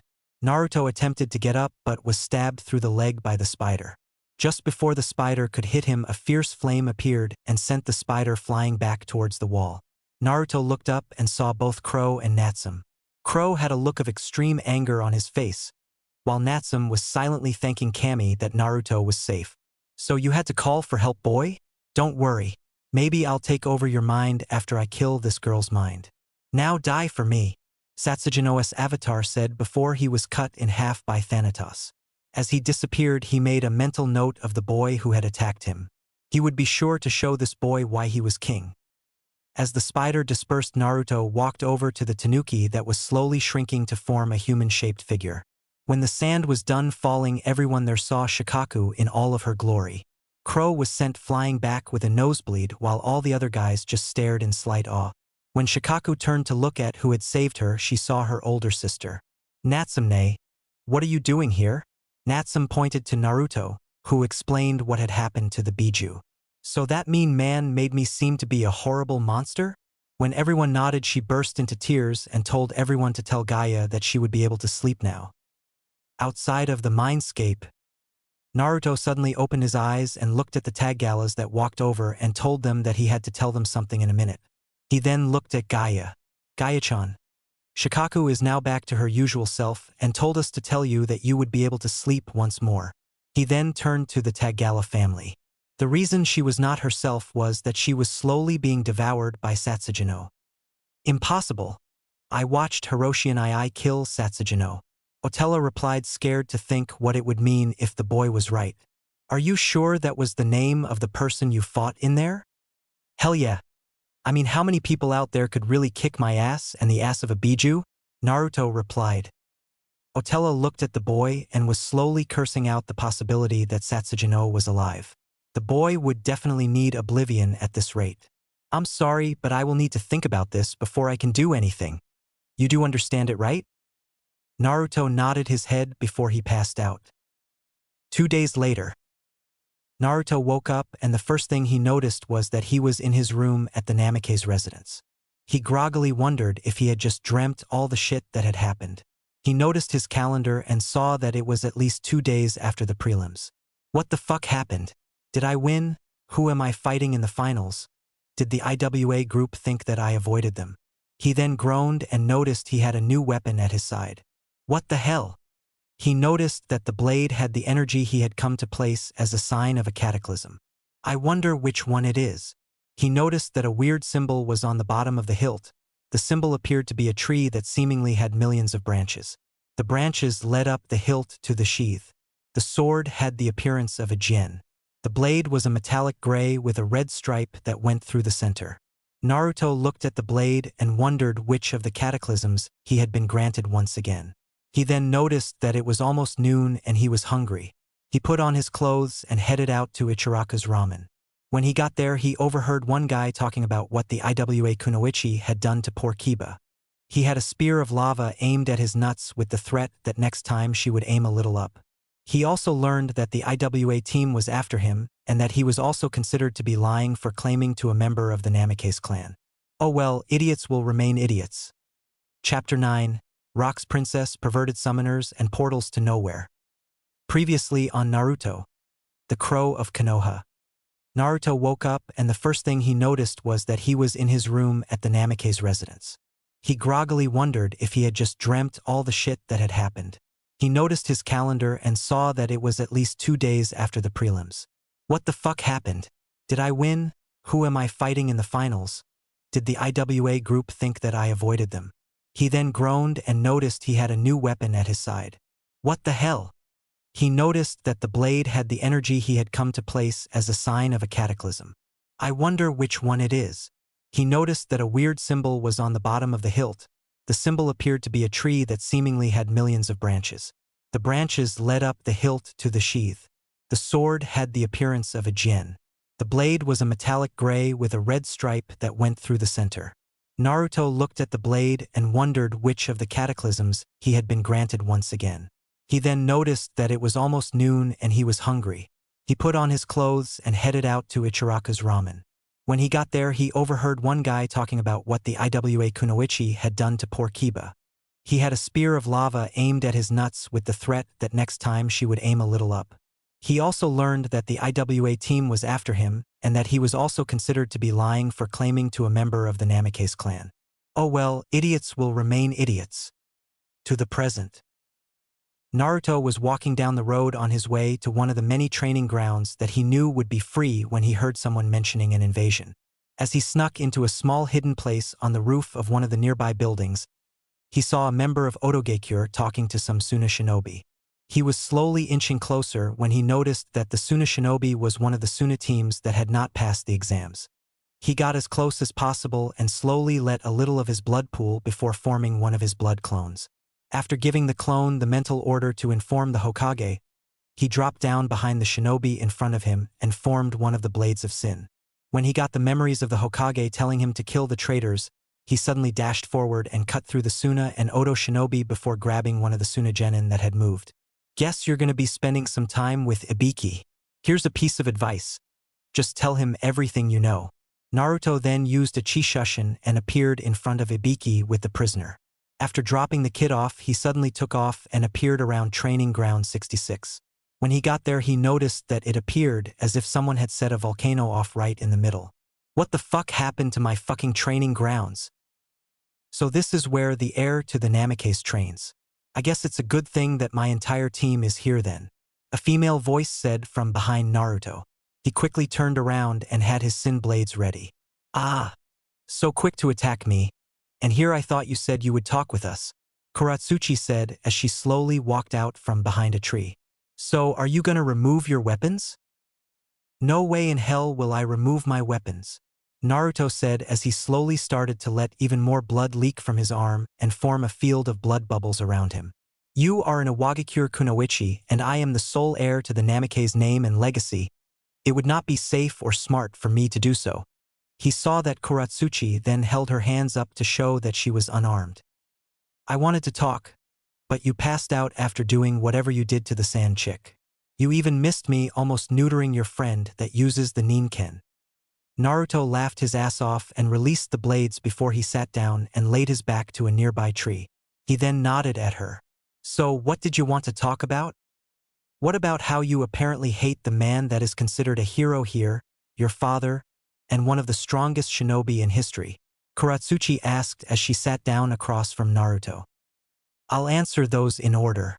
He is the bastard that caused me to be beaten until I was 6, and the only reason that stopped is because of someone who is in my seal along with the Kyuubi killing my attackers that night. He was a rapist and a sick, disgusting fucker who enjoyed torturing his captives when he didn't need to. As for him being one of the strongest, the Tagala family could kick his ass. Hell, I could kick his ass as I am simply due to the fact that I took his Rasengan and pretty much made it my own by doing what he couldn't and adding an element to it. Do I need to elaborate any further on why I hate that man with my entire being? Naruto replied, his eyes taking a dark tone when he started talking about his 6th birthday. Kuratsuchi looked at him. But you're the son of the Yondaime? Why would they treat you like that? I am the Jinchuriki for the Biju that killed a good portion of the village and a living reminder of the night. Civilians are also bigoted idiots who don't know shit about sealing. Naruto sighed. Sometimes I wish I was born in another village. A village where Jinchuriki are not treated like the Biju they carry. Sometimes I wish that I could find my father so I could kill him personally. Kuratsuchi just stared at the man who should have been treated like royalty in Konoha. And here he was saying that he wished he could have been born elsewhere and that he wanted to kill the man who her village hated. Why didn't you run away? I couldn't. It wasn't until recently that I wasn't watched by ANBU everywhere I go. Running away would have probably had me grabbed and thrown in a cell until it was time for the fox to be placed in someone else. He looked at her. So what's your story? My grandfather is the Sandaime Tsuchikage and I obviously use Yoton. I also had a person I considered an older brother of sorts before he left the village. His name was Deidara. Kuratsuchi said as she slowly lowered her guard. She knew that he could turn on her at any time, but something was telling her that he wouldn't. Naruto started to get up and held his hand out to Kuratsuchi. Since training is not looking like such a good idea, how about I take you out to a tea shop that my teammate showed me? My treat, of course. Oh, is the big bad Namikaze asking the IWA Heim out on a date? Whatever would our leaders think if they saw that? Kuratsuchi teased. Alas, the Sandaime Hokage would act like a pervert. Plus, this is only a date if you want it to be. IWA Heim, Naruto teasingly replied. He laughed as Kuratsuchi blushed. At the Evergreen Tea Shop. Naruto and Kuratsuchi walked into the tea shop and a couple of off-duty ANBU that knew the truth started looking at Naruto like he was crazy. Than normal. Kuratsuchi was laughing as Naruto told her of some of the things he did as payback while he was growing up. She would never had believed someone if they had told her that she would one day be sitting and laughing next to the son of the Namikaze that many in IWA still hated. Naruto was happy. He had acquired a new friend, and the friend was the granddaughter of the current Tsuchikage. Here was a person who was practically royalty in IWA and she was with the pariah of Konoha, and he was the son of her village's most hated enemy. Yeah, I got a laugh when Irika finally got around to asking Anko out and was stuttering like a shy stalker. He was surprised when I showed up to class the next day and threatened him about treating her right. I mean to be threatened by you while you were in the mindset of attacking anyone who mistreated you and those close to you, Kuratsuchi said, chuckling at the conversation. So this is where Kuratsuchi went? Damn. No wonder Tsuchikage-sama was about to have a heart attack. His granddaughter associating with our enemy. An IWA Jounin said as he walked into the tea shop. Kuratsuchi-san, your grandfather would like to talk to you. He even asked that the Namikaze boy be present as well. Naruto stood up and stared at the Jounin. Someone close to you was killed by my father, weren't they? Yes, my older sister when she was a genin, the Jounin said. Then I am truly sorry, but I will stand by what I told Kuratsuchi-san. I have no wish to be compared to that bastard of a father of mine. The IWA Jounin was surprised as he led the two towards the hotel where the Tsuchikage was staying. When they reached the room, he knocked in a way that only the Tsuchikage would recognize. After hearing the all-clear to come in, he led Naruto and Kuratsuchi into the room. The Tsuchikage was a short old man with a bulbous nose that noticed that the boy that was the son of his village's most hated enemy didn't even seem to be nervous. So, boy, are you so confident in your strength that you think you can? No, sir, I don't. Naruto then held out a book to the old Kage. My father's journal, complete with all of his sadistic acts. The book that made me sick to read. Inoki grabbed the book and read through a few pages. His anger started to grow before the entire room was filled with his ki. Boy, are you positive that this is his journal? Naruto nods his head. I will need a bit to think over what I've seen and what you have told me. So why don't you tell me how you are treated like a prince? Naruto scoffs. How can I tell you something that is such a huge lie? Until I was a genin, I had to hide behind the guise of a bright orange, wearing idiot, otherwise the civilians would have killed me for being too strong of a demon. I was beat until I was 10, which is when I took my first life. A civilian that wanted to kill me in order to have his revenge for killing his wife. Thing was that I never killed a single person before then. They all thought I was the QB. He then looks right into Inoki's eyes. So tell me, would it have been better had I been born elsewhere? Would I have been treated better if I was a Jinchuriki for somewhere like IWA? No, you wouldn't have been beaten, but you would have been mistreated and untrusted. Inoki said. Alas, this meeting is over. Young Namikaze, if you are ever in rock country, then you will be treated as what you should have been treated like here. I will also talk to Hiruzen about an alliance between our villages, under the circumstances that I get to leave a team here and receive a team from here. Naruto bowed and said thanks before he started to head out. As he was walking around, he heard a perverted giggle coming from the direction of the hot springs. What the hell? He muttered to himself upon seeing a man with long white hair sitting on a toad writing in a notebook while staring at the women's side of the hot springs. Wait a minute, he fits the description of Jiraiya. So my godfather is a fucking pervert, of fucking course. Naruto then walked over to the man and poked him until he turned around. As Jiraiya was about to start his usual introduction, he was slugged and then kicked into a nearby wall. So, the first thing my godfather does when he gets to the village is not check on his godson, but instead watch some women in the hot springs? I wonder what my mother would think. I bet my father would have just let you get away with it. If you haven't guessed yet, Jiraiya-sama, I know my heritage and I will say this. If you ever approach me outside of official reasons, I will castrate you and let you bleed out. Naruto then walks away. A few hours later, Jiraiya walked up to Naruto and sat down next to him. He looked around at the ramen stand and noticed that he was getting an evil look from Tuchi and Ayam. Listen, Naruto, I'm sorry about not being here for you growing up. However, I do want to make it up to you. Make any demand and I will carry it out. Teach me the Hiraition. If you want to get back into my life, then help me learn that bastard's technique. I'll even forgive you, but only if you do that. Naruto replied. Deal.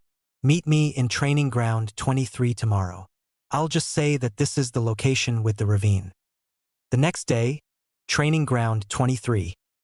Naruto walked upon a sight that slightly shocked him. Jiraiya was meditating and had an almost serious aura surrounding him. When Naruto was 15 feet away from the Sannin, Jiraiya opened his eyes and stared at Naruto. Do you have a summoning contract? Jiraiya asked curiously. Yes, the crow summoning. I got it from Natsuki. Naruto replied as he stood in front of the elder man. Have you summoned the boss personally yet? No, I have not had such time, and Natsuki warned me against summoning the boss for anything less than an emergency. Well, could you come over here for a second? Before I help you learn the Hiraishin, I must know that you can at least summon a boss-level summon without getting too tired. So in that intention, I apologize in advance. Jiraiya states as he pushes Naruto down the chasm. About halfway down the chasm. So first I'm gonna kill Jiraiya, then I'm gonna resurrect him. Finally, I will castrate him. Naruto thought as he calmly fell down the chasm. He looked down and saw a distortion in the air that appeared to spiral. Any thoughts on what I'm seeing? Especially since we're heading right for it? Naruto asked the spirits in his mind. A deep voice that Naruto hadn't heard before sighed. That is a dimensional rift to another reality, or dimension if you will. It is also a time-distorting rift, meaning that when or if you ever come back from there, it will still be within the time that you disappeared into it. As Naruto headed towards the rift, he just grinned before twirling in midair and dropping through the portal, grinning the entire time. From here on till I say we are in the AU mentioned at the beginning of the chapter.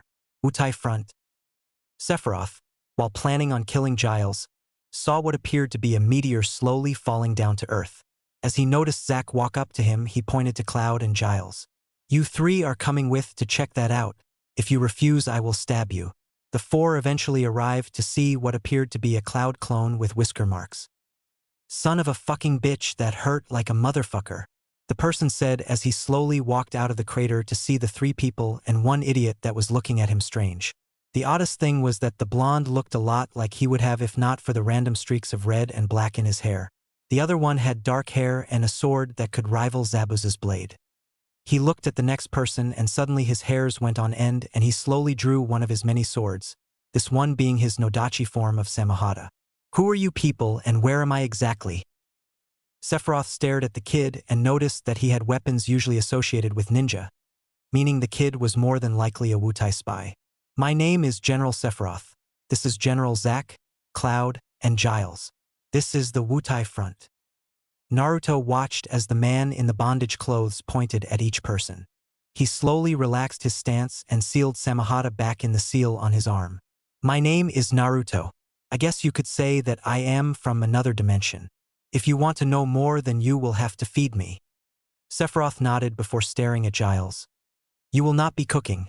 I refuse to have a person who possibly helped me kill Shinra the Elder die due to your food. At the camp, Naruto sighed as he noticed how the people looked at him. He was getting sick of the glares. At one point a man stepped in front of him and asked if he had been experimented on by Hojo. Naruto replied with a negative and continued on. Zack yelled out that they were ordering pizza. Everyone pitched in except Naruto, who didn't have any of the currency. He explained to Sephiroth and Zack about what his dimension was like and how he had a giant fox demon sealed inside of him that helped him out in combat. He learned about the planet, the lifestream, Mako, Materia, and about the soldier program from Sephiroth. He learned about the geography and different groups from Zack. Naruto eventually got some of the pizza and decided that he would join the army, if only until he found out how to get home. One assassination attempt later. Naruto was sitting at a bar next to a short green creature with a knife listening to him telling him about failing to kill Kakashi. Not pervert Kakashi. Read this army life to know more. Naruto wondered if he could kill him. Naruto and Tunberry sat next to each other every day at the bar.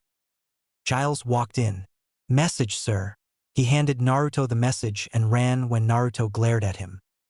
Flashback. Giles, I want ramen, Naruto said to the poor idiot. Got it, sir, Giles replied before leaving the tent. A few hours later he came back with a bowl of what appeared to be tentacles. Marlboro ramen. The sound of inhuman screaming coming from Giles helped many of the soldiers go to sleep that night. Flashback end.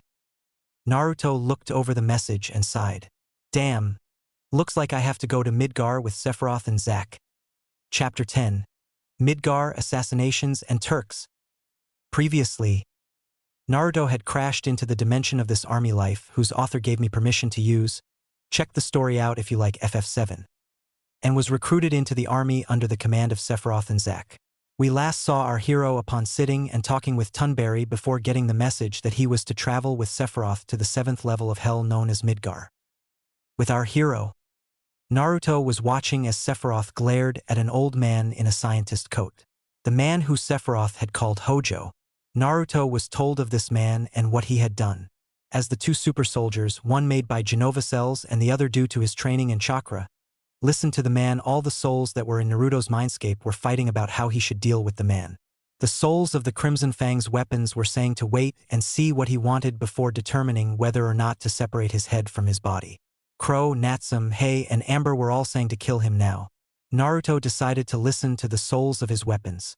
They were at least giving the man a chance to not get himself killed. Hojo looked at the young shinobi and then looked at Sephiroth. This is the person you said was the one who crash-landed on the Wutai front? He doesn't look like much.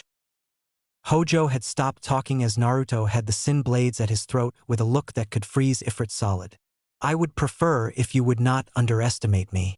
My name is Naruto Namikaze. However, where I'm from I earned a name. They refer to me as the Blood Angel. He then returns his blades to back into blood that he seals into a scroll quickly. Hojo fixes his glasses and smirks. Well then, Mr. Namikaze, would you be so kind as to donate some of your blood? For medical reasons, of course. As soon as I have his blood, I will be able to increase the abilities of that damn Kakashi, and then I will be even more prepared to force Shinra to give me more money for my experiments. Hojo noticed that Naruto was smirking. What?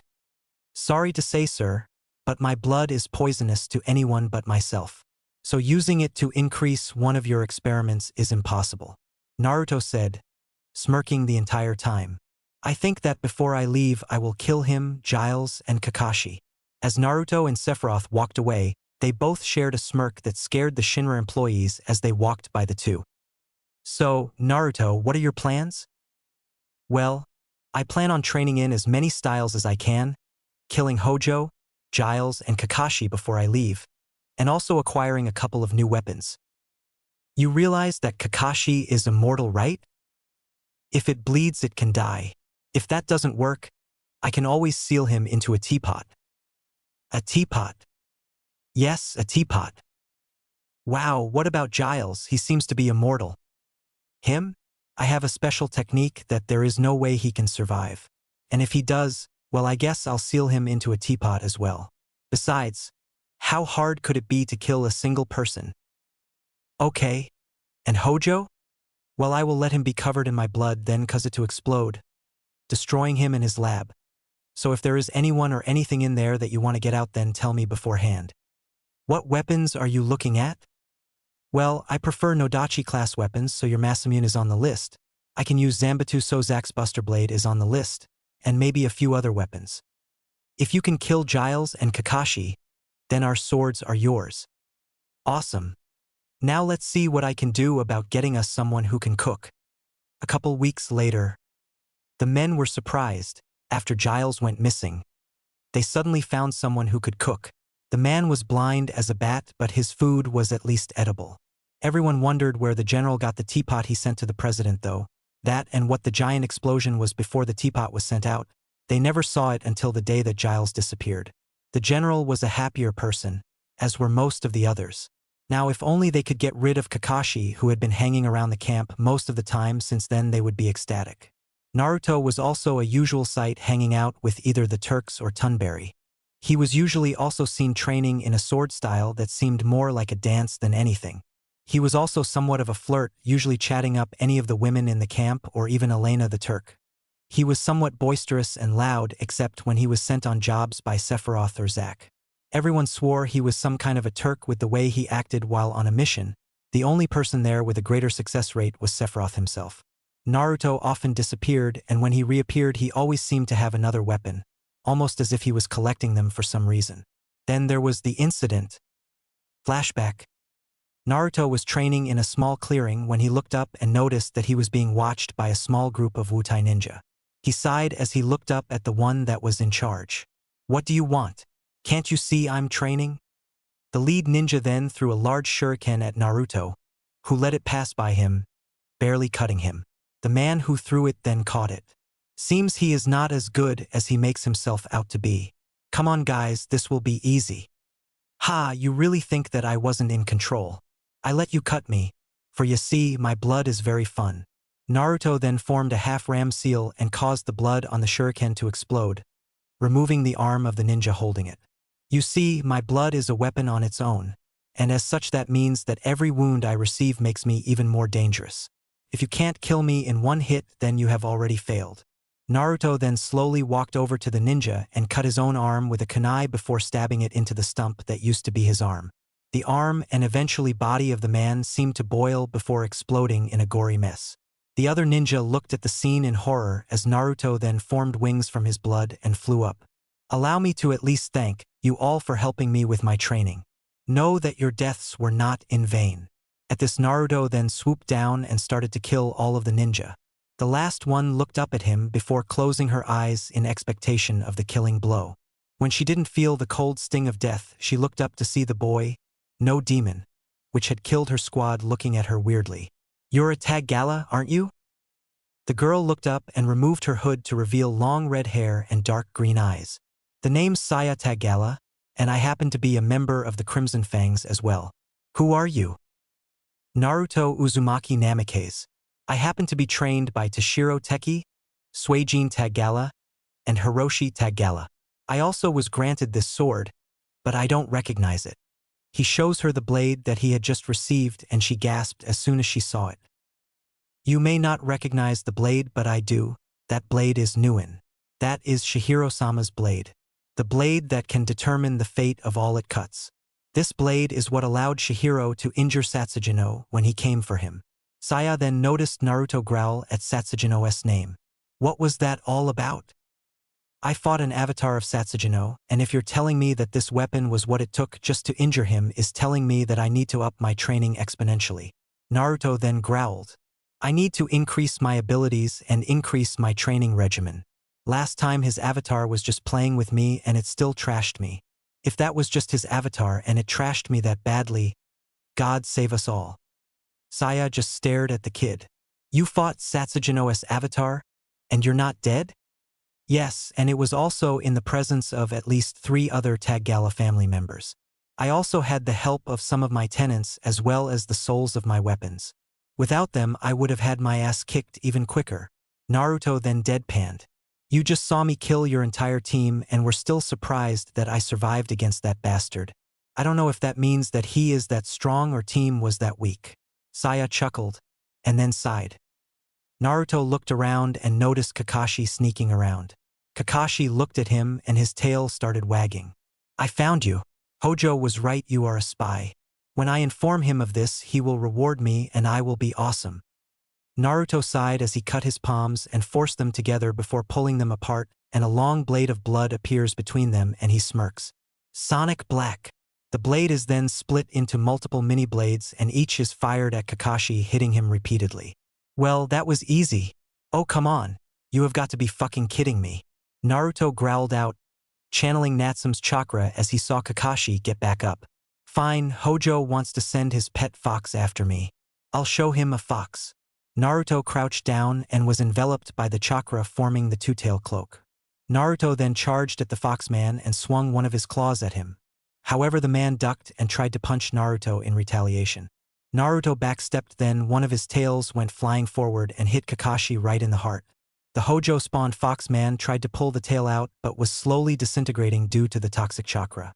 Heh, the madman might have made you nearly indestructible, but I am a master of the insane. He then turned around when he heard coughing and saw Kakashi slowly start to get back up. What the fuck? I thought I killed that bastard. What will it take for you to just die? Hojo made it so that I would be able to survive everything except for an all-consuming technique, which would completely destroy my body. So unless you can use some ability that would kill me, you will never end this. Kakashi said as his body slowly reformed. Fine. Tagala family forbidden technique. Demon Seal release stage 2. Naruto said as his body slowly gained wings and a scythe formed from the blood on the ground. In this form, I can control the blood inside your body as well as the blood around me.